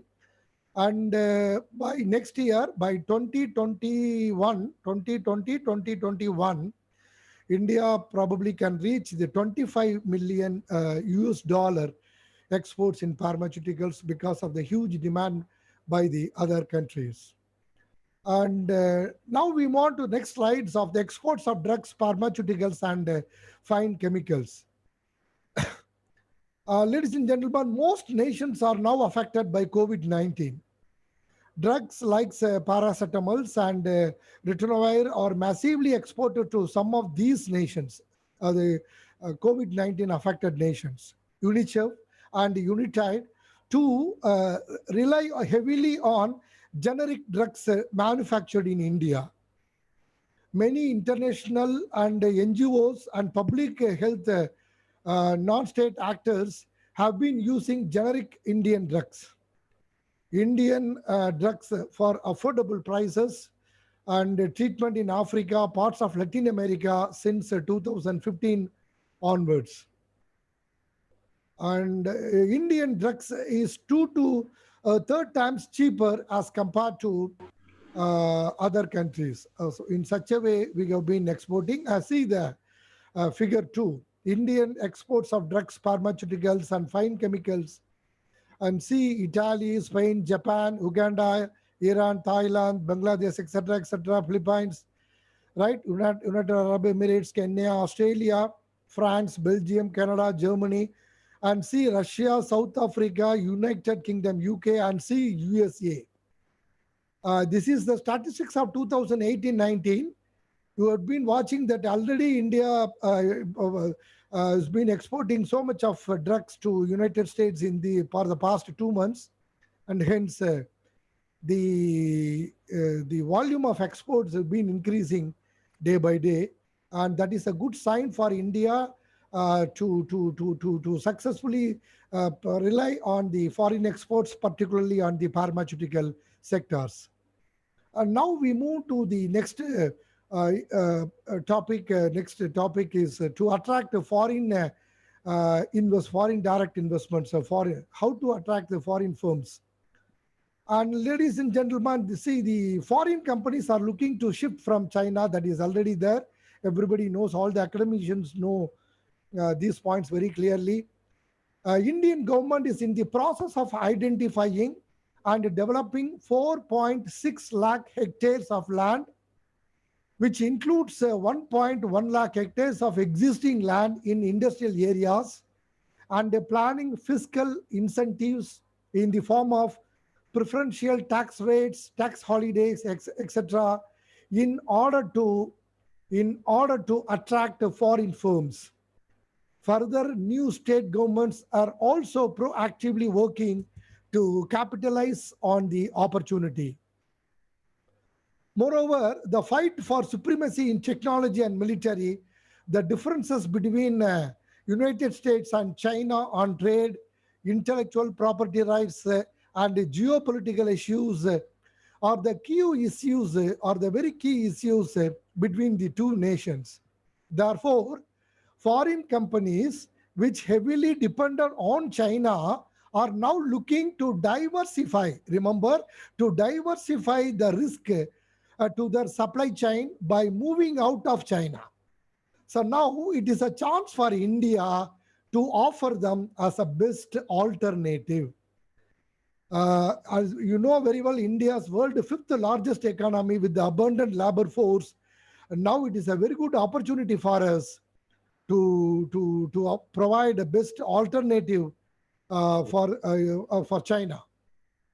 Coming to the next slide, remember India's world economy seems to be the most important, with the median age of 27 and around 900 million working age population. India is a young and aspirational economy. In the past, China used its huge labor force in manufacturing by attracting foreign direct investment. It's time for India to do the same, particularly when foreign firms are looking for alternative manufacturing base. Rising urbanization and populating middle class by 2025 in India is creating a huge domestic market that is really a good chance for us to overcome China in so many other areas. India is also a resource-rich country. Therefore, India in its stage set to attract both market-seeking and resource-seeking foreign direct investment. So in such a way, we can able to be successful as an alternative for foreign direct investment. Coming to next area, IT and enabled services. So what are the opportunities in the post-COVID-19 for IT and enabled services in our country? Let's see. Listen, the first one, the IT industry has been India's crown jewel in our country's economic growth for the past 2 decades. For the past 2 decades. IT industry not only earns 190 billion in annual revenues, it is also the most important sector in the country. Also generated millions of direct and indirect jobs. That is something very important. IT industry generated a lot of direct and indirect jobs. So that is also one of the huge area.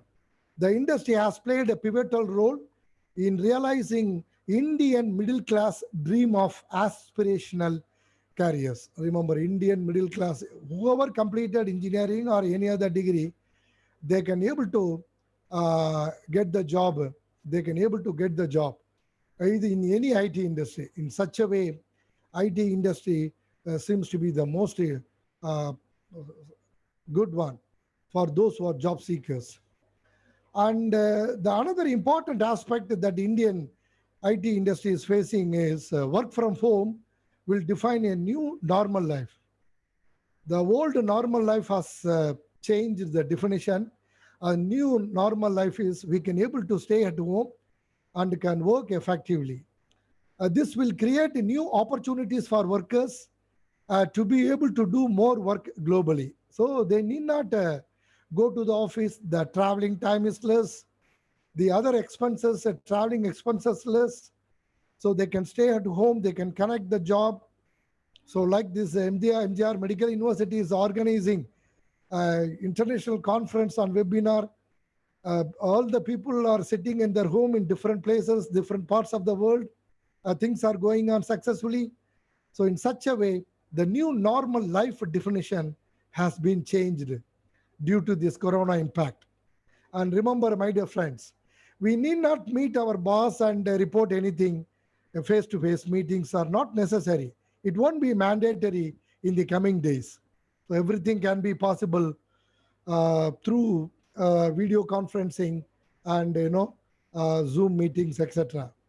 Coming to the next slide, the work from home model could help companies save cost. The average cost of infrastructure per person can come down.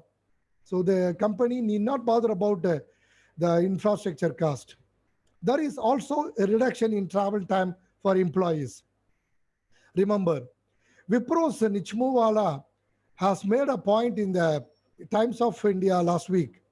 Whether you are sitting 10 miles away from customer US or you are 100 miles away working from home, the experience is same. So in such a way, work at home option has given you a wonderful exposure. Employees may demand for increased security controls. Probably they can able to provide those kind of security controls. The company has to provide those security controls, so the software and other things cannot be pirated, and they can able to work effectively. To prevent the data breach and cyber security threats. Remember, new projects on cloud and digitization areas is on the cards. More investments on robotics and automation will come out. So that is also a very good opportunity for our country. Coming to the next slide, next important area. What are new waves that is available post-COVID-19? Post-COVID-19 opportunities. The new way of industrialization. Somebody unmute their, Sir, it is done, sir. Please continue. Thank you. The new way of industrialization. Developing countries can have a new way of industrialization. They can able to contribute more on the production oriented. Not only productivity, but also create a large scale employment. Free markets and abolishment of trade restrictions, that is also a very good opportunity for the new way of industrialization. Another important aspect is support-based system. India come closer to the level of China's operations in supply chains management. Already we are strong in input-based system. Now we have to slowly catch the support-based system, because the support-based system is the core area of China. India needs to move away from the input-based system to more on support-based system. What is support-based system? Here is the point. Manufacturing of parts and components that would promote participation in the supply chains. China's strong area is manufacturing of parts and components. So we should also manufacture parts and components in so many other products that will help us to be more successful. In general, what are the other areas that post-COVID-19 opportunities for India? Retail sectors and fast-moving consumer goods will benefit immensely. We need not go to the shop. So everything we can able to get it through online or over by phone. So the FMCG and the retail sector can have alternative style of functioning. That is also a good sign. With the continued fear, probably the experts say is about this corona fear, this corona impact will go on for at least 2 years. So with the continued fear, food-based retail chains and companies catering to low ticket consumption. This is something, one important area where India can able to make use of the opportunity. Low ticket consumption demand will emerge as winners in post-COVID period. Coming to the next point, government should focus on invest in infrastructural development, particularly in the internet and other areas. The government should focus on the infrastructural development in each and every parts of the country. Public sector financial institutions need to be further capitalized, I think the country has already started. We can able to watch the finance minister's announcement last week. So the financial institutions have been already strengthened with more capitalization. RBI to lend out low ticket loans so that the small retail segments will be successful. And this is my suggestion, tax holidays for 1 year. For almost all companies, it is not only for micro, small, medium enterprises. In all companies, all private companies and all private employees and all the government employees, these tax holidays for 1 year will boost their loss. And another important point, the supplementary opportunities that should be provided. Younger population, which can kick in the low ticket consumption demand, the retail sectors, the very small petty shops and all, that should be provided more financial support. And this point was already mentioned by our Prime Minister in his address last week, make local, consume local. So instead of going for imported products, let us use the make local, consume local slogan, so that the micro, small, medium enterprises, industries, companies, they come out very nicely. I believe India has learned this, and this will be the make local, consume local will be the life for India in future. And finally, ladies and gentlemen, let's hope that COVID-19 is thing of past. Don't think about again and again the COVID-19 issues. If we grab opportunities, let us look into the opportunities that COVID-19 has created. In the next 25 years, that would belongs to India IMC at the global level. I congratulate once again Dr. MGR Medical University for having organized this wonderful conference and seminar. And I extend my sincere thanks to Dr. Senthil and his team.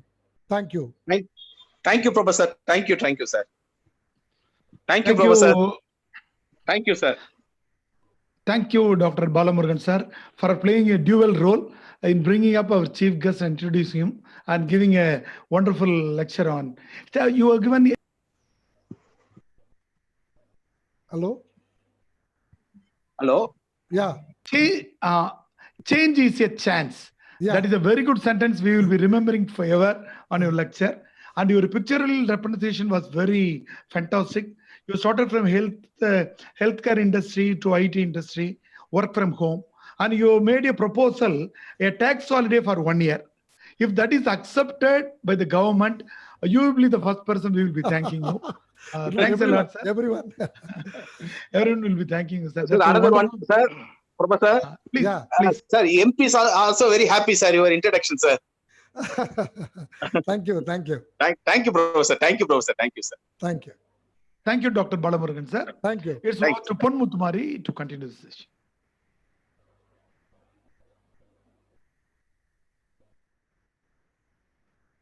Pon Muthukumari.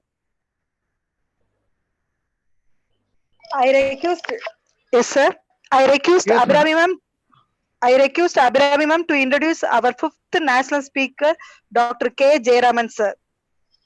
Sir Balamurugan, sir, could you please stop sharing the share screen?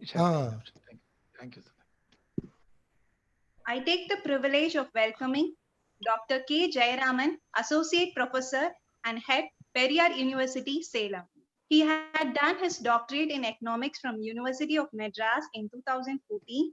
He has organized various seminars and workshops. He is a member in professional bodies like World Economic Association, Indian Economic Association, and also syndicate member, Periyar University. We welcome you, sir. Thank you. I thank the organizers of this wonderful webinar, the authorities of Dr. MGR University, HOD of Commerce, and faculty members. Albert Einstein once said, in the midst of difficulty lies the opportunity. Sir, am I audible, sir? Yes, sir. It's clear. Okay, thank you, sir. It is audible and very clear, sir. Please continue. Thank you, sir. Albert Einstein clearly mentioned that prosperity is there in problem. In business cycle, we say that the seeds of prosperity is in the midst of depression, or the seeds of depression is in the midst of prosperity. Now, we have to consider what are the challenges, what are the issues we are facing, the leading issues in Indian economy. The world economy was in turmoil even before this pandemic striking the world. World over, many countries have started resuming protectionist policy.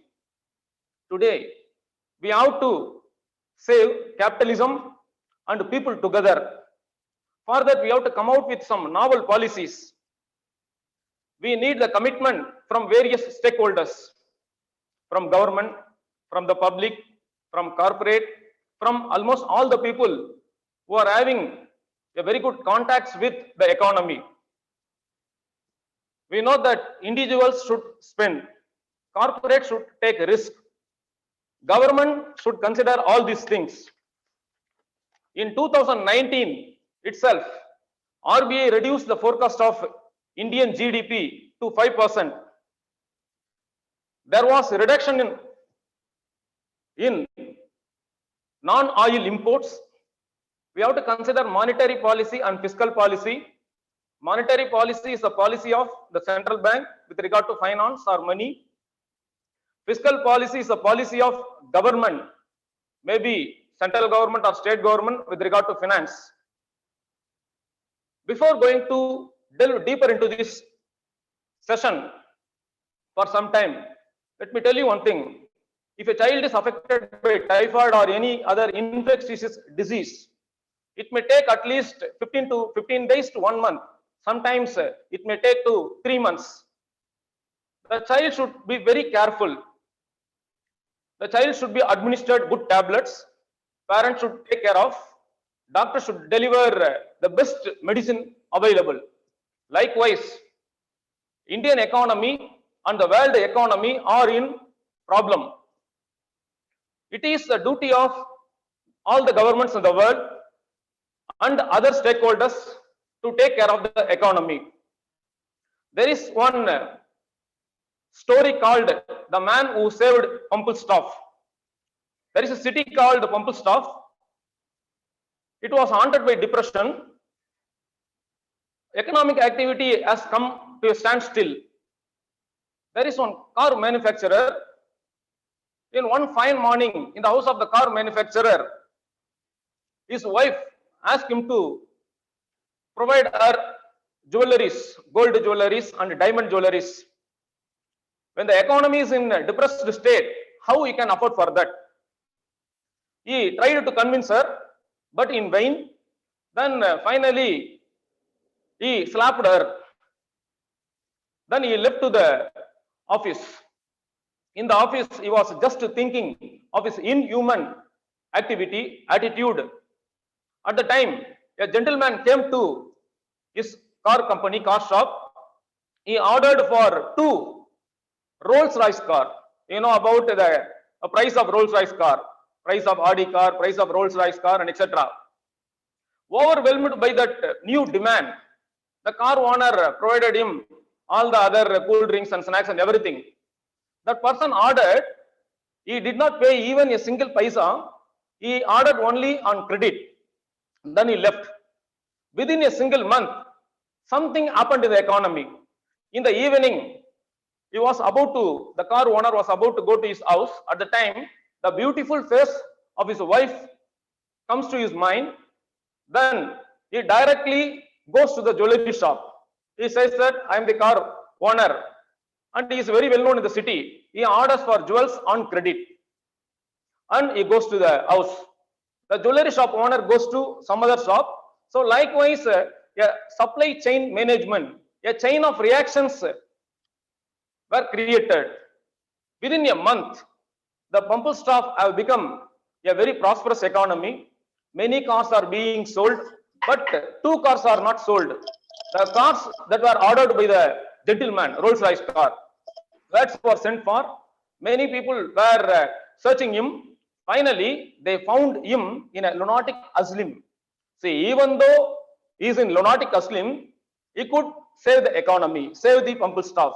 He hailed from an aristocratic family. Aristocratic family, he thought of having more cars and more things and etc. So likewise, if we want to kickstart the economy, we have to give more importance to the demand. Demand boosting is the need of the hour. India's problem is not just cyclical.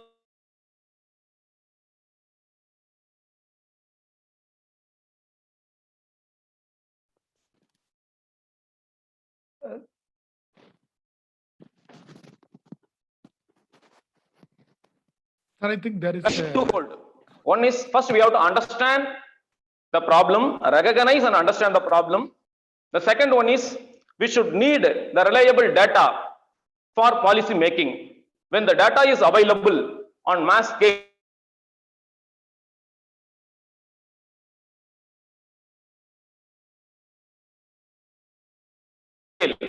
policy we will, as per the World Bank estimate and many other multilateral institutions, because of the COVID-19, the total loss, cumulative loss may be around $9 billion to the world economy. There are certain areas, fiscal policy in the stressed world economy should be emphasized. We have to consider the Atman Nirbhar Bharat, self-reliant economy. Demand should be brought back to supply. Demand should be equal to supply. If there is any disequilibrium in demand and supply, this causes serious problems. Today, we see both the problems simultaneously. We don't have demand, at the same time, we don't have supply. It's a peculiar condition. We have to kickstart the economy by boosting the demand on the one side, providing more loan to the companies on the other side. We have to go for positive, disruptive technology. That technology should be disruptive one and it should be positive one. It should be an innovative one. If it is a positive one, as mentioned by earlier speakers in Industry 4.0, then definitely we can win. We can be ahead of other nations in economic development. Today, we cannot say that this country is developed, that country is underdeveloped. See, if a problem is there, the first person who is going to be affected is only the developed person. The underdeveloped countries are less affected when compared to developed countries. The real GDP growth of Indian economy as per IMF forecast in April 2020 is plus 1.9. It's real GDP, not nominal GDP. Whereas it is negative for so many countries, including US, UK, and other countries. So this clearly signifies that developed countries also face a lot of problems. And when we have this macroeconomic fundamentals strong, definitely this will be in a very good condition. Migrant workers' problems is talked by almost all the people. Now, we can consider two aspects, source states and destination states. Even though the economic activities have been started now by various state governments and the government of India, migrant workers want to move to their native states. This creates a problem in the native state, in the home state or source state. For example, you take Bihar. It has been estimated that 20 lakh migrant workers would come to Bihar. If this is the condition, how that state government can provide employment to that particular people? It's very difficult. On the other hand, you take destination states, they will also the problem of not having laborers, not having employees. Actually, informal economy is helping the formal economy. If you don't have that informal economy, we don't have, a very good formal economy. So that we have to develop facilities in the source state as well as in the destination state. Let us consider the case of MGNREG's Mahatma Gandhi National Rural Employment Guarantee Act and scheme. That scheme may be enhanced. The migrant worker is not an ordinary worker. He has learned that technology, he has learned the trade and knowledge for almost 10 to 15 years in another state. Why can't the home state utilize the knowledge, trade, and the business acumen of the migrant worker in their states itself? It calls for a new strategy. It calls for the new ideas and risk-taking behavior of the philanthropist, business houses. They can start more business.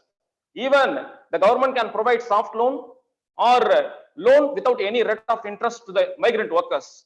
This will make them to settle at ease. At the same time, we have to develop, we have to provide skills to our own people in the destination states.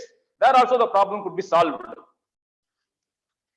We have 139 million migrant workers in 2017. Out of this, 14 million migrant workers face problems. The next comes agriculture sector. Agriculture sector is providing more employment to the people, even though disguised unemployment is there. It is a sector which provides employment for the time being. So that we have to develop the agriculture sector. We have to go for innovative technology, traditional method of cultivation. We can go for organic farming so that we can reduce the pollution and other ill effects. What is needed? Perpetual optimism is a force multiplier. We need optimism. When we are optimistic, it means we are attracting optimistic forces around the world towards us. If we are pessimistic, it means we are attracting pessimistic forces towards us. You cannot do away with the business cycle. When a person can take a dip in the ocean, when the tide will be over, it's very difficult to predict when the tide will be over. It will be there. Likewise, business cycles will be there. One cycle and another cycle, cycle after cycle, it will be coming. So we have to learn some new insights, new things from business cycle and this pandemic, so that we can come out with good ideas, prescription. We have to think in different way. We can adopt design thinking. Design thinking is nothing about designing some textiles like that. Design thinking is some new technology. We have to think in a different way. Empathy is the foremost one. We have to think in terms of the employer. We have to think in terms of the employee. We have to think in the shoes of government. We have to think in the shoes of the economists and other people, agriculturalists, so that from empathy, we have to go for defining the problem. From defining, we will move on to, the product. It has, 5 phases. We could attract more FDI. Now, the condition is rife. We can produce active pharma ingredients, API, in India itself. Instead of relying on some other foreign country, we can produce in our country itself. This is safe for our economy. If any untoward thing happens, we can save our economy, save our country by start producing more actual pharma ingredients in India itself. We have to concentrate more on pharma sector and investment. That investment may be domestic investment and foreign investment, nothing wrong in that, but a cap should be fixed on foreign investment. That is a cap in the sense, repatriation of capital should not be allowed immediately. They should be allowed to come to India, settle here, and provide employment opportunities and produce more and more products, which will lead to more economic growth. There are certain areas we have to convert into important hubs. You take, certain areas. We have been integrated with the world economy. We can convert Thoothukudi port, some other important ports, Chennai port and Mumbai port, and even some minor ports as a trading hub. If you create like a trading hub, this creates a lot of employment opportunities. We will be also having a viable route for having interaction with other countries. India can become a great trading hub. It will also lead to supply chain management. Investment stimulation is a need of the hour. Over some 20 or 30 years, what happened? We have concentrated more on technology rather than science. Technology has its own advantage. At the same time, it is having its own disadvantage.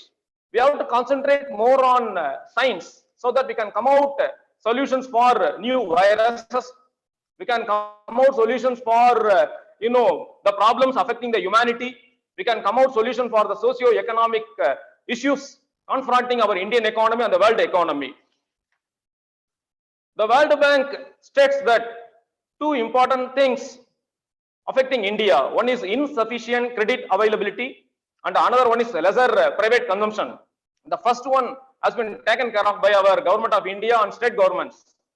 Government of India has asked the Reserve Bank of India to infuse more finance capital in commercial banks. But what happened? In March itself, many commercial banks have parked their excess liquidity in the Reserve Bank of India. That's why Reserve Bank of India has slashed reverse repo rate in order to discourage banks to park their excess money with the Reserve Bank. It motivates the banks to provide more loan to MSMEs, poor people, and businesses, so that the banks should follow a model lead bank scheme. We have 740 districts in India. The public sector and the private commercial banks can select certain districts. They can identify some districts and take the case of lead bank, provide more loans to a particular area. In case of Tirupur, we can concentrate of, textiles. In case of, steel and other areas, we can concentrate related works, so that we have to identify the nice areas, new areas, and then go for development. The LAF facility, liquidity adjustment facility, was slashed from 4 to 3.75%. The CPI inflation has come down. It is expected that it will settle at 4% by the second half of 2020 by RBI. An asymmetric allotment of funds is there. Now it is in the hands of the commercial banks to provide the funds to the needy persons. Their CRR rate has been cut to 3%. CRR rate may be anywhere from 3 to 15%. Now it is at the lowest level. Commercial banks can make use of this. We can adopt a double diamond approach. Double diamond approach is, we have to think in terms of problem, in terms of solution. From ordinary problem to a new problem, from new problem to a solution. It's, a different way of approach. In double diamond approach, we can add MNCs, we can add competitive advantage, we can add government role. We have to think in a divergent way. That divergent way, we have to get the ideas from various people, various experts. All the ideas should be culled, then it should be converged. From divergent, we are moving to convergent. Then we have identified one research problem. In research methodology, research problem should be there. Likewise, in order to come out solution, we need some problem. That problem should be first, we have to identify it. Then we have to move to the solution. Again, we have to go for divergent solutions. Out of various divergent solutions, we can again go for convergent solutions. So finally, we can come out with a new solution. So we have problem one diamond, solution another one diamond. It's called a double diamond approach. We have to, let me complete by just taking a few minutes. In order to understand this, let me tell you a small idea. Consider that one person is entering into deep forest. In the deep forest, you want to discover something. The discovery is the first stage. What he is going to discover? He has to define, he has to discover. Once discovered, he has to come out with some products. He has to deliver. So we have to define the problem, we have to discuss, we have to define, we have to deliver, and then it should be given to the public. So we have a lot of issues related to Indian economy. Out of all the issues, I consider foreign direct investment, kickstarting demand side in the view of Keynesian economics. Y equal to C plus I plus G plus X minus M. Y is the output, total output or national income. C is consumption, both private and government. I is private and government investment. It includes almost all types of investment. And G is government. X is export and M is import. We have to concentrate more on C plus I. If you concentrate more on C plus I and again X minus M with the help of G, government, definitely we can overcome almost all the problems. Finally, let me conclude my small talk by saying that self-help groups should be encouraged. The banks should provide more loans for self-help groups. The national poet Rabindranath Tagore in his Gitanjali said, "O Father, into the heaven of freedom, let my country awake." With the permission of Rabindranath Tagore in the heaven, I slightly want to rephrase the words. "O Father, into the heaven of economic freedom and prosperity, let my country awake." Let us concentrate more on health infrastructure. Let us take our desi foods. Let us work more. If we work more, contribute more for the nation in terms of our productivity, in terms of our donation, in terms of our work, definitely our economy will be the best in the world. Thank you. Thank you for the opportunity given me. Thank you, one and all. Thank you, Dr. Jayaraman, sir. Thank It you, was sir. a powerful. It is a very powerful and optimistic delivery we have got today. You rightly sorted that the world economy was in a great problem well before COVID-19. A lot of times, supply chain link, demand side should be raised, organic farming, optimism, and finally changing the Rabindranath quotes with suitable words was really overwhelming. Thank you, sir. Thank you for sparing your Thank you, time. sir. Thank you. Thank you, Professor. Thank you, Professor. Thank you, Professor, and thank you all participants. Thank you. Thank you, sir. Thank you. Thank you, Jayaraman, sir. It was a wonderful speech. Over to Ponmuthamari, madam, to continue this. Okay, sir. Okay. I request Abhiravi ma'am to introduce our 6th national speaker, the Chartered Accountant B. Harish Shankar, sir. Abhiravi ma'am. Praveen, madam. Yes, ma'am. Ma'am. Sir, Harish Shankar, sir, Praveen ma'am.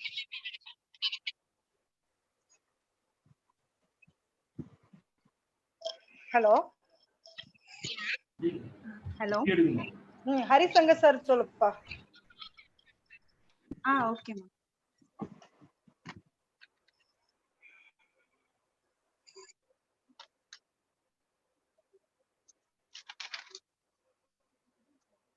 The backbone of success is hard work, determination, good planning, and perseverance. With yet another successful person, Chartered Accountant B. Harish Shankar, who is currently practicing Chartered Accountant in Chennai, who has more than a decade of diverse industry experience in all areas of audit, due diligence, internal control compliance, and various such other factors.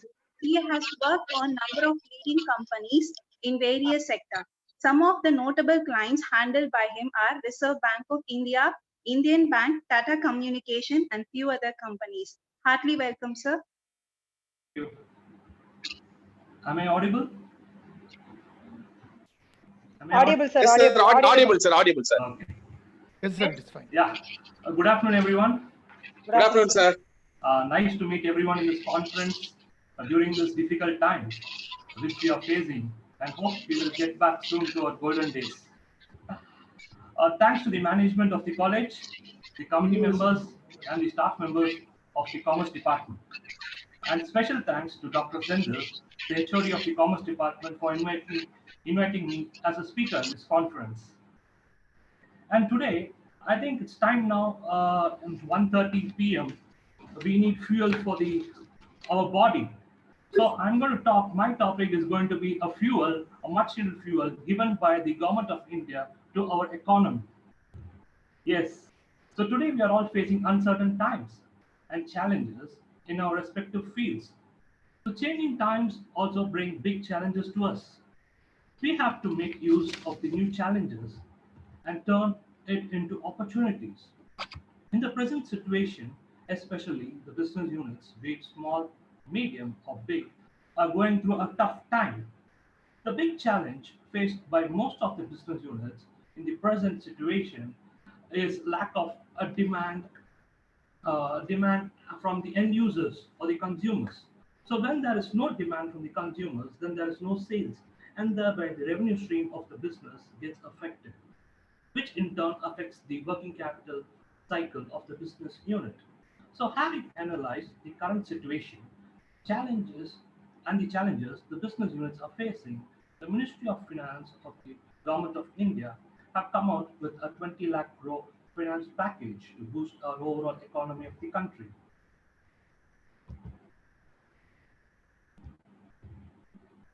Today, in my speech, I would like to highlight a few of the key financial package announced by the central government for the revival of the economy and which are mostly common across the business horizon.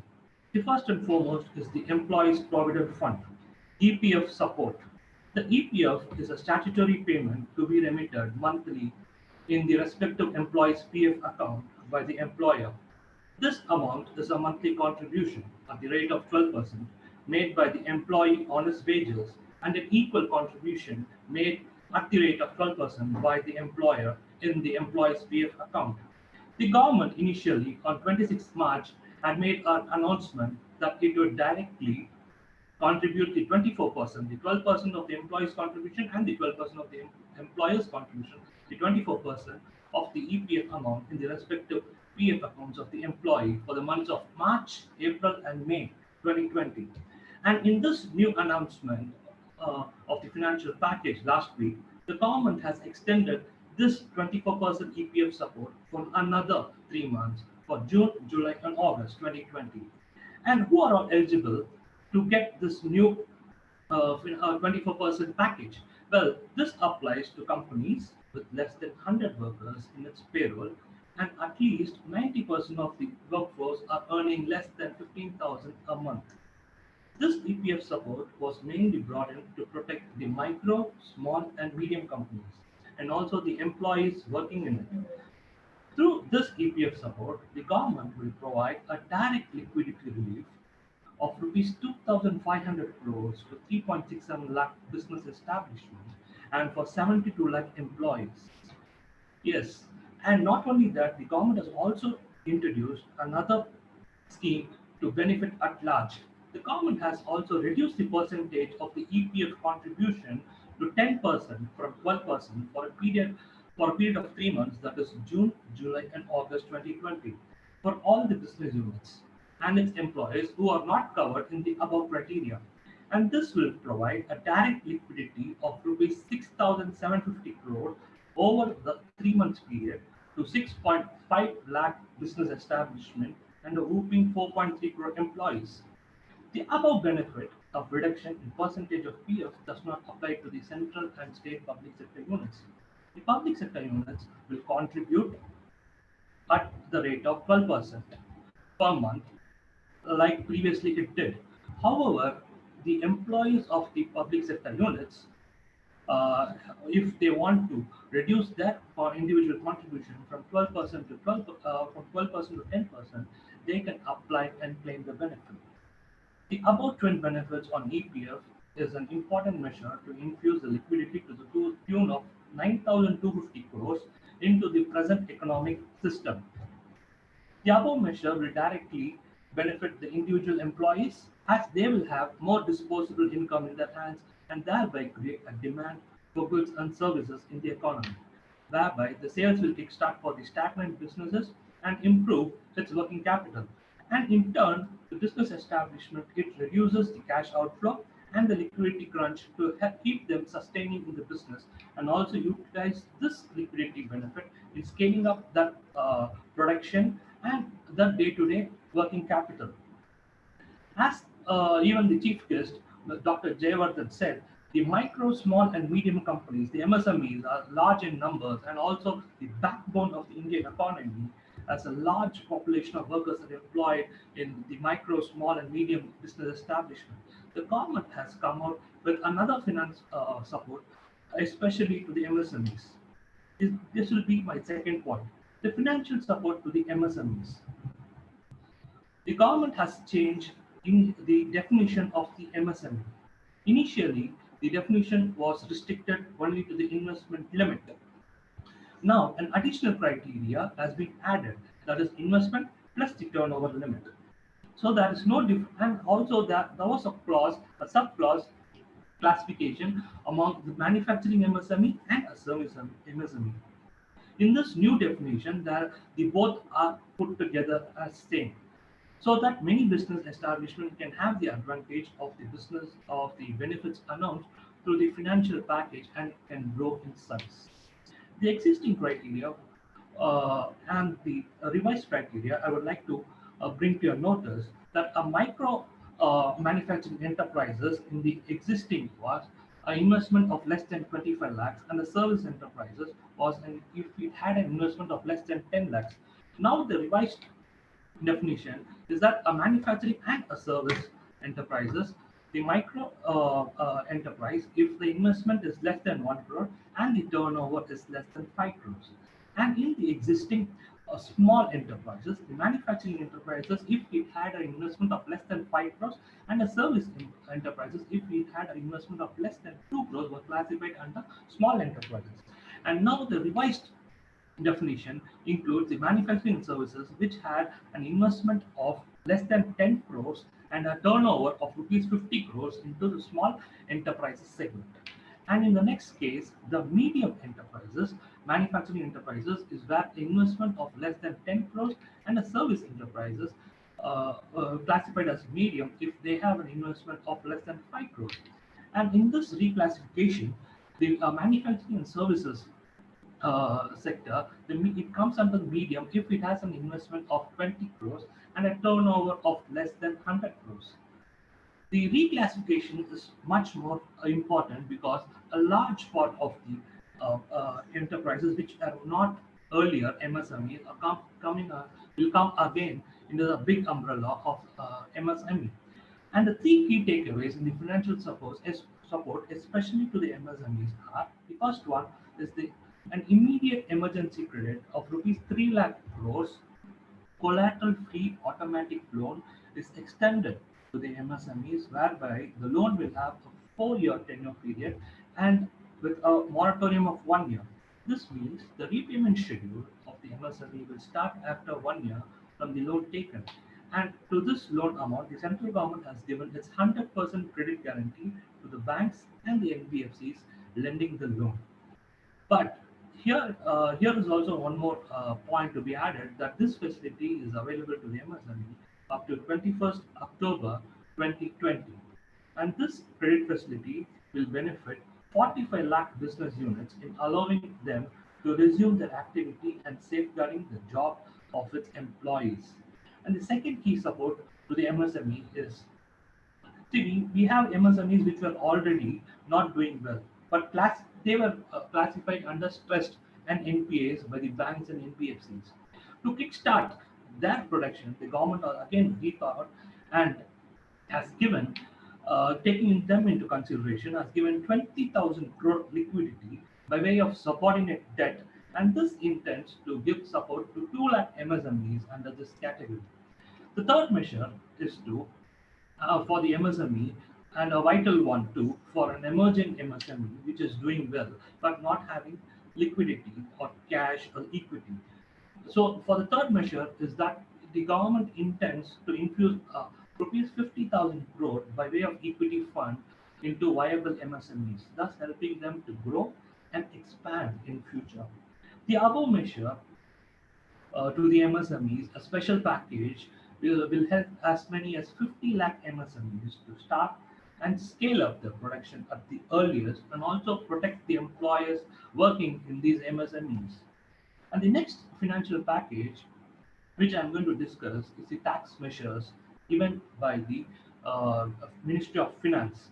The government has instructed the income tax authorities to pay out all pending refunds of charitable trust, non-profit businesses, cooperative societies, and small partnership companies with immediate effect.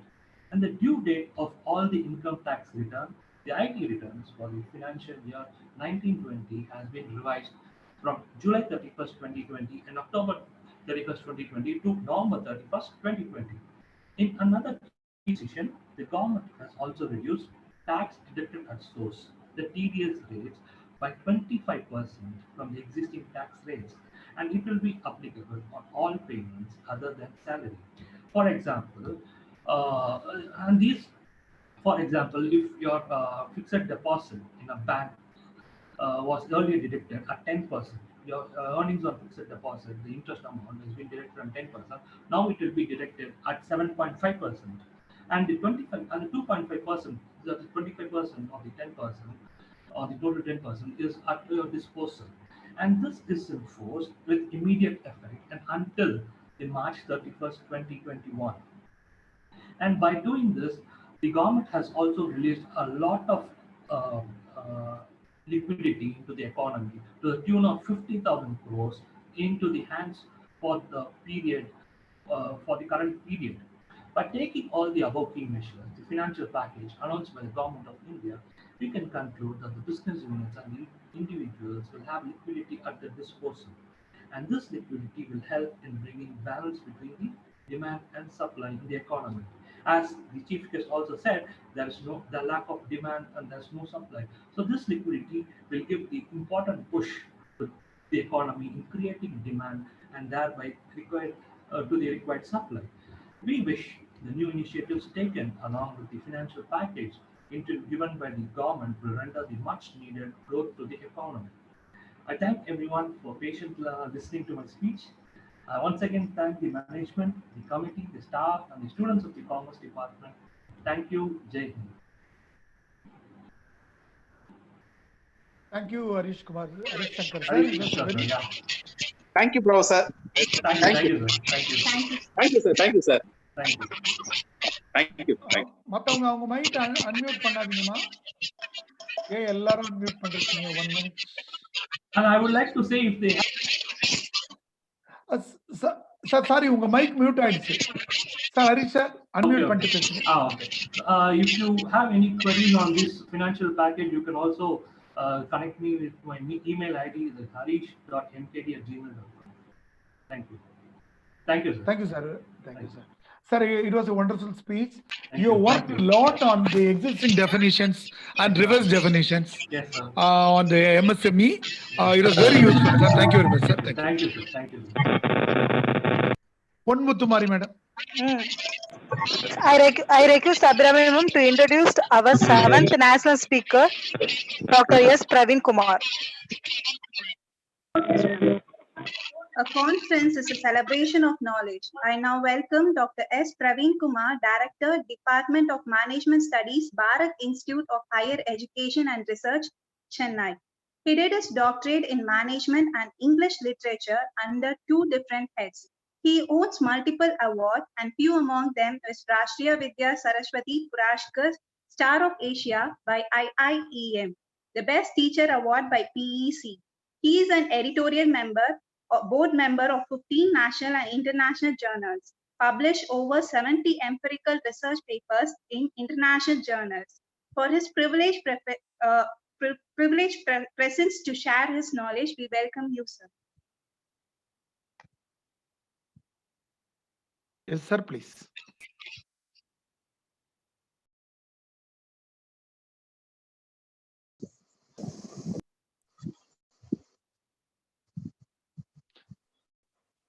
Sir,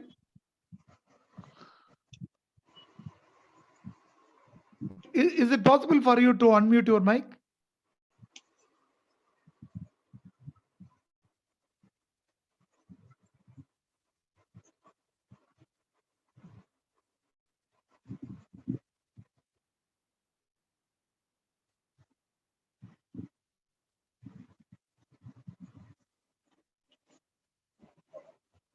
Sir, Praveen Kumar, sir, you can continue, sir.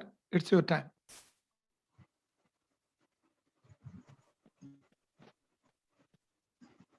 I think there is some problem with this network. Praveen Kumar, sir, is it audible? Sir, HOD sir, பேசுங்க அவர்ட்ட. பிரவீன் நான் பேசுறேன் sir. பேசுறேன் sir. இல்ல இப்போ இதுல ஜூம்லயே பேசுங்க. ஜூம்லயே பேசுங்க. Praveen Kumar sir. Hello sir. வரேன் சார். தெரிஞ்சு there is some problem with this network, I think. I think with your permission, we can move on to the next speaker. We can Yes, give sir. the Mr. opportunity. Narsiman, sir. Mr. Narsiman. Okay, sir. Okay. I request Abhiramam to introduce our 8th national speaker, Mr. M.K. Narasimha. Okay. உங்க mic mute It's my போட்டுருங்க. contented to welcome Professor M.K. Narasimha, who has a rich experience as a faculty and a trainer, and basically a banker for 25 years and has specialized in credit and international banking. He is also specialized in life insurance, nuance, and sales training. He, being a permanent resident of USA, had exposure to the education system of America and also familiar with the technological educational practice of USA. We welcome you, sir.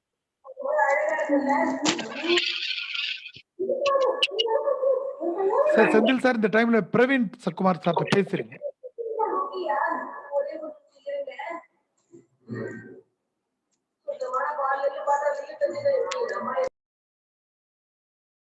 Sir, am I audible? Yes, sir. Yes, sir. Audible, sir. Okay. Good morning, everybody. This is Professor M.K. Narasimha. I am responding to the topic, the challenges, business challenges, and how to respond. MK Narasimhan. Thank you for the nice introduction, Abhirami ji. You have introduced me basically as a banker. Yes, I am a banker and an insurance man. But I know that when the topic is given and the list of speakers were exposed to me, that there will be a lot of people touching on technical aspects, and there will be a lot of talk about the economics and the GDP and so on and so forth. Then when Dr. Senthil Kumar asked me, what is the other thing that you would like to talk about? Then I said, I will touch upon the attitudinal approach to the present situation. Economics is there, finance is there, and whatnot. But the attitude that matters. If the attitude is right, it attunes the thoughts, it attunes the actions, and it forms the character. So with this in mind, I said to Dr. Senthil Kumar that I will be touching on attitudinal aspects. First and foremost, thank you, MGR University, for giving me an opportunity to raise against this August Assembly of select band of speakers. You have chosen from national as well as international levels. And during this COVID period, Mr. Senthil Kumar and his team of administrators, academicians have worked overtime to make this seminar possible, webinar possible, right? So my birthday greetings to Dr. J. Jayavardhan, a young man with a matured head on his shoulders. He was touching upon the global scene, the Indian scene, and he was touching upon the artificial intelligence and the artificial intelligence, how people fear about the loss of jobs, and how he said that there are opportunities in this artificial intelligence era also. Thanks to his tech-savvy knowledge, though he belongs to the medical fraternity, basically, his technical knowledge is par excellence. That he has also touched upon the togetherness, the need of the hour. So I'll pick up the thread from Dr. Jayavardhan. Thank you, Dr. Jayavardhan, for giving me the thread. And many speakers were speaking about how the economy is and how it is going to be. If I am not kidding at them, a popular joke is that economists assume everything except responsibility. That is how it is said in a lighter vein. With this in the backdrop, let me proceed to responding to the topic. This changing business challenges and opportunities. Change is a permanent thing.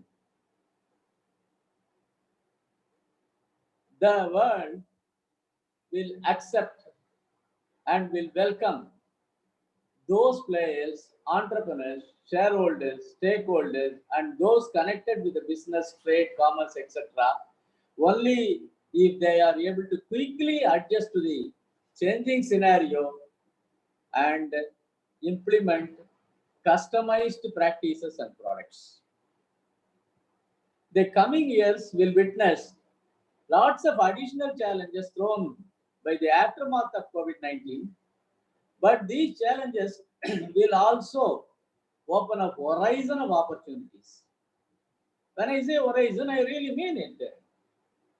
The horizon means that the new areas will be opened up, new ventures, new markets will come up, new marketing techniques will also to be followed and adopted.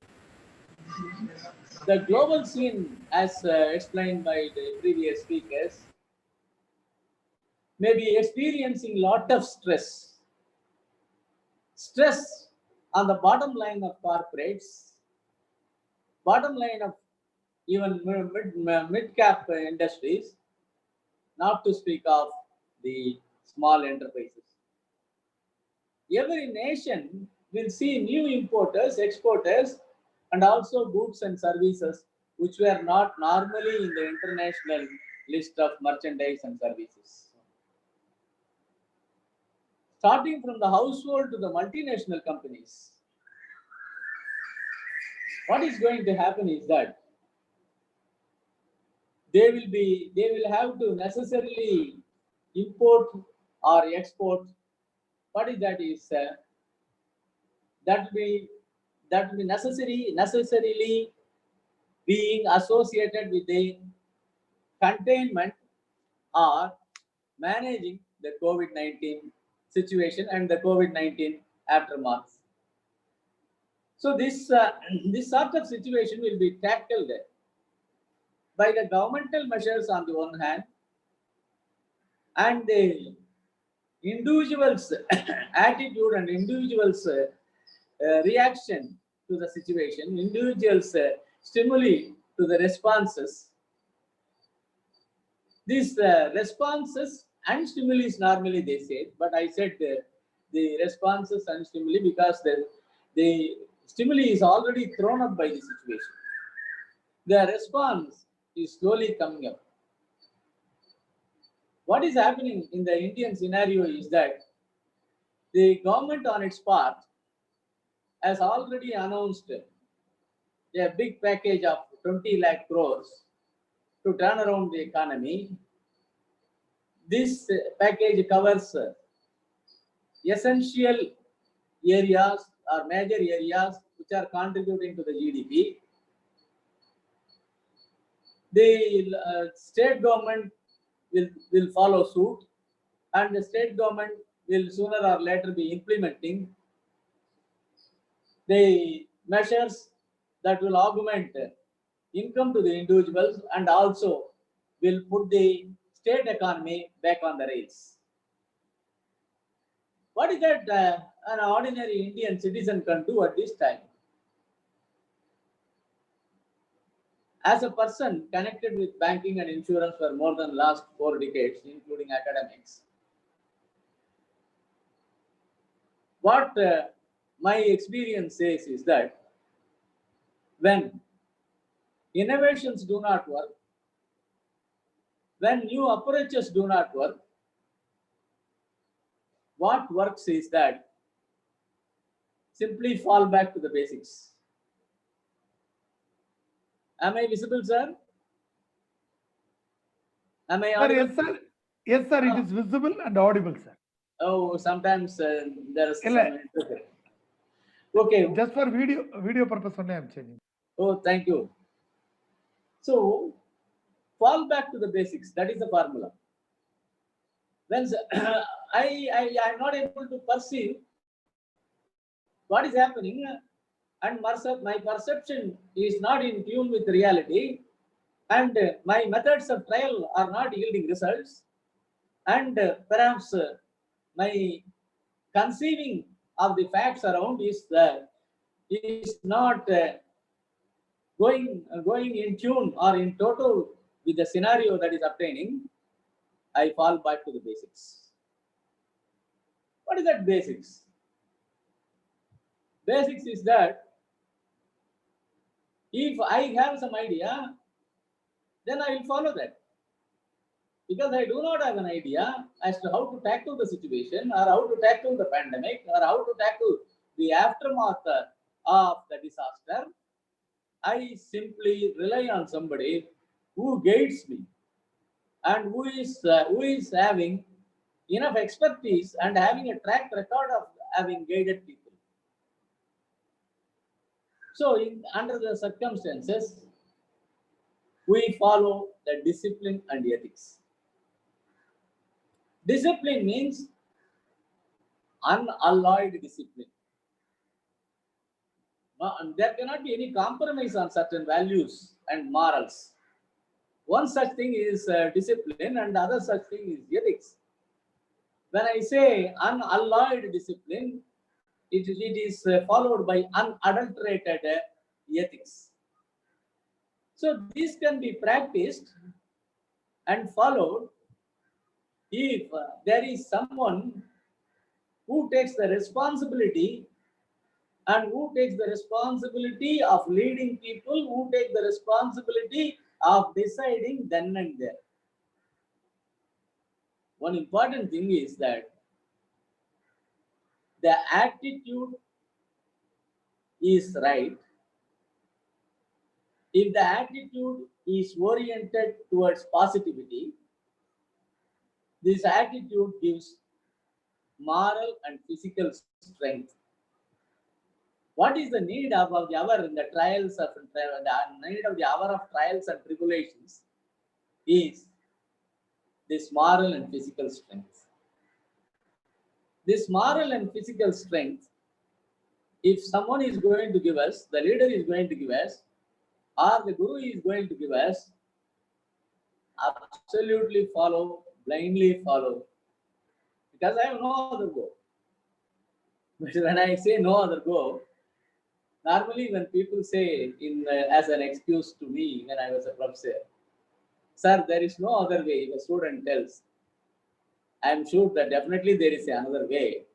But the thing is, he is not or they are not comfortable with that. That is what exactly means.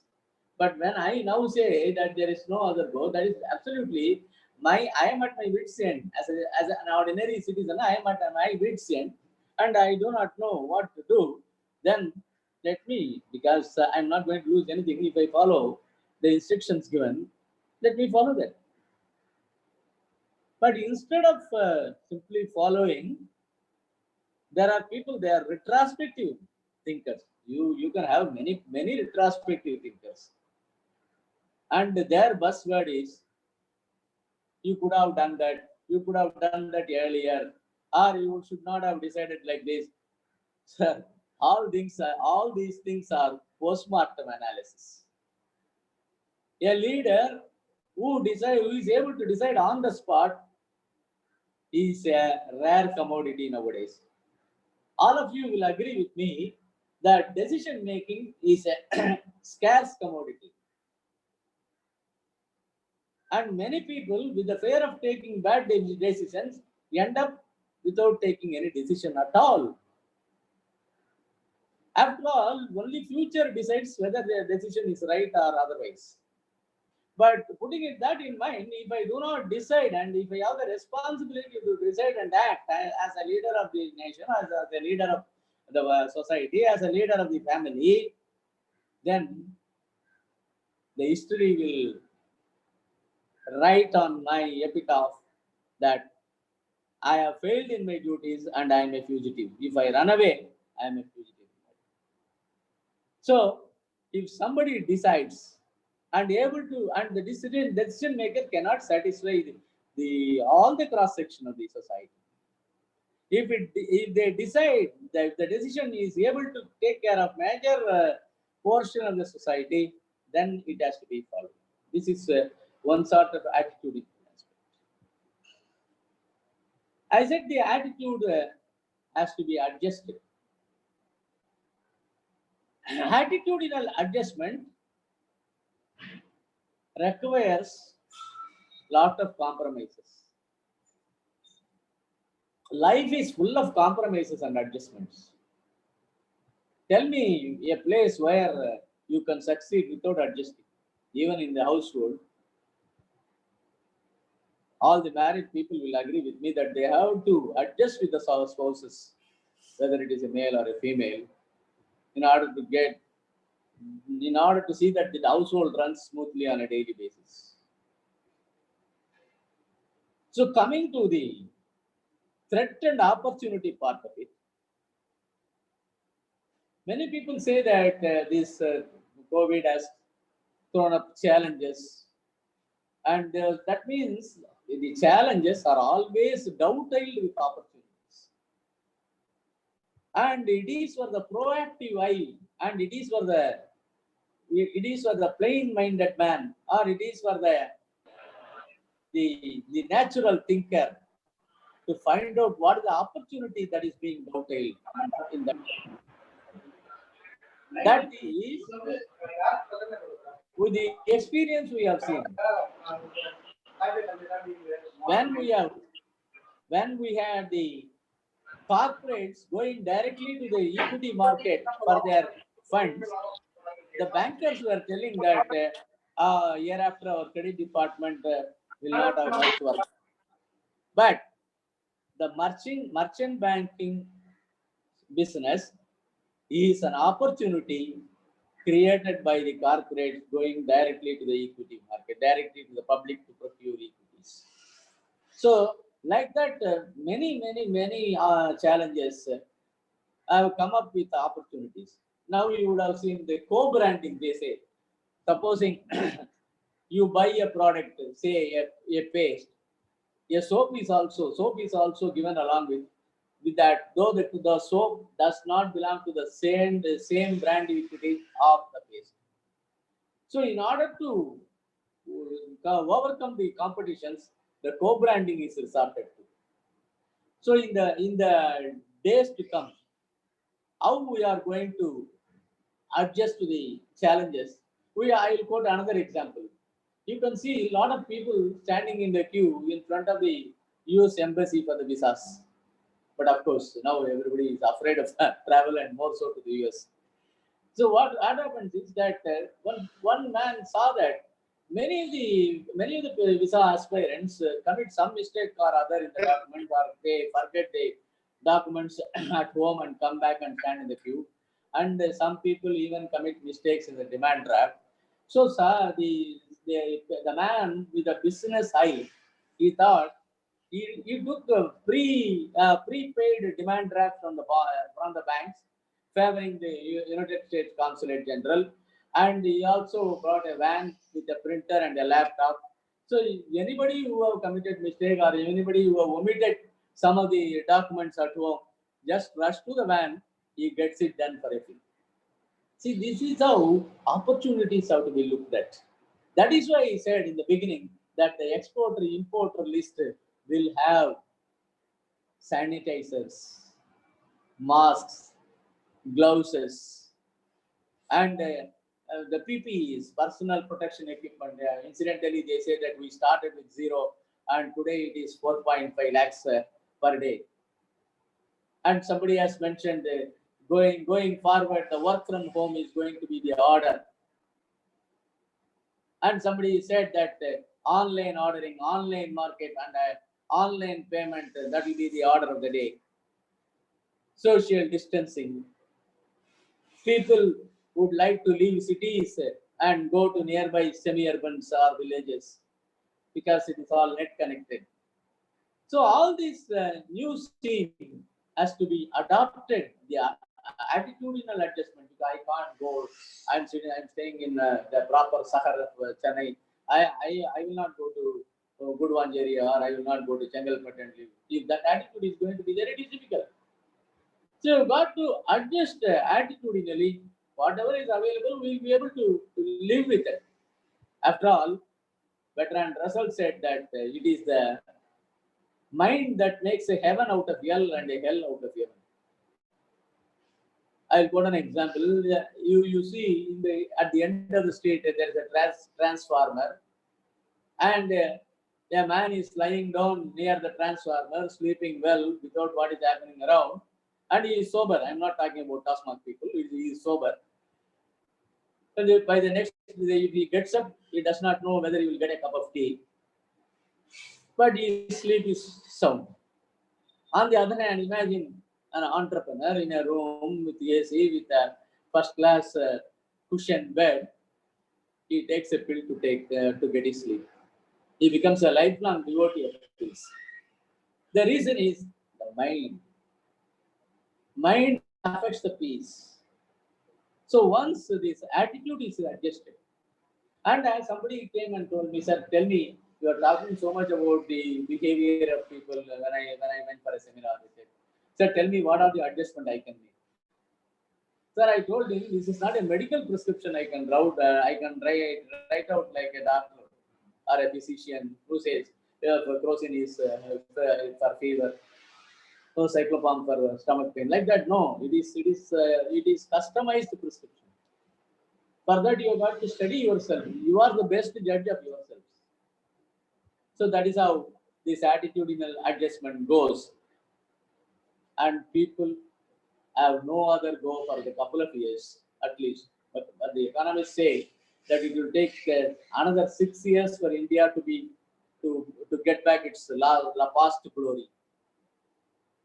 But if 130 crore of Indian population decides to put national interest ahead of anything, national interest ahead of self-interest, India can be brought back to rails much earlier than the 6 years that has been predicted by the economists. But what is needed is, for any renaissance, the best formula is hard work, unstinted hard work, and hard work with some smartness, because they said industry without intelligence is hopeless. Intelligence without industry is useless. Very wonderful speech. So, smart work coupled with the discipline will take us to new heights. Dr. Senthil Kumar was discussing with me, being a permanent resident of US, you would have observed something in the educational system of the US. Yes, I told him, basically the education system is based on discipline. Not that we do not teach discipline here, but the adherence of discipline is to the core there. So if that discipline is followed without an iota of compromise in any walk of life, it will take the nation to new heights. And finally, before I conclude, there are certain things I want to say. We do not have experience of tackling COVID-19, or we do not have experience of tackling the issues thrown up after this COVID-19 tapers off your trickle. It is a new emergence. So in this new emergence, we have to be composed. In us is all power. That's what Swami Vivekananda said. You are strong.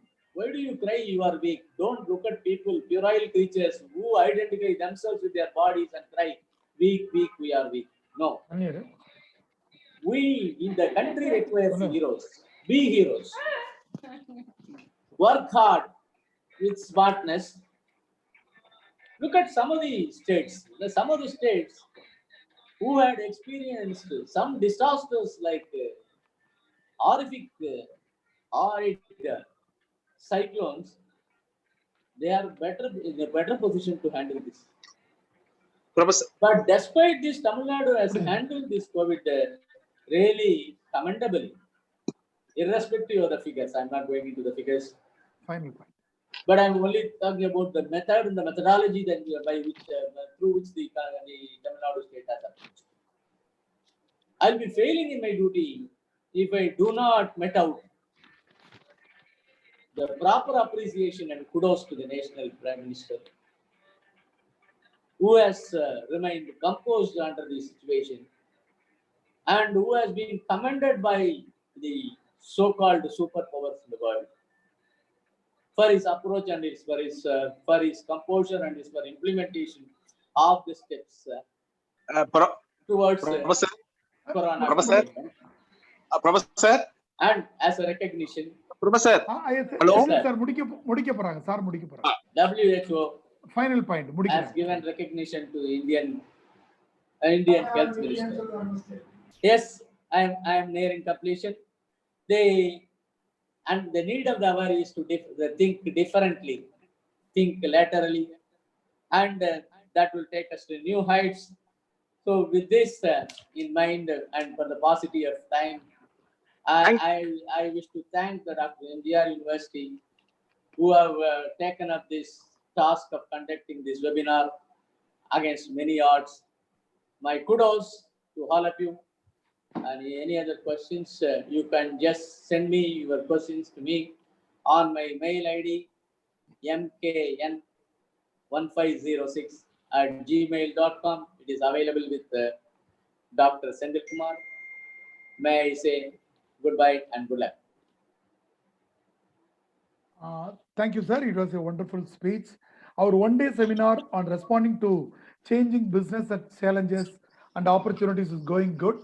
Mr. M.K. Narasimhan sir has given a lot of information he is delivering. Particularly, he started with that the attitude that matters. That is the main thing. And the main point in his lecture is an alloyed discipline and unadulterated ethics. That's a very nice word, sir. We will be remembering that when we are recovering from the COVID in economic and business wise. Thank you, sir. Thank you very much. Very, very Thank kind you of all you for the to- encouragement. Thank you, sir. Thank you, Professor. You are Thank you, welcome. Professor. Thank you, sir. Thank Ponmuttumari madam. Okay. you. Sir, Praveen Kumar வர சொல்லுங்க sir. Okay, okay. I request Abhiramam to introduce our 7th national speaker, Dr. S. Praveen Kumar. Good afternoon, ma'am. Am I audible to all of you? Yes, sir. Yes, Yes, sir. sir. Yes, Yes, sir. Professor. Yes, sir. I think already they introduced me, so we'll not spend time on that. I'll straight away start my presentation. Probably I'll take another 10 minutes to complete this presentation. I'll quickly run through it. Many congratulations to the entire team of Dr. MGR Education and Research. My special thanks to my beloved friend, Dr. Senthil Kumar, who's heading the department. I just wanted to ensure whether the PPT is visible to all of you before I start. Yes, sir. Yes, sir. Visible, sir. Thank you so Yes, much. sir. Thank you so much. It is visible and pakka. Thank you Off so screen, much, sir. off screen. Thank you so much, sir. Thank you so much, sir. So, from morning, people had been very clearly saying the bigger the problem, the bigger is the opportunity. So I think COVID-19, a very big problem, has become a very big opportunity to all of us. So I would like to reiterate the things that the speakers had been talking about, the revolutions, the waves that have happened, and we are now in the 6th wave, which is the era of disruption. So how are we going to manage this? If you look at what will be the trends of this era, the things would be nano, networked, autonomous, and hypersonic. The algorithms would be intelligence with quantum computing, and the synthesis would be between biology, energy. So I want to give you a few case examples of some companies which are in the $1 trillion club. The first 3 is especially. The 4th one is yet to get that place. So we have 4 companies which are in the $1 trillion club in the entire world. The first one is Apple. How did they disrupt?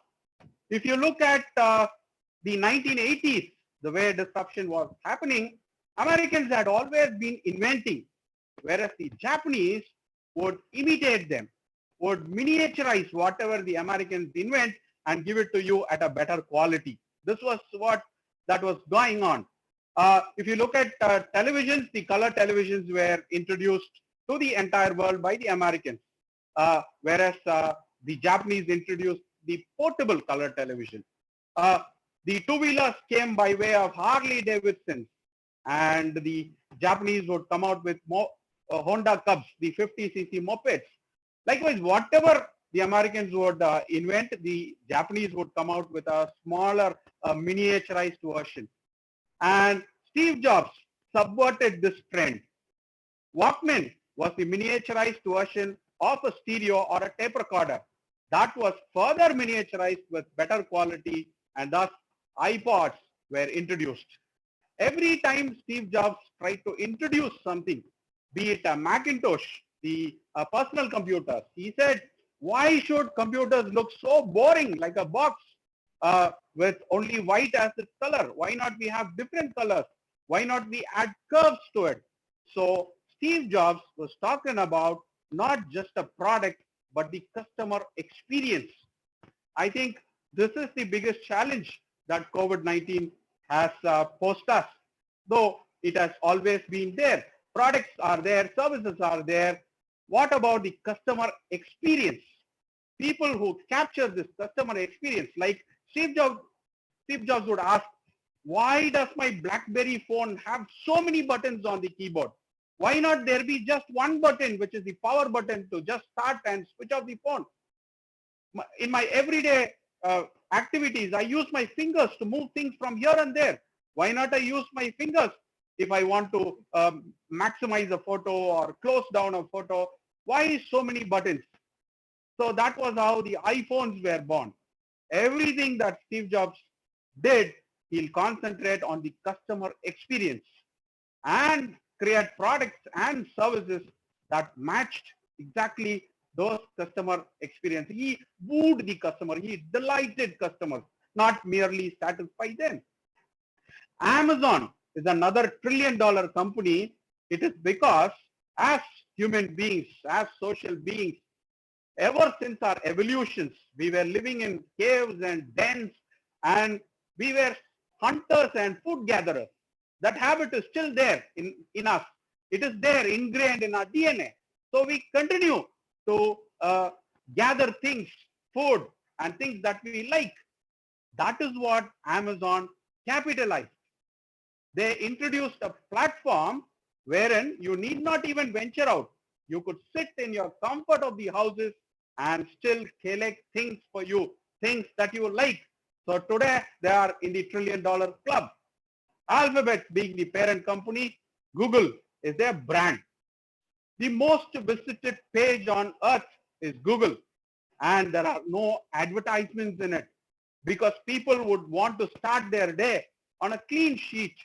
So that is why every time you go to Google search engine, you'll never find ads in it, but the simple logo with a lot of white space so that you start your day with an uncluttered mind. Again, coming back to the customer experience. Amazon, for that instance, I was talking to you about Amazon. They redefined online retailing ever since Amazon came in. 5 times is the manifold increase of people buying it online. But 2018, Amazon has also started to invest in physical retail outlets. They're creating their own physical retail outlets because there are certain experiences the customer cannot get. The touch and feel experience the customer cannot get when he goes to a physical retail outlet.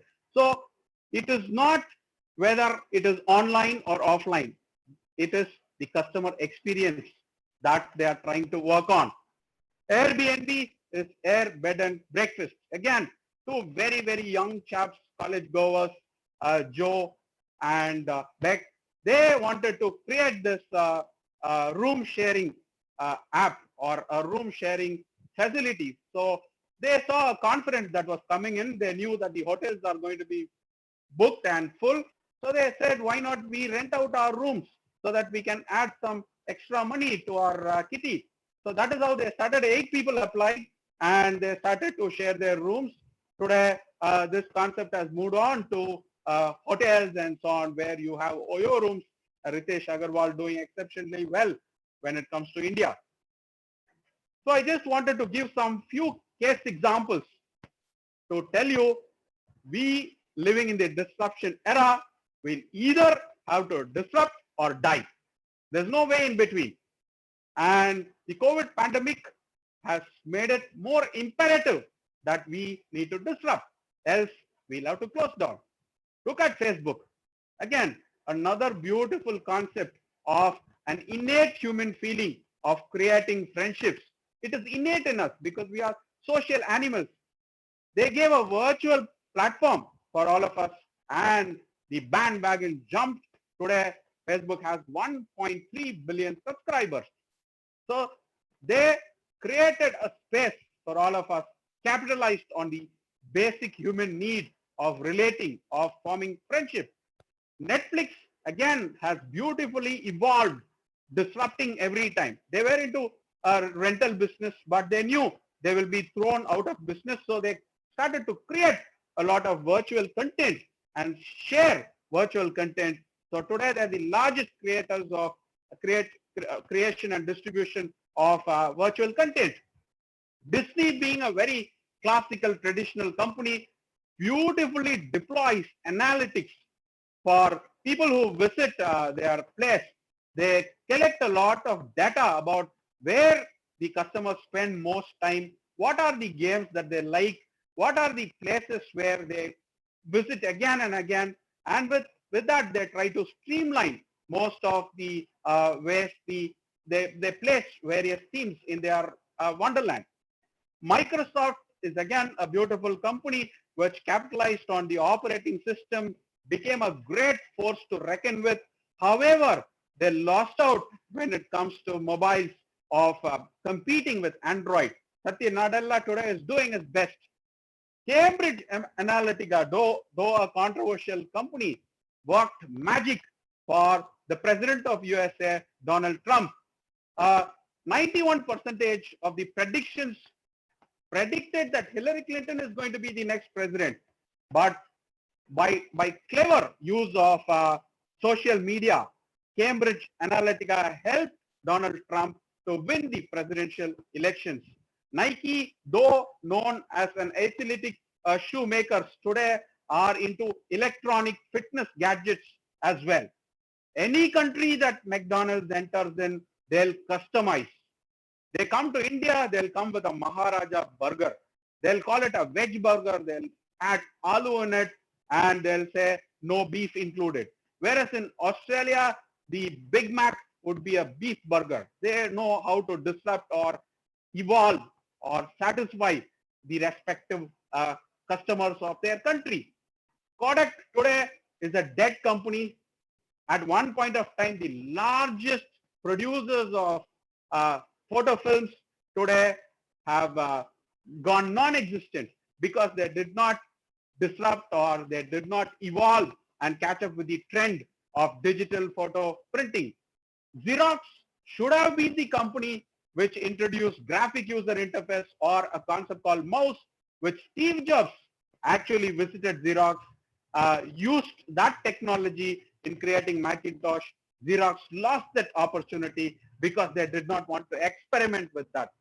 Today, we do not have this company, which was one of the largest booksellers in the entire world, apart from Barnes and Noble's, Borders. Today, we do not have Borders because Borders did not understand the digital disruptions that were happening. They sold all their rights to Amazon, which was giving the keys to the competitors themselves. eBay, though, started with a bang of creating auctioning and so on. Midway lost sight and did not disrupt much, leaving much of the activity to Amazon. Encyclopedia, the largest stolen book from the libraries around the world, has stopped the printing. It is because though they had very rich content, they gave in without a feeble fight to Wikipedia. IBM, once a company to reckon with, which introduced computers to the entire world, is not manufacturing personal computers as laptops. Intel, which was originally semiconductor manufacturers, they started to manufacture chips for laptops and desktops, however, did not catch up with manufacturing of chips for mobile phones. So if you disrupt, if you evolve, if you keep your customer experience in mind, you continue to grow, you continue to sustain, you continue to cross your inflection point, else you will have to weakly die. Now, this is our sector, education. Since very long, we have not disrupted. We have continued to be the sage on the stage, as people say. Though our students were belonging to a different generation, who were very tech savvy, we were still very happy with the chalk and talk because we had that center stage. Time has come for blended learning, wherein the situation has forced us. COVID-19 has almost forced us to adopt blended learning of both online and offline. This conference happening in the online mode stands a testimony. So today, if you do not have the digital dexterity, you become an illiterate. It is not that you need to know your name, write your and read your name. If you do not know technology, you are an illiterate today. You cannot claim yourself as a teacher. And it is now no more going to be Walmartization of education. It is going to be Uberization of education. You're not going to run towards getting your certificates, earning your certificates. It's going to be credit-based learning. That is what people predict, wherein probably you come to an institute or a university, be there for 3 months, get knowledge in the area that you want to, and then quit that place without getting a degree or a certificate. So the institution is reimagined. We'll have to make this happen. I think I'm running short of time. I just wanted to say, so first they said think, because you're a human being. That makes you different from an animal. Then they said, you'll have to think differently, lateral thinking. You'll have to think out of the box. Today we have come to a place where you'll have to think without a box. Probably the box in our parlance is going to be the classroom. Our buildings are locked because of lockdown, but our classes are continuing. Learning hasn't stopped because of boxless thinking. I think we need to step out of that center stage. The focus light on us is enough. We need to put our students at the center. It is not only the customer experience which should be at the center. Now it is the learner experience. So I thank all the faculty members who are attending this, all the erudite scholars who are attending it, and the university which gave this wonderful opportunity. Thank you so much. Thank you, Professor. Thank you, sir. Sir, thank you, sir. Thank you, sir. Thank you, sir. Thank you, sir. Thank you, sir. It was a wonderful speech, a wonderful delivery. You stressed on we have to work on customer experience, whether it is online or offline. That is yes, sir. Main way. Sir, thank you, sir. Thank you very much. Thank you so much. You have given Thank you, examples. Professor. Thank you so much, sir. Thank you so much. You have given examples starting from Amazon to Netflix. Thank you, sir. Thank you. Thank you. Over to Ponmuthamari. I request Abhirami ma'am to introduce our 10th national speaker, Dr. S. Manikandan, sir. It's my heartily welcome to Dr. S. Manikandan, Associate Professor and Research Supervisor, Guide and Academician, Guru Nanak College, Chennai. He had done his doctorate in a study of leather production and export performance of leather industry with special reference to Tamil Nadu. He was also awarded Rajiv Gandhi Gold Medal Award, Siksha Ratan Purashkar Award, and he also secured various other several awards. He is a member of Board of Examiner for University of Madras since 1999 and life member of Indian Academy of Environment Science, Haridwar IAES. Welcome you, sir.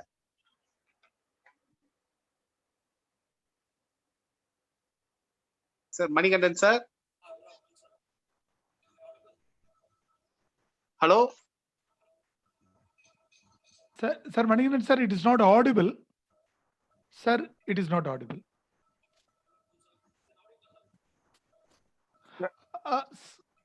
Sir, are you using a laptop or mobile, sir? Sir. Manikandan, sir, it is not audible. But your mic has been unmuted. There is no problem. No, sir, it is not audible.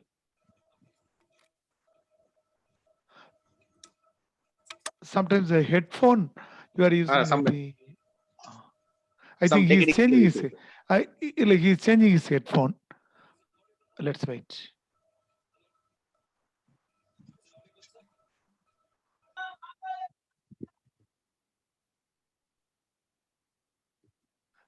Sir Manikandan, sir, it is not audible.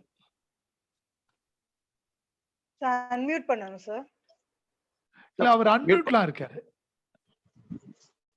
அவர் அன்மியூட்ல இருக்காரு madam. அன்மியூட்ல தான் இருக்காரு. அவருடைய mic problem. கால் போயிட்டு வரட்டுமா sir? அடுத்து Ma'am, sometimes without headphone we can use. Headphone இல்லாம headphone நீங்க இல்லாம பேசி பாருங்க sir.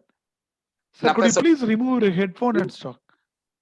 Remove that headphone from the instrument also, sir. Mobile. சரி செந்தில் சார் அடுத்தவங்களை கூப்பிட்டு சார பிரவீன் சார் மாதிரி கூப்பிட்டு இவரு சார் நம்ம மேடம் கீதலட்சுமி மேடம் இவரு பிரகுராம் சார் கூப்பிட்டுருங்க madam. I request Geethalakshmi ma'am to introduce our third international speaker, Dr. T.M. Praghuram Rao.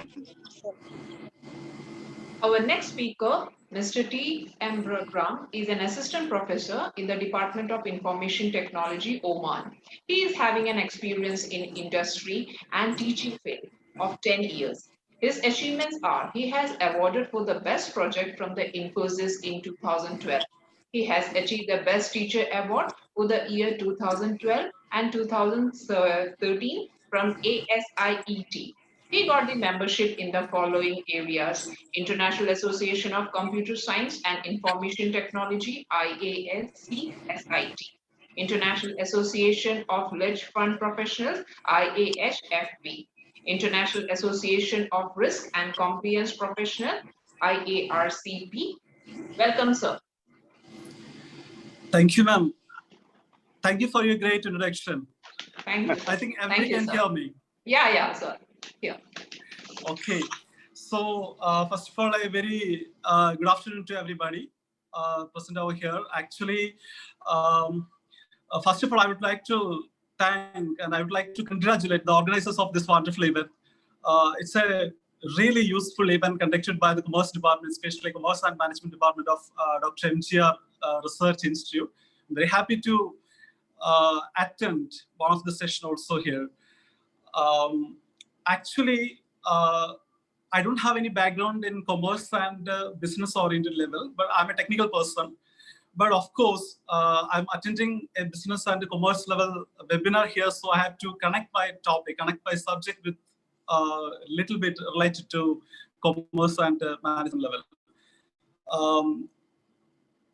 I have prepared, I mean, I want to share some knowledge about some of the recent topics, that we are seeing in this COVID-19 situation. And the topic I have selected is forensic investigation. It's a technical content, technical term, but I have to relate with commerce and business oriented level. So the topic is forensic investigation during COVID-19. Forensic investigation, everybody knows that it's an investigation of the crime report happening in the cybercrime level, and it should occur by a particular court or the judicial court in our Indian system. So such type of forensic investigation, how these forensic investigations are happening in this COVID-19 era. So different types of measurements, different types of procedures, everything, we are seeing everywhere. And, according to that, we are processing our day-to-day investigation lives it's going on. So the first of all, I want to connect this data security. Data security is the most important thing, and the day-to-day transactions are more important, and how these things are related to the commercial level. Even in commerce also, in business oriented also, many different types of business oriented transactions and the commercial level transactions are going on. So normally all these transactions should be secure. All these transactions should be in a particular level, that the security should be in a particular level. So how this investigations and how this data security level are reached in a particular level. So normally, I can see that in the previous month in Kerala state, in India, in Kerala state, there was a big trouble was going on against the ruling party. Actually, the problem was the details of the patients, the details of the COVID-19 patients and all other details, they have transferred, they have changed to a particular private company, and that private company is called Sprinklr, and they have transferred the Kerala government. The ruling government is doing a very good terms, everything, they are doing a very good preparations for the COVID-19 situations. I expect everything, but what they have done, they have changed, they have transferred all this data to a particular private company, and the private company is called as Sprinklr, and this company is getting all the data handling permission, all the different levels of data handling permission from the government. So without any proper channel, they got all these data. So how this type of things are happening and how we can prevent it. So normally in this COVID-19 situation, how these things are happening, the attention of the people, normally as a human being, as a normal people living in India, what we are thinking, the attention, the normal day-to-day life, because this situation is it's a pandemic situation. The situation is very crucial situation. So what we are thinking, our day-to-day activities, we are concentrating much more. We are not bothering about the security of our day-to-day activities. We are not bothering about the security level of our data, our information, where it is going, and which people are doing such type of things. We are not bothering about such things. So of course, these things are very critical, very important things. We should take care of such things. So these are the important things that I want to share with you. We have different types of investigation techniques that we are following. Before COVID-19 case also, before COVID-19 era also, we are following different types of cyber forensic investigation techniques we are following. We have different types of healthcare frauds are happening, different types of data transferring mechanisms are there, network security issues related are there, document review are there. If there is any transaction, or if you're buying something through internet, if you're buying something from a particular website, that informations are stored, and our personal informations are also stored in a particular level. So where these informations are storing and how these informations are processing and which people are processing all such information and where all these informations are going, we don't know anything about it. So such cases, we have to concentrate much more on digital evidences, suspicious, different types of data transfer mechanisms are there. So many people are interviewing. So that type of data collections are also happening. So where these informations are, how these informations are processing.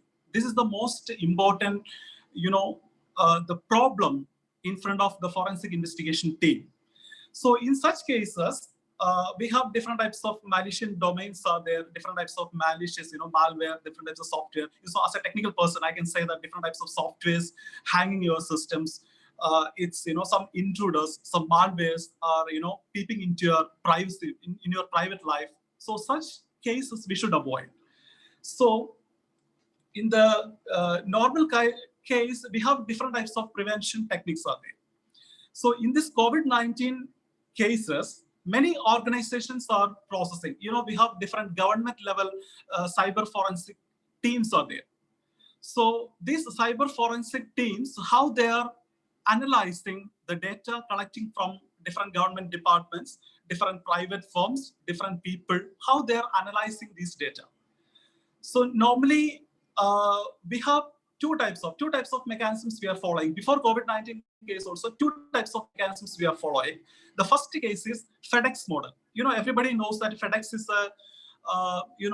it's a parcel delivery company. It's a world famous parcel delivery company, right? So from the name of that company, that approach developed, that model or approach is called the FedEx model.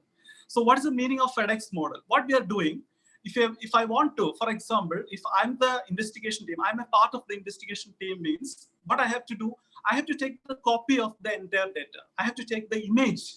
We will call it as a technical person, we can take it as an image of the particular data from the hard drive or from the people. We're taking the entire image or from the entire hard disk and we are sending remotely. But that FedEx model is not efficient in this COVID-19 cases because nobody's traveling, one places to another places. So we cannot ensure the criticality of the data. So that is an important thing. The second case, it's a singular remote drive monitoring. Singular remote drive monitoring is also, it's a type of data transfer. Before that, before transferring data, we should ensure that everything, all the mechanisms are proper channel, including the network transfer mechanisms. Everything is in proper channel. So in such cases, we can transfer the data. But that case also, this forensic level investigation team is not in a proper analysis level. Why? Because, for example, I want to analyze 10,000 computer data. For example, just consider as an example, 10,000 computer data I want to analyze. In these cases, in this FedEx model or in this, in this singular remote drive model, what they're doing, they're just randomly selecting any 10 or 50 or 100 computer data, and they're just sending it just remotely through the FedEx model. But it is not sufficient. For a proper investigation channel or for the proper forensic investigation team, that data is not sufficient. So in such cases, what we have to do, we have to comply for a different mechanism. We have to go for a different mechanism. So that mechanism actually they have generated. Actually, I was also a part of that team. Some of my friends, they have generated this one. So I was also a part of that team. So I'm very happy to say that one. And that method is called remote enterprise investigation. Remote enterprise investigation. So remote enterprise investigation contains three important components we have. First one is incident response component and the e-discovery collection teams. And one more thing is enterprise-wide keyword searching. Enterprise-wide keyword searching. So based on the keywords, keywords means it's a particular term that we want to search from a huge amount of data. If we have a huge amount of data, we can search with a particular keyword. We can use a particular keyword and we can take a proper magnitude of the data. And based on that one, we have developed different types of algorithms and different types of mechanisms we have developed for that. And this mechanism, we can prove that it's highly efficient for the investigation teams, cyber forensic investigation teams. So the channel includes, this proper mechanism includes, we have an enterprise keyword searching component, then a remote enterprise investigation component, then incident response component, and an e-discovery collection component. So these four components are collectively called this cyber forensic magnitude. So actually, we are planning to put it in a, put it as a separate product. We want to deliver this particular as a, this thing as a separate product. We want to put it in the market. And I can say that most of the commercial transactions and the business transactions happening here, it must be in a trustworthy manner.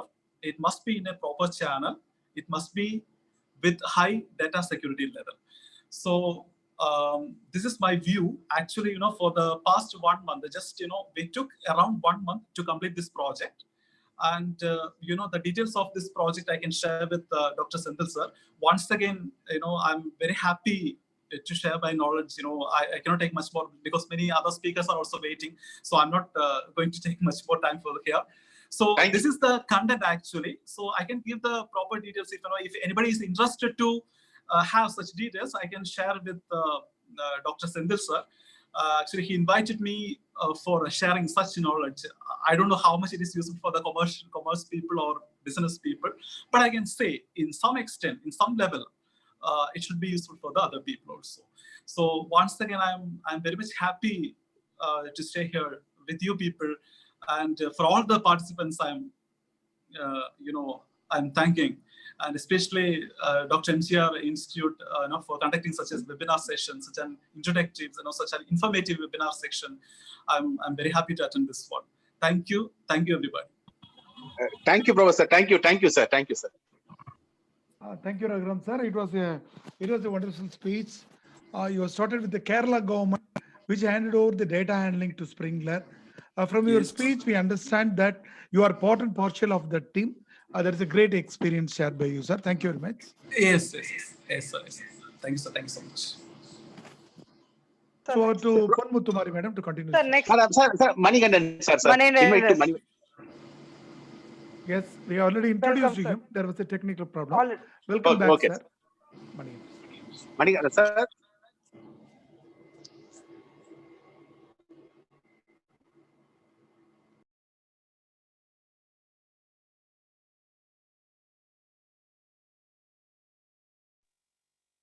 Sir, audible, sir. Manikandan, sir, it is not audible, sir.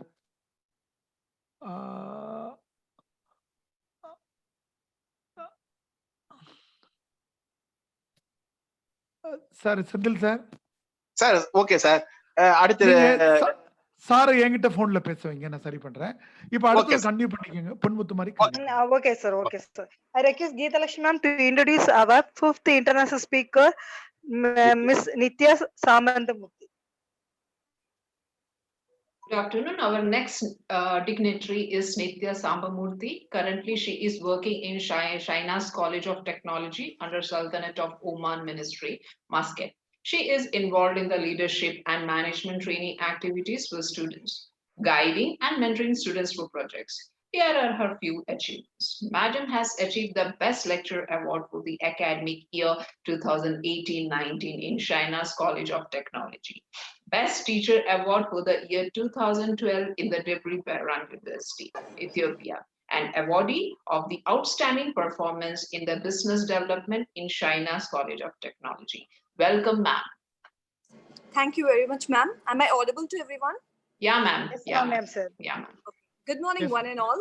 I would like to express my heartfelt thanks to Dr. Sendil, the HOD of Commerce of MGR University Educational Research and Institute, for giving me such an opportunity to express my view based on the role of digital marketing during this COVID-19 crisis.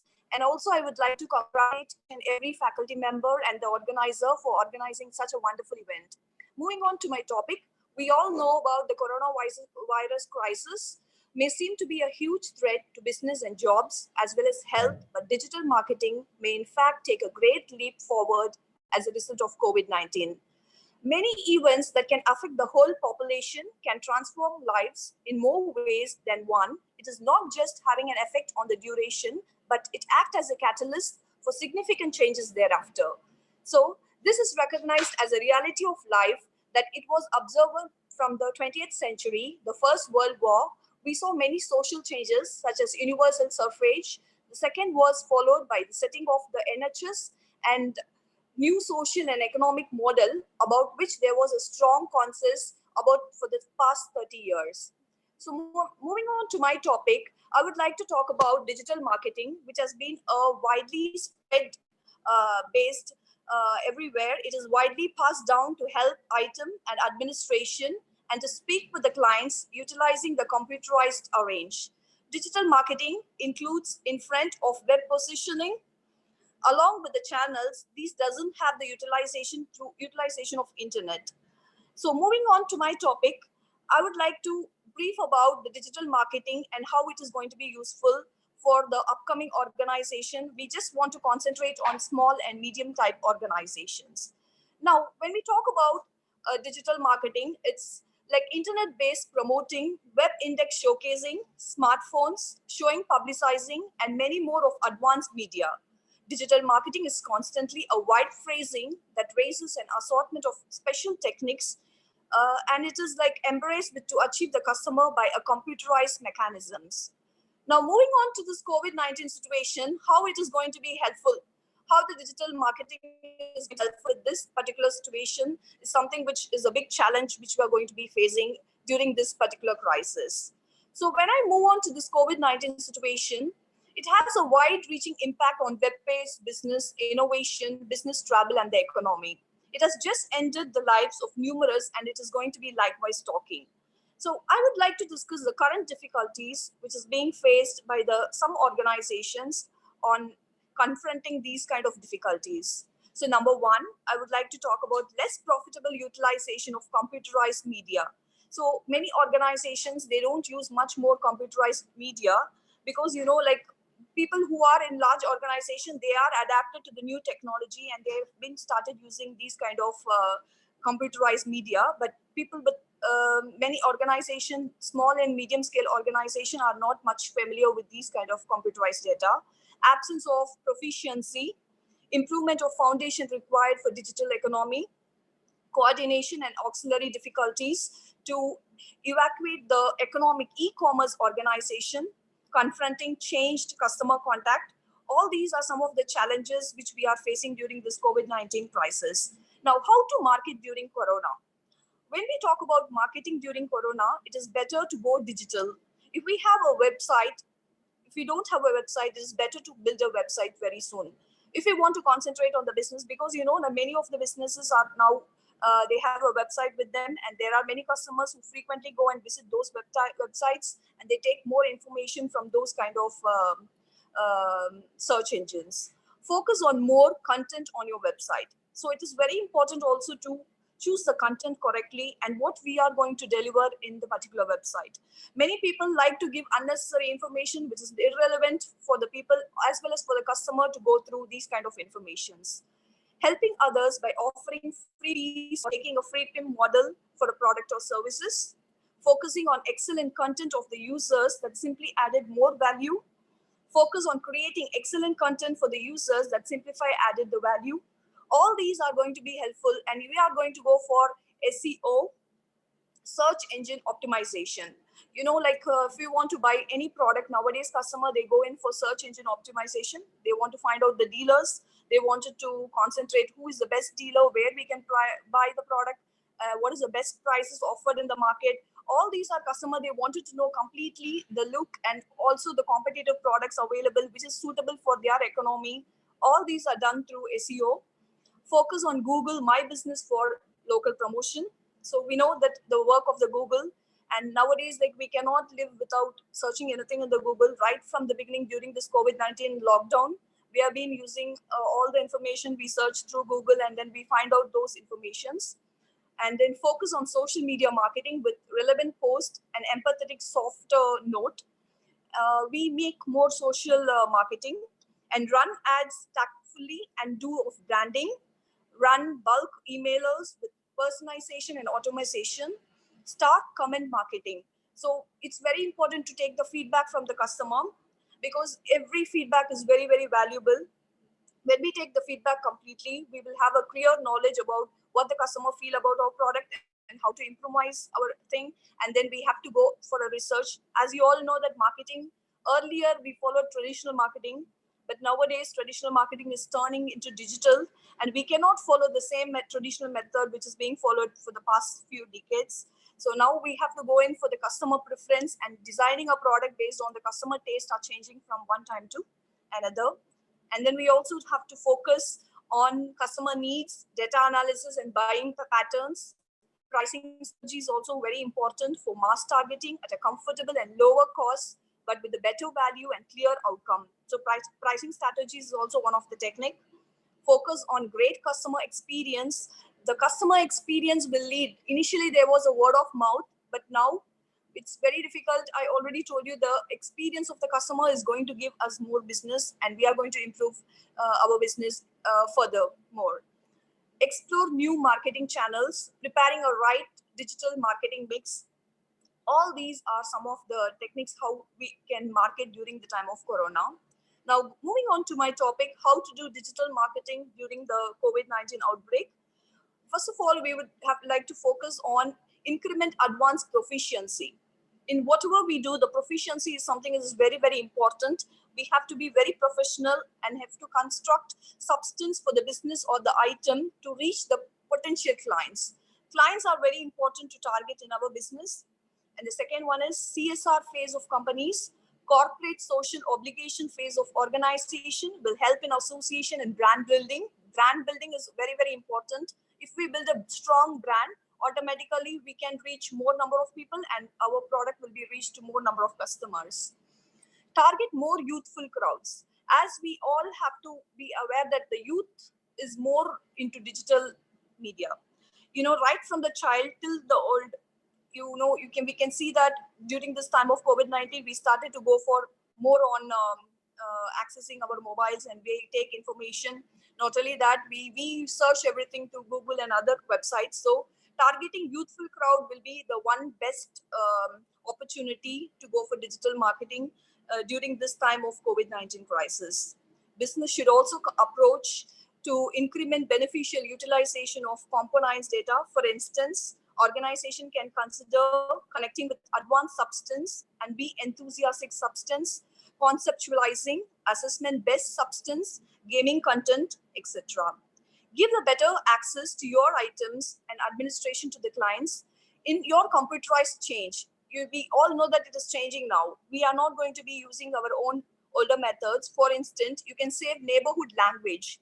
For example, when we make it digital, everybody all over the world can read your data, because we can make it with different languages, so it is easily understandable by all other people, customers all over the world. And also the next technique for going digital is do a salt shaker test. This is nothing but it is identified with your item, considering before you include the top-ups and extra advantages or incentive with your item administration. So before you start advancing showcasing, do a test of your business. Just test whether the business is going correct or it is going normal. Concentrate a minute detail. That is very, very important. Every minute detail, taking a research and finding out the complete details of how our business is growing and what are the difficulties we face and what is the weakness of our business. Doing a SWOT analysis at each and every stage is also very important for our business to become more successful. Mass concentration is significant. You should continue broadening your contributions and also estimating and focusing such that you can contact ever increasing number of individuals. Not only targeting a very small, it is very important to target a large number of group, and critical mass is very, very important for our business to grow further some. Extended emergency showcasing system with non-forceful or unobstructed messages, because we have to receive messages often, keep clear results against with the clients, pay, and how we are going to get the result. So how the methodology and how it is going to finish and how we are going to reach our target is something which has to be very much focused. When we are focused in digital marketing right from the beginning till we finish our target, and then we pay our clients and we take everything, it is very important to focus on digital marketing. So I would like to give some 7 digital marketing strategies for COVID-19. The first one will be directory listing.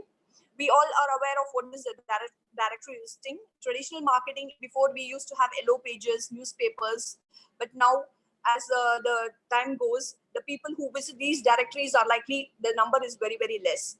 So we have to have a very constant information and contact information when we are accessing our websites. Completely, it has to, like, our website should be reachable to the customers.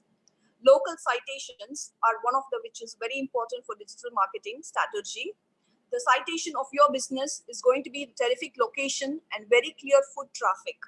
Google rankings. What is the ranking in the Google is also very important for the customer to understand about your product and to get a clear feedback of which product is going to be your competitor, and then you can make a clear accuracy on the platform on which you're going to go with your product. Google My Business. Almost, we know, we need not speak much about Google because we know everything, whatever it is, we search in the Google. Even if you want to write, we want to buy a small mobile, till we want to buy a big, something which is very expensive product, we normally search in the Google, we compare the products, and then we make a decision in buying the product. Blogging. Now, blogging is becoming more famous. If the people who are not concentrating on this kind of blogging, these things are improving, and we should not follow the old method. So our business has to improve and move towards these kind of guest blogging, and blacklining. All these are some of the concepts. And the last but not the least, there are 3 ways of digital marketing will change after post-COVID-19. So I would like to say that cost savings from creative and content production. You can save much more money because normally when we do a marketing later, our cost is comparatively less when we go for making things digital. And cost of giving an advertisement rather than going in for other things will be more reachable to people. Also, it is going to be very creative, and also we have to think out of the box. When we are into a small circle, we cannot reach much more people. And then consumer marketing becomes an imperative, and also agile marketing becomes the biggest norm. So when I want to talk about these kind of things, I would like to recommend some things when we are going to do for COVID-19 digital marketing.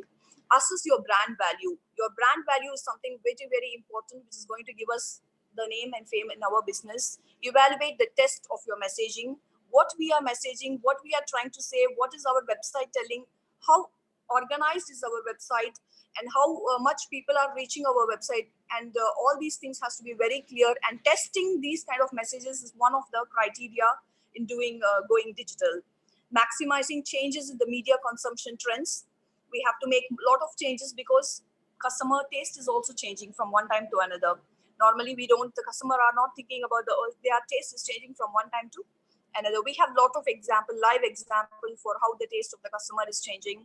Even now during this COVID-19, we can see gyms and all physical fitness is being closed, but people, they normally what they do, they give YouTube, they look at YouTube and they pursue their own things, and then webinar sessions for educational institutions.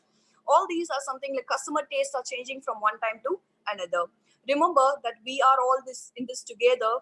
So it's very important for us that we have to join together and fight against this COVID-19, and looking ahead, what is going to happen in the future. This knowledge can empower our teams to create more marketing strategies. Let us come up with more marketing strategies, and let us work globally to improve and overcome this kind of crisis during the time of COVID-19 pandemic. I would like to thank each and every one of you, and especially Dr. Sendil, for giving me an opportunity to share my views. And I wish all the best for your team, organizing team. And I feel very happy to be one of the participants. Thank you, one and all. Thank you very much. Thank you, Nitya. Thank you. Hello. Thank you. I have a you, small Nitya. question. Ms. Nitya, my name is Santosh Kumar. I have a question if I can post. Yes, ma'am, we are running out of time. Please put Just it in one- short and sweet. Sure. You are talking about the digital marketing. How effective this digital marketing strategies will help the lecturers or the organizations in providing it to the students? Yeah, like nowadays, even the UGC norms in India, I have read that we are going to make things digital, and we are just doing it in. I'm working as a lecturer in Shinas College of Technology in Sultanate of Oman. We started our webinar sessions. We do Microsoft Teams, and then we teach them through digital marketing. And the students initially, when they were very difficult because they are used to with the traditional methods like lecture method. And they were like only sticking on handouts, reading the handout and going and writing the exams. But now when we are making everything digital, they are getting better idea. And then I can understand that they are involved into the concept of into a deep knowledge.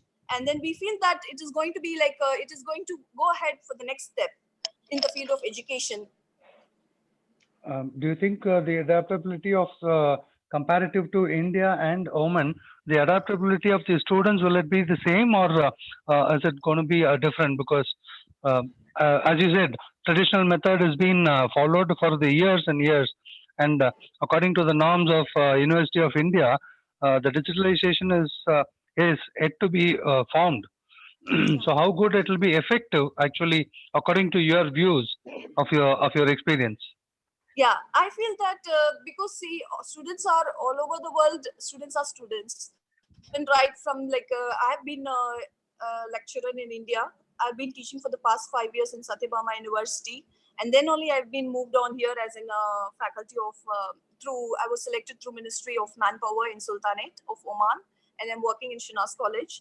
I feel that initially it will be a tough time for the student. And you are asking about the effectiveness.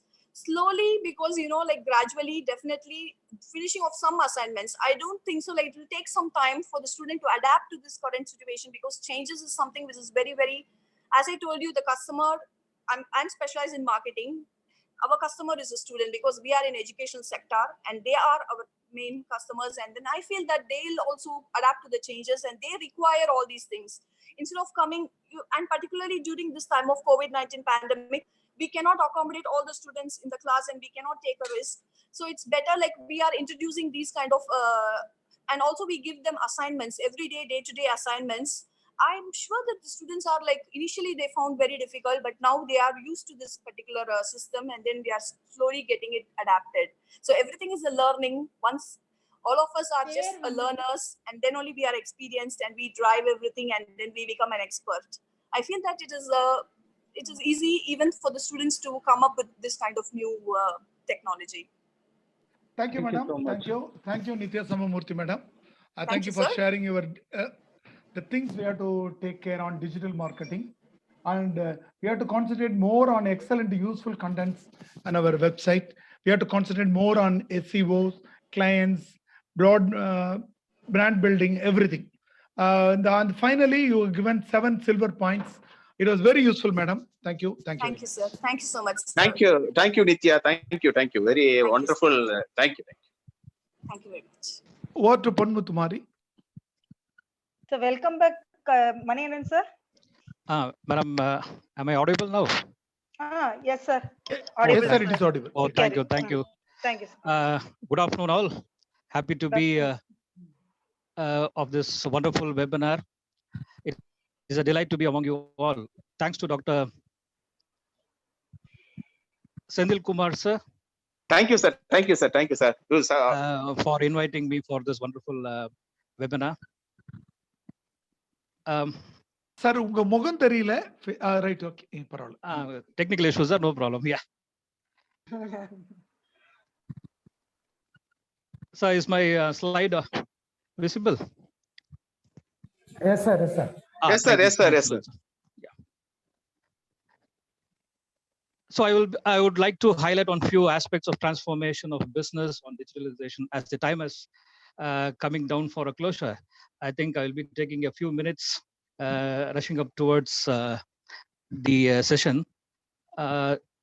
We would like to know what is the digital transformation. Digital transformation is not creation of new websites, e-commerce stores, social posts, and not even usage of technology. So digital transformation is a pace of change that are occurring in today's world, driven by rapid adoption by technology.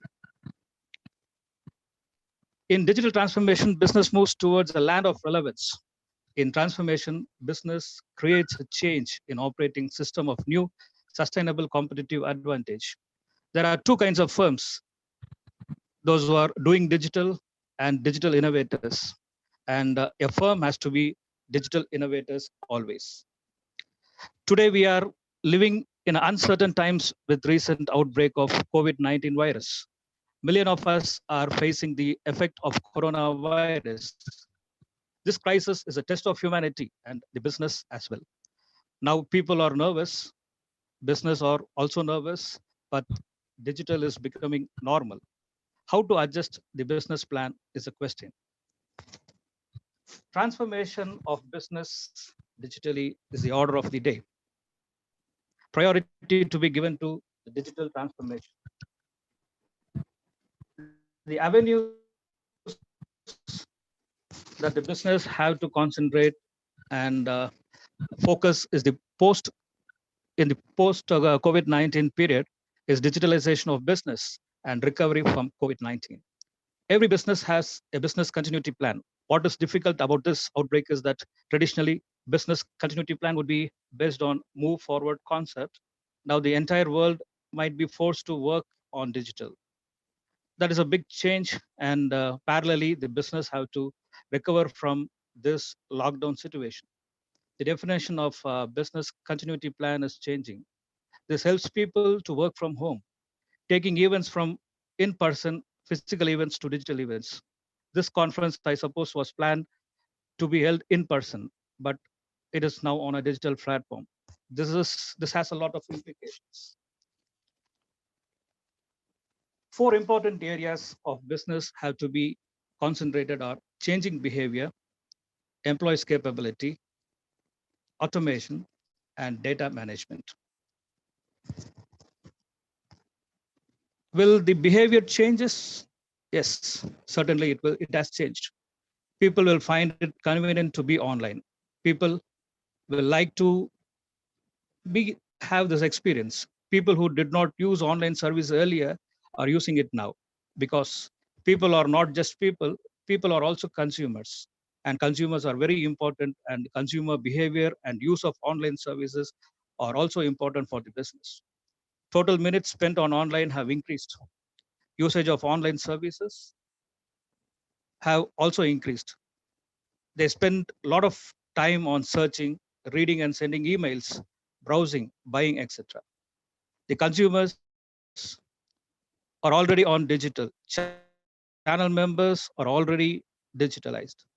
Competitors have already gone digital. So this is a wake-up call to the business to embrace digital transformation. The next is employees' capability. Now employees are to be the knowledge workers. The way of working has changed. This situation has made people to work from home. Working remotely is a new concept. Business should equip themselves or to have the capacity to actually handle the workforce.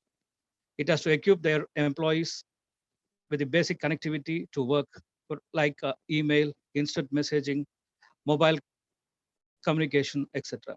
Concern is in the network system, and it should make sure it is protected using network security. Work from home, people are forced to stay home and do their work with the available technology. We have attended lots of webinars using available technologies like laptops, webcams, smartphones, earphones, few apps, and a connectivity. So working is appropriate in an appropriate way, and most positive way is the priority. Business to create virtual community team platform, etc. So transformation to new way of working is a challenge in these difficult times. Automation is not an obligation now. Bringing people together is a difficult task in the post-COVID-19 era. Social distancing is a new norm now. Automation is key word today. Business entities are entering into Industry 4.0 framework. Automation is essentially necessary in manufacturing sector. With the future heading towards Industry Revolution 4.0, maybe connecting people physically not possible, but connecting a machine, yes, it's possible. Through artificial intelligence, retailing or to be revolutionized. The way in which we shop will be entirely different. The people will be experiencing a different experience in the way in which the retail markets are going to be. When you enter a supermarket, your face will be recognized, the pattern of buying and your usage in the past will be censored, and you will be directed towards the products that you usually use.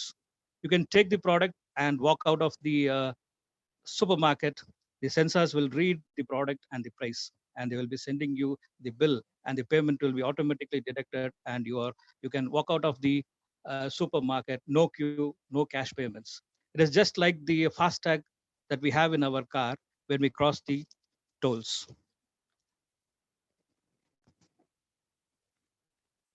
Connecting things towards Industry 4.0 framework is data management, artificial intelligence, machine learning. The business should have a data mindset. Data is always there. Data about your consumers, data about your competitors, data about supply chain, data about your market. Have these data, know how to use it. Data makes new model possible.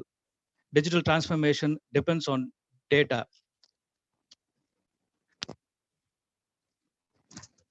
All these will accelerate the business efforts to perform digital transformation. These essential skills of the company have to either outsource, hire, or train to upskill from inside.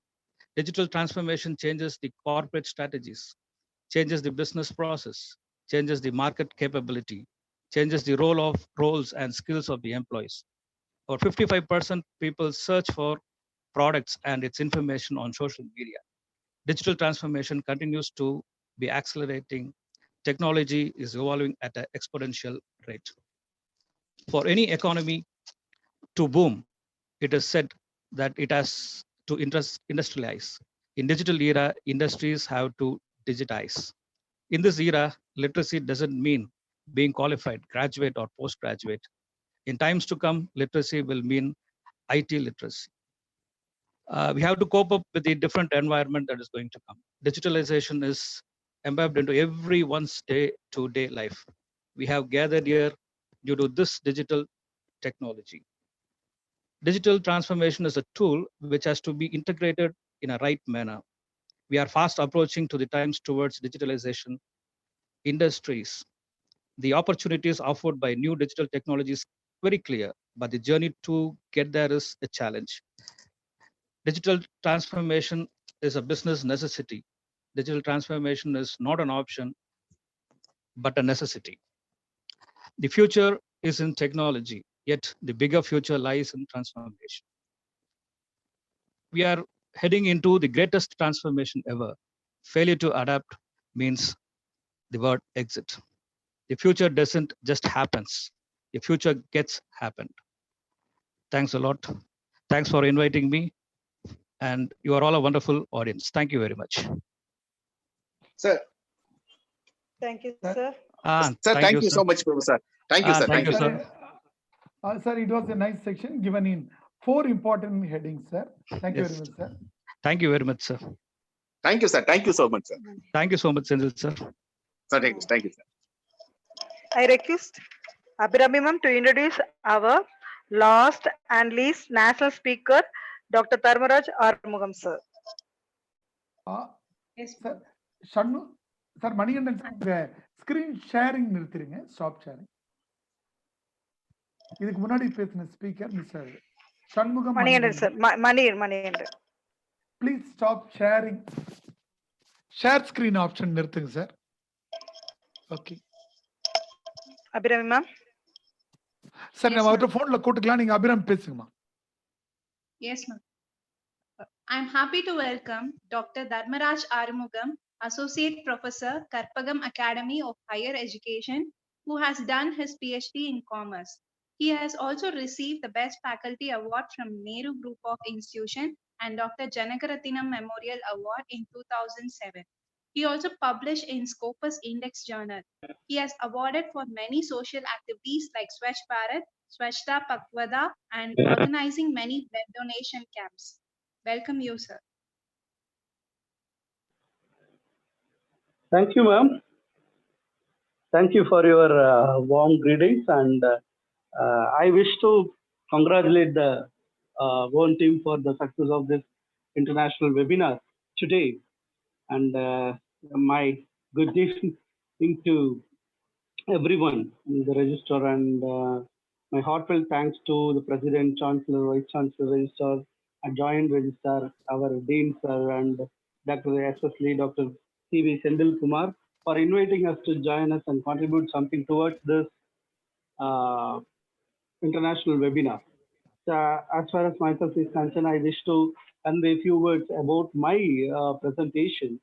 And sir, 1 minute. Sir, Dharmaraj sir, is there any problem in sharing your video, sir? Your face is not visible. Is there any problem in sharing your video? Dharmaraj Arumugam, sir. So are you hearing me? Sir. Okay, sir. Okay, sir. Audio is hearing, sir. Video is now okay, ma. Okay.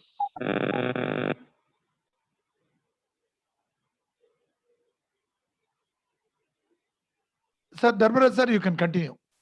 Yeah, yes, sir. So good afternoon to everyone, sir. I register my heartfelt thanks to President, Vice Chancellor, and Registrar, Joint Registrar, Dean Sir, and Dr. C.B. Sendil Kumar Sir for inviting us to present in this wonderful conference.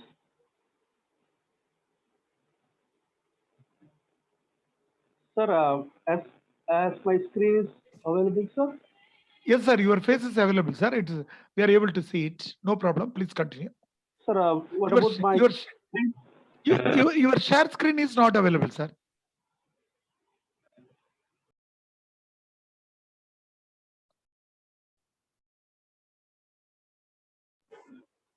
Excuse me, sir. Now also it is not, your screen is not being shared. Sir, you have to, now it has started, sir. Sir? Yes, sir. Now it is working. Okay, sir.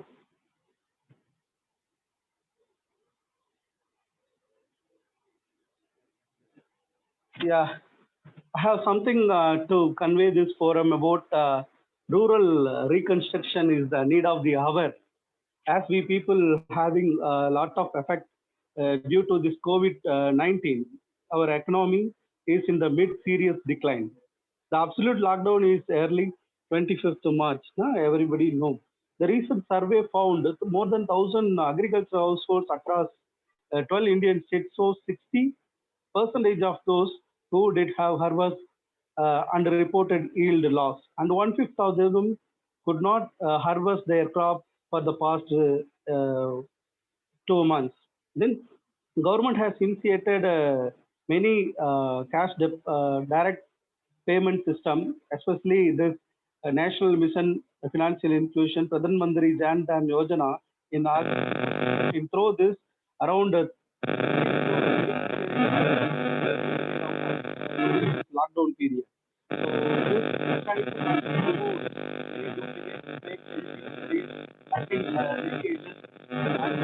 Cutting waste.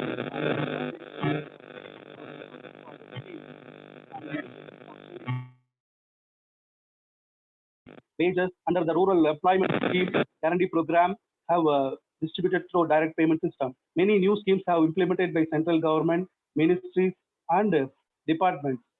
Hope will soon helpful for rural citizens to come back to their routine life. I have prepared to finish it off as soon as possible. So, to outback our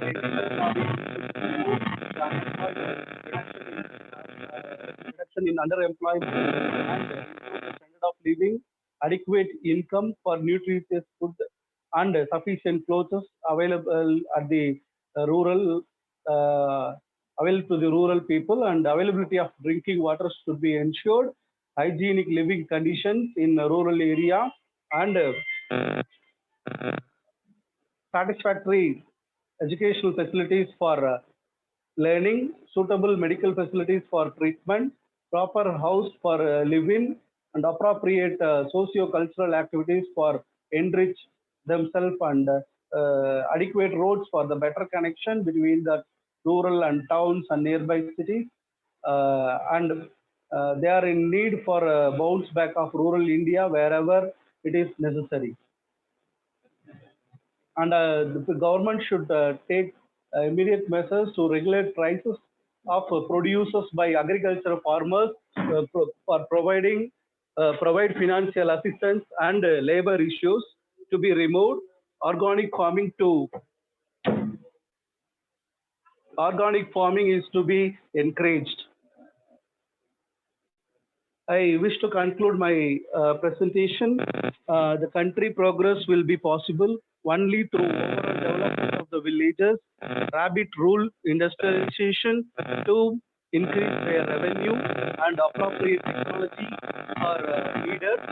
The policies to be aimed to boost agriculture, craft, and cottage industries, and provide a major problem in rural areas.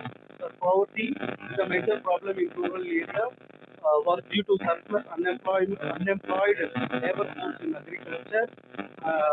Economic growth should be based through industrialization.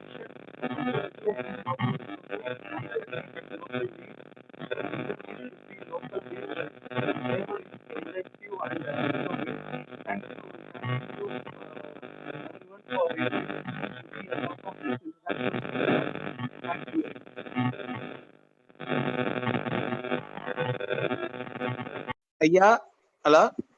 Thanks, sir. Thanks for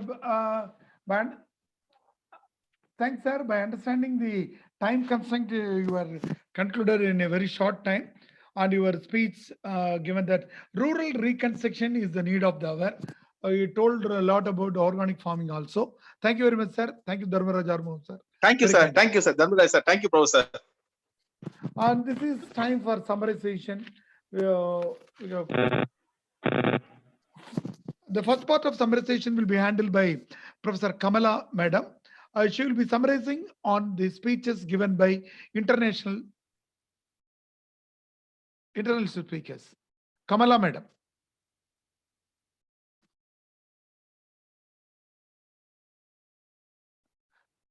Kamala Madam, could you please? Yes, sir. Good afternoon, sir. Is it possible for you to unmute your mic? Yes. Yes, sir. Yes, sir. Yes, madam. Hello. Please, madam, continue. It is audible. Oh, fine. Thank you, sir. Good evening, one and all present here. It's my pleasure to deliver the summarization of international resource persons who has given a valuable inputs to us on this wonderful day. It's just a rebooting our mind. As the teacher leaves the class, it becomes the duty of the teacher to summarize the content that has been delivered. The same way we are presenting what is the content that has been presented by the resource persons today. First, the foremost presentation was given by Kandappan Balasubramanian, was well known as Candy. He's working in Taylor's University, Malaysia. Though he is a person belongs to hospitality and tourism, he has given much knowledge and information on the tourism and the hospitality that is prevailing during COVID-19. He has started the session with the motivational quotes from Bhagavad Gita, then Vivekananda quotes, and finally with Abdul Kalam quotes, Dr. Abdul Kalam quotes.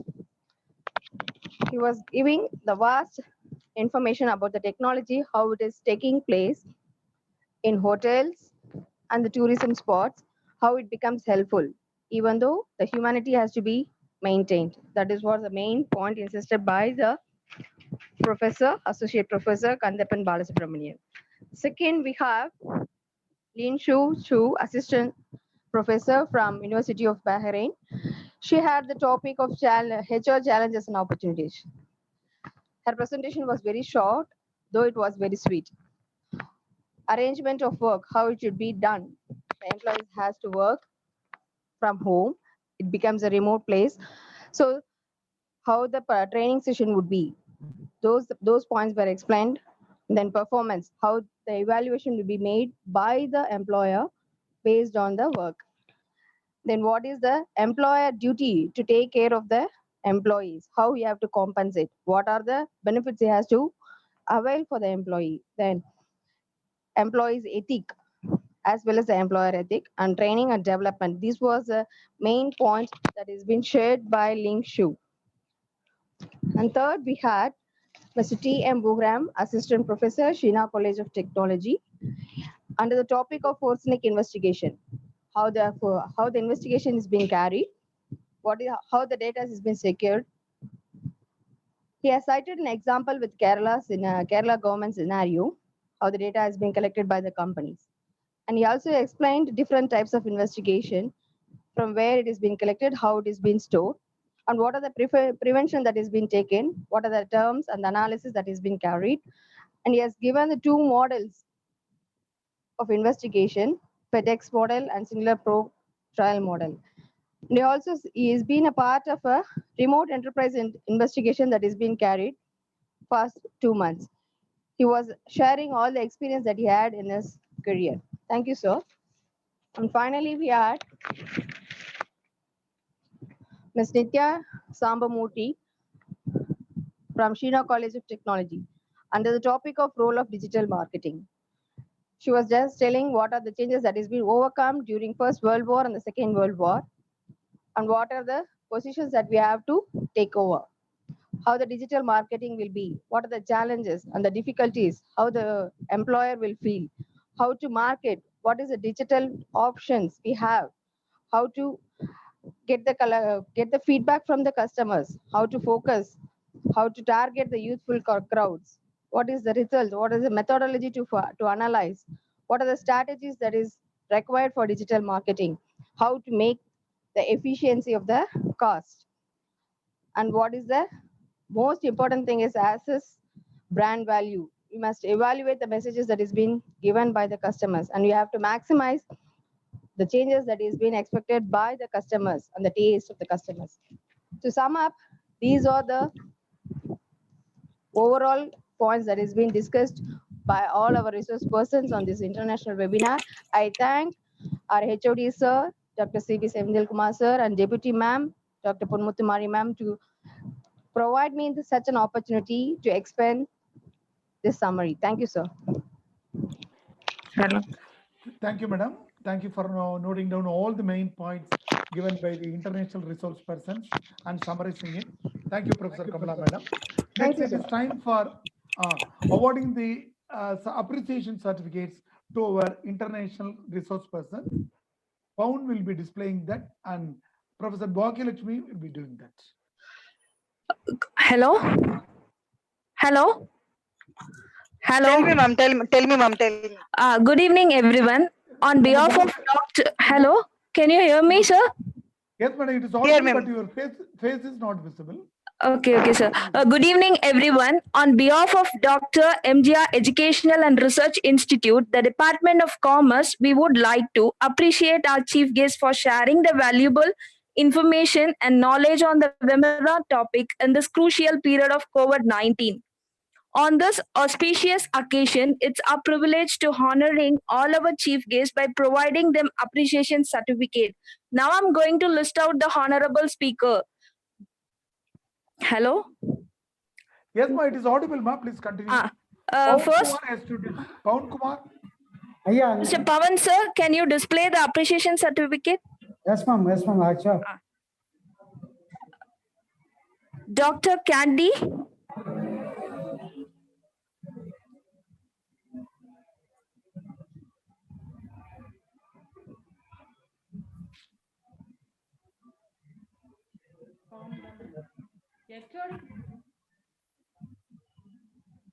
Photo sharing.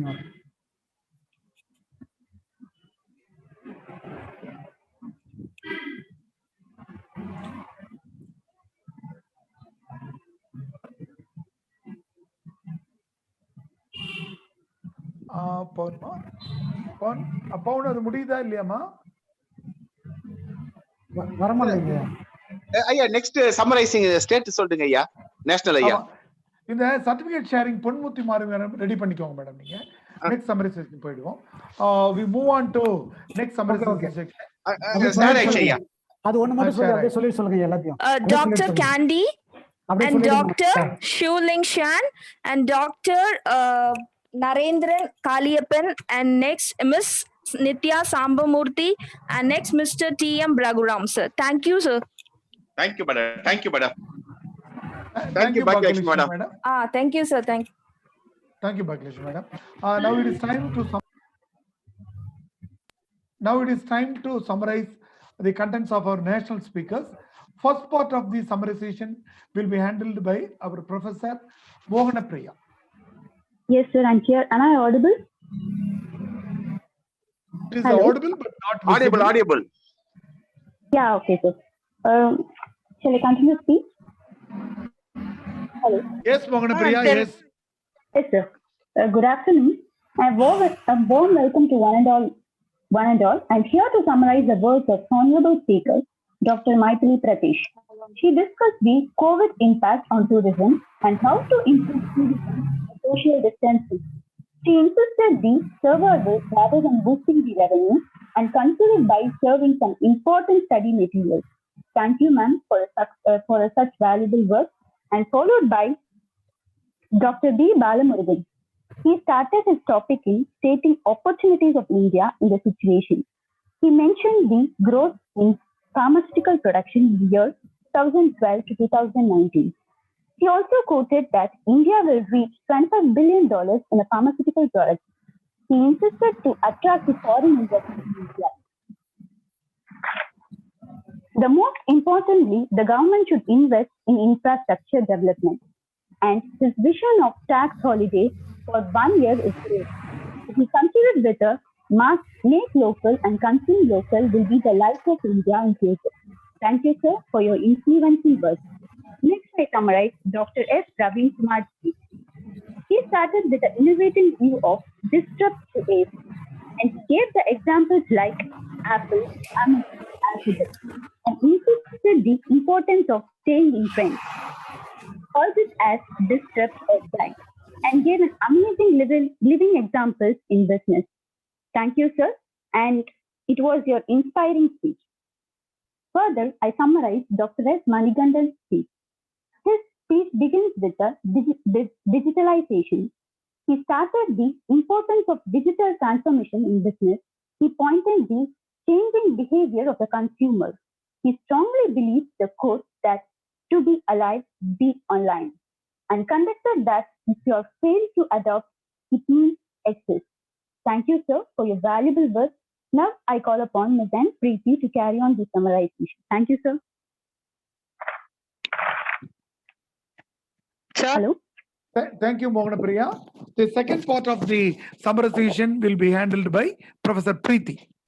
Sir, can you hear me? Yes, ma, it is audible. Please continue. Okay, sir. Okay, sir. Good afternoon to one and all. It's my privilege to do the summarizing in this great event. First, let me summarize our speaker, Dr. Rohini Bhatt, who was discussing about corporate social responsibility during COVID-19. She has mainly focused on 3 key areas: people, planet, and corporate. She also mentioned that how corporates undertake social responsibility and how corporates spend their CSR funds for the benefit of economy and also for uplifting the small-scale industries by upbringing the lives of the people. That's really a greater contribution from the corporate's part. Then I summarize the speech of Dr. Dharmaraj Arumugam, who shared his views on rural construction in the need of the hour. He has spoke about the various missions implemented by the government in serving the household groups. He has also mentioned the measures to be taken to bounce back our economy from this pandemic. Thereby, he suggested to boost the agriculture craft, and cottage industries. Then I summarize the speech of Chartered Accountant C.S. Kandavelu sir, who shared his views on various challenges that are being posed by COVID-19 and its impact on the country's economy and various industries. He mainly focused on the unemployment situation that is being prevailing in the economy in comparison with the world economy. He insisted on promoting more savings as this pandemic is going to prolong for some more period. He emphasized on various policies that have been implemented to overcome the consequences and also insisted on the responsibility of every individual by taking up the various remedial measures to stay safe. He mainly insisted on bringing out our innate skills by embracing the technology and by putting them in the best profitable manner. Finally, he also suggested the people to have a proper planning and to adapt to the disrupted situation and face the challenges. Followed by him, I summarize the speech of our speaker, Mr. M.K. Narasimha. The speaker was discussing about the attitudinal aspects to the present situation. He also insisted that the coming years are about to experience a lot of challenges post-COVID-19 and get prepared to face them as the world is prone to various changes. Then I summarize the speech of Chartered Accountant B. Harish Shankar, who highlighted his views on various challenges being faced by Government of India. The speaker was discussing about the financial package of 20 lakh crore that has been announced by the central government to protect the economy. He also discussed on how the funds are allocated in the best possible manner by preserving the sectors of agriculture, which is considered to be the backbone of our economy, and industrial units, medium and small scale enterprise. I hereby conclude that everybody were the eminent speakers, and I surely believe all the listeners, academicians, scholars, and non-scholars definitely would have noted down their valuable information, and in future, they'll make the best use of it. Thank you. Thanks, Preeti Madam, for summarizing all the main points from Thank the you, resource persons from our national side. Next, it is time to award the appreciation certificates to the national level resource persons now. Pon Muttumari will, Pound Kumar. One of you please display the certificates and it will be done by Kavita. Kavita, man, Professor Kavita. Good evening, sir. Can you hear me? Yes, ma'am. Yes, madam. Yes, audible. Yes, it's time to appreciate our dignitaries now. On behalf of our university, it is a pride to honor our guests. Thank you all for taking the time to join with us in our Responding Changing International webinar, Business Challenges and Opportunities 2.0. I sincerely bow down to all our resource persons to appreciate the time spent for reviving the career and strategies to succeed as an academician. Your speech was very helpful and gave us a new perspective. Thank you, sir. I request Pavan Kumar sir to display the appreciation certificate. Now I list down the names of honorable speakers. நீங்க அப்படியே name சொல்லிட்டே வந்துருங்க. Dr. S. Praveen Kumar, Dr. B. Balamurugan, Dr. Maithili Pratish, and Dr. S. Manigandan, and Dr. Rohini Bhatt, and Dr. A. Dharmaraj, Chartered Accountant C.S. Kandavelu, and Mr. Professor M.K. Narasimha, and Chartered Accountant B. Harish Shankar, and Dr. A. Jayaraman. Thank you, sir. Thank you, madam. Thank you, sir. Thank you, madam. Thank you. Thank you, madam. Thank you, Kavita. Thank you, sir. Thank you. Thank you. So, on behalf of MGR Educational Research Institute, we have conducted a wonderful webinar on responding to the changing business challenges and opportunities. We have planned for 3 to 4 hours, but it became a one-day seminar. The webinar was very much useful. We have come to the concluding part of this webinar. Vote of thanks by Professor Pon Muttumari. Thank you. Good afternoon to all. I am Dr. S. Pon Muttumari, Deputy HOD, Department of Commerce, Dr. MGR Education and Research Institution in Chennai. I deem it a great honor and privilege to propose the vote of thanks on the memorable occasion. Let me, first of all, start by giving glory to the ultimate God for making today's occasion a resounding success. First and foremost, I thank our founder cum chancellor, Dr. A.C. Shanmugam sir, for giving us an opportunity to organize our international webinar. I also express my heartfelt thanks to our Honorable President, Engineer ACS Arun Kumar, for permitting us to organize this learning platform. We are grateful to our Vice Chancellor, Dr. Geeta Lakshmi, for her continuous encouragement to organize required academic activities for our growth faculties. I extend my thankfulness to Registrar C.B. Palanivelu for his constant support to organize this international webinar conference on responding to changing business challenges, opportunities. Collaboration with Maya's Research and Learning OPC Private Limited, Salem. I am privileged to express our gratitude to our Joint Registrar, Dr. D.B. Jabaraz, for extending everlasting support to our department. I really thankful to Dr. Jayavardhan sir, former member of Parliament, Government of India, who took ample amount of his time for his busy schedule and attend and grace these occasions. I thankful to all the international and national speakers who delivered their valuable outputs in their webinar. I thank our HOD, Dr. C.B. Sendil Kumar, for his support, vision, and commitment. I owe special gratitude to the faculties to our department who have worked hard to ensure that his occasions become a memorable success. I thank all our participant dignified faculties from various colleges and universities and scholars. Lastly, great thanks to media who is giving a live coverage for his great event and not forgetting our great host, Mr. Dr. Tamilan sir, Director IAS Academy, and who constantly hosting this great event. And Mr. Ratna Bukalendi sir, technical support give our webinar and it great success. Thank you, sir. Thank you, everyone. Thank you, madam. Thank you. Thanks a lot from the technical team for having given a great opportunity to us to hold this webinar. Sir, Sendil sir, shall we play the national anthem? Yes, sir. Thank you. Wonderful arrangement, sir. Tamilan sir and Ratnapur sir. Thank you, sir. Thank you, sir. All the faculty members, all the delegates, wonderful. Thank you, madam. Thank you. Pound sharing நிறுத்துங்க. இப்போ faculty and organizing team மட்டும் meeting முடிஞ்ச பிறகு உடனடியா மீட்டிங்ல இருந்து வெளியில வந்துட்டு மறுபடியும் ஜாயின் பண்ணுங்க. ஒரு சின்ன டிஸ்கஷன் போட்டோ இருக்கு. Now it is time for national anthem. Okay.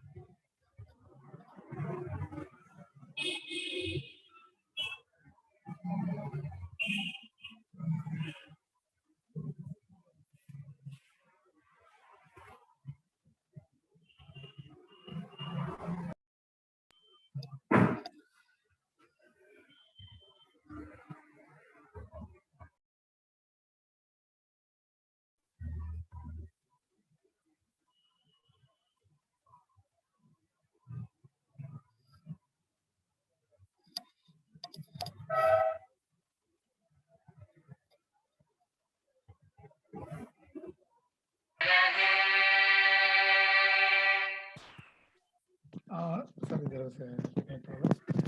Thanks, ma. Sir, Sendil sir. Thank you, sir. Thank you. Wonderful success, sir. Thank you, sir. Thanks, ma. Thanks. Let us leave and rejoin again. Thank you. Okay, sir. Okay. Thank you. Thank you. Thank you, sir. Thank you, sir. Cut.